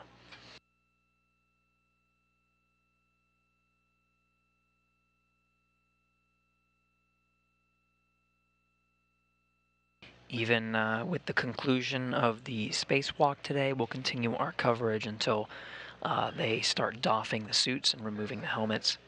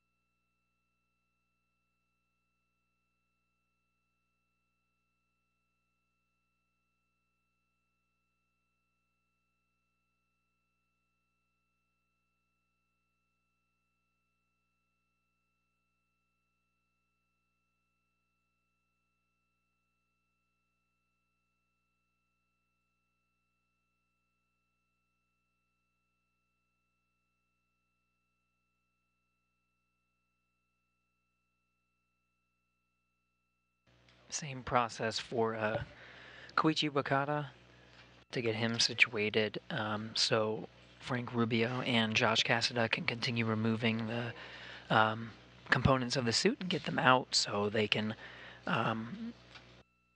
get ready for a good night's rest, really, after a long day of spacewalking. The spacewalking time of 7 hours and 21 minutes is just really the official time of the spacewalk itself and used for engineers for a variety of purposes, mainly in understanding the consumable constraints and really understanding the timeline as well. But for the crew, it's a much, much longer day. They've been in the suit for quite some time, doing pre-breathing and in-suit light exercises to get ready for the spacewalk. Inside those spacesuits is a 100% oxygen environment. So part of the pre-breathing exercise and really getting ready to go out the hatch is purging their body of nitrogen, which takes time. So they've been in the suit for quite some time.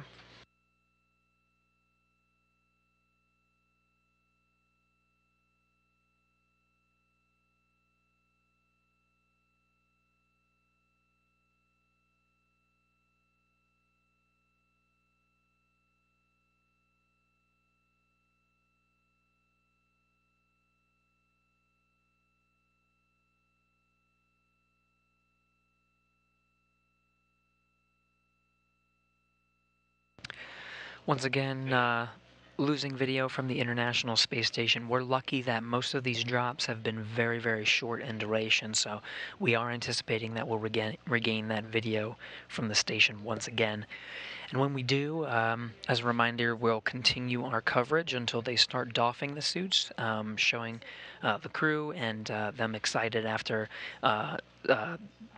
their journey outside to install the modification kit on the 1A power channel, and then we'll wrap up our coverage shortly after that, but we'll continue for just a little bit.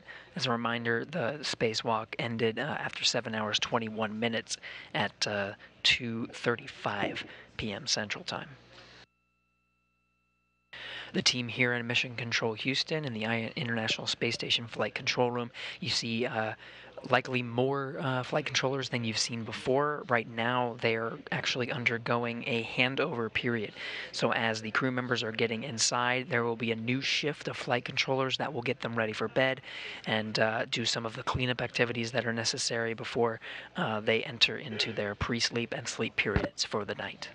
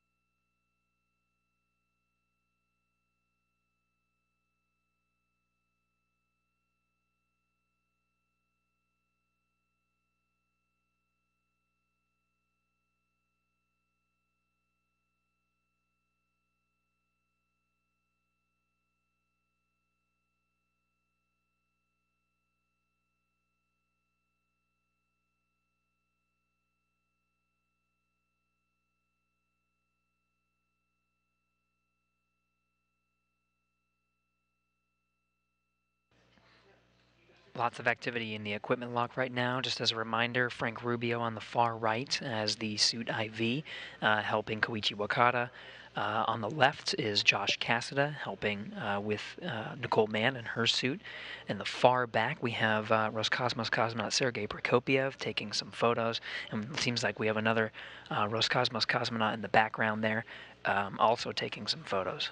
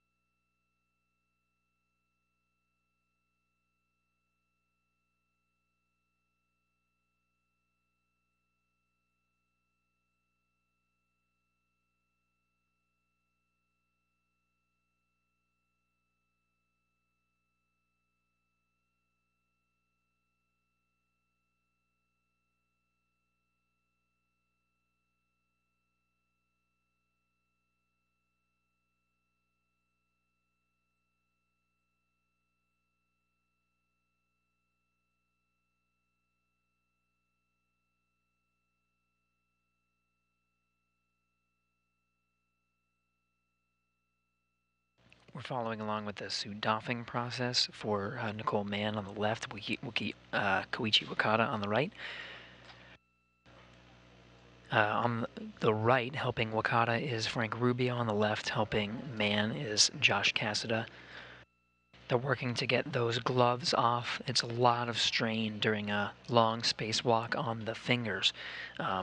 So it will be quite a relief for the crew members to have those gloves off. It is common that after the gloves have been removed to take some photos of the gloves. If you notice throughout the duration of the spacewalk, there were these periodic checks for the gloves and what's called the HAPS, the helmet absorption pad. We'll see those once the helmets are removed.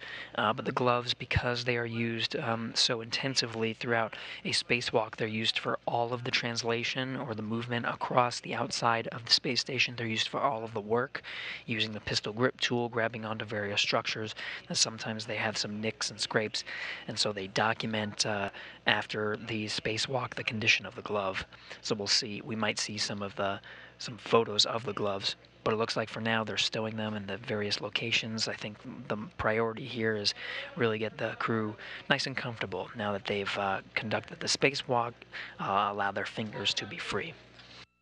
So with the gloves removed, the next will be the helmets, and of course after the helmets are removed, they'll do a HAP check and all of that, but after the helmets are removed is when we'll end our coverage for today.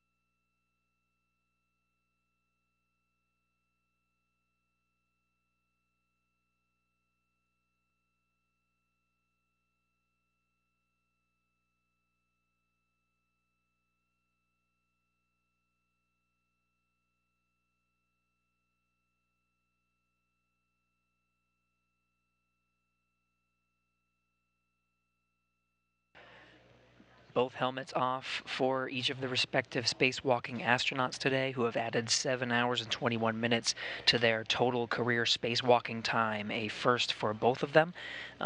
Installing the mounting platform on the 1A power channel and finishing up some work on the 1B. They will address the one strut at a later spacewalk, and teams will decide the appropriate course of action for finishing the work there before the IROSAs, the rollout solar arrays, arrive in the summertime. But for now, it's the end of a successful day for the spacewalking astronauts, and that'll do it for us for our coverage of today's activities.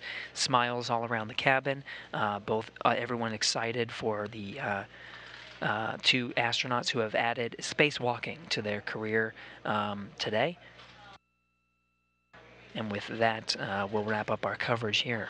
This is Mission Control Houston.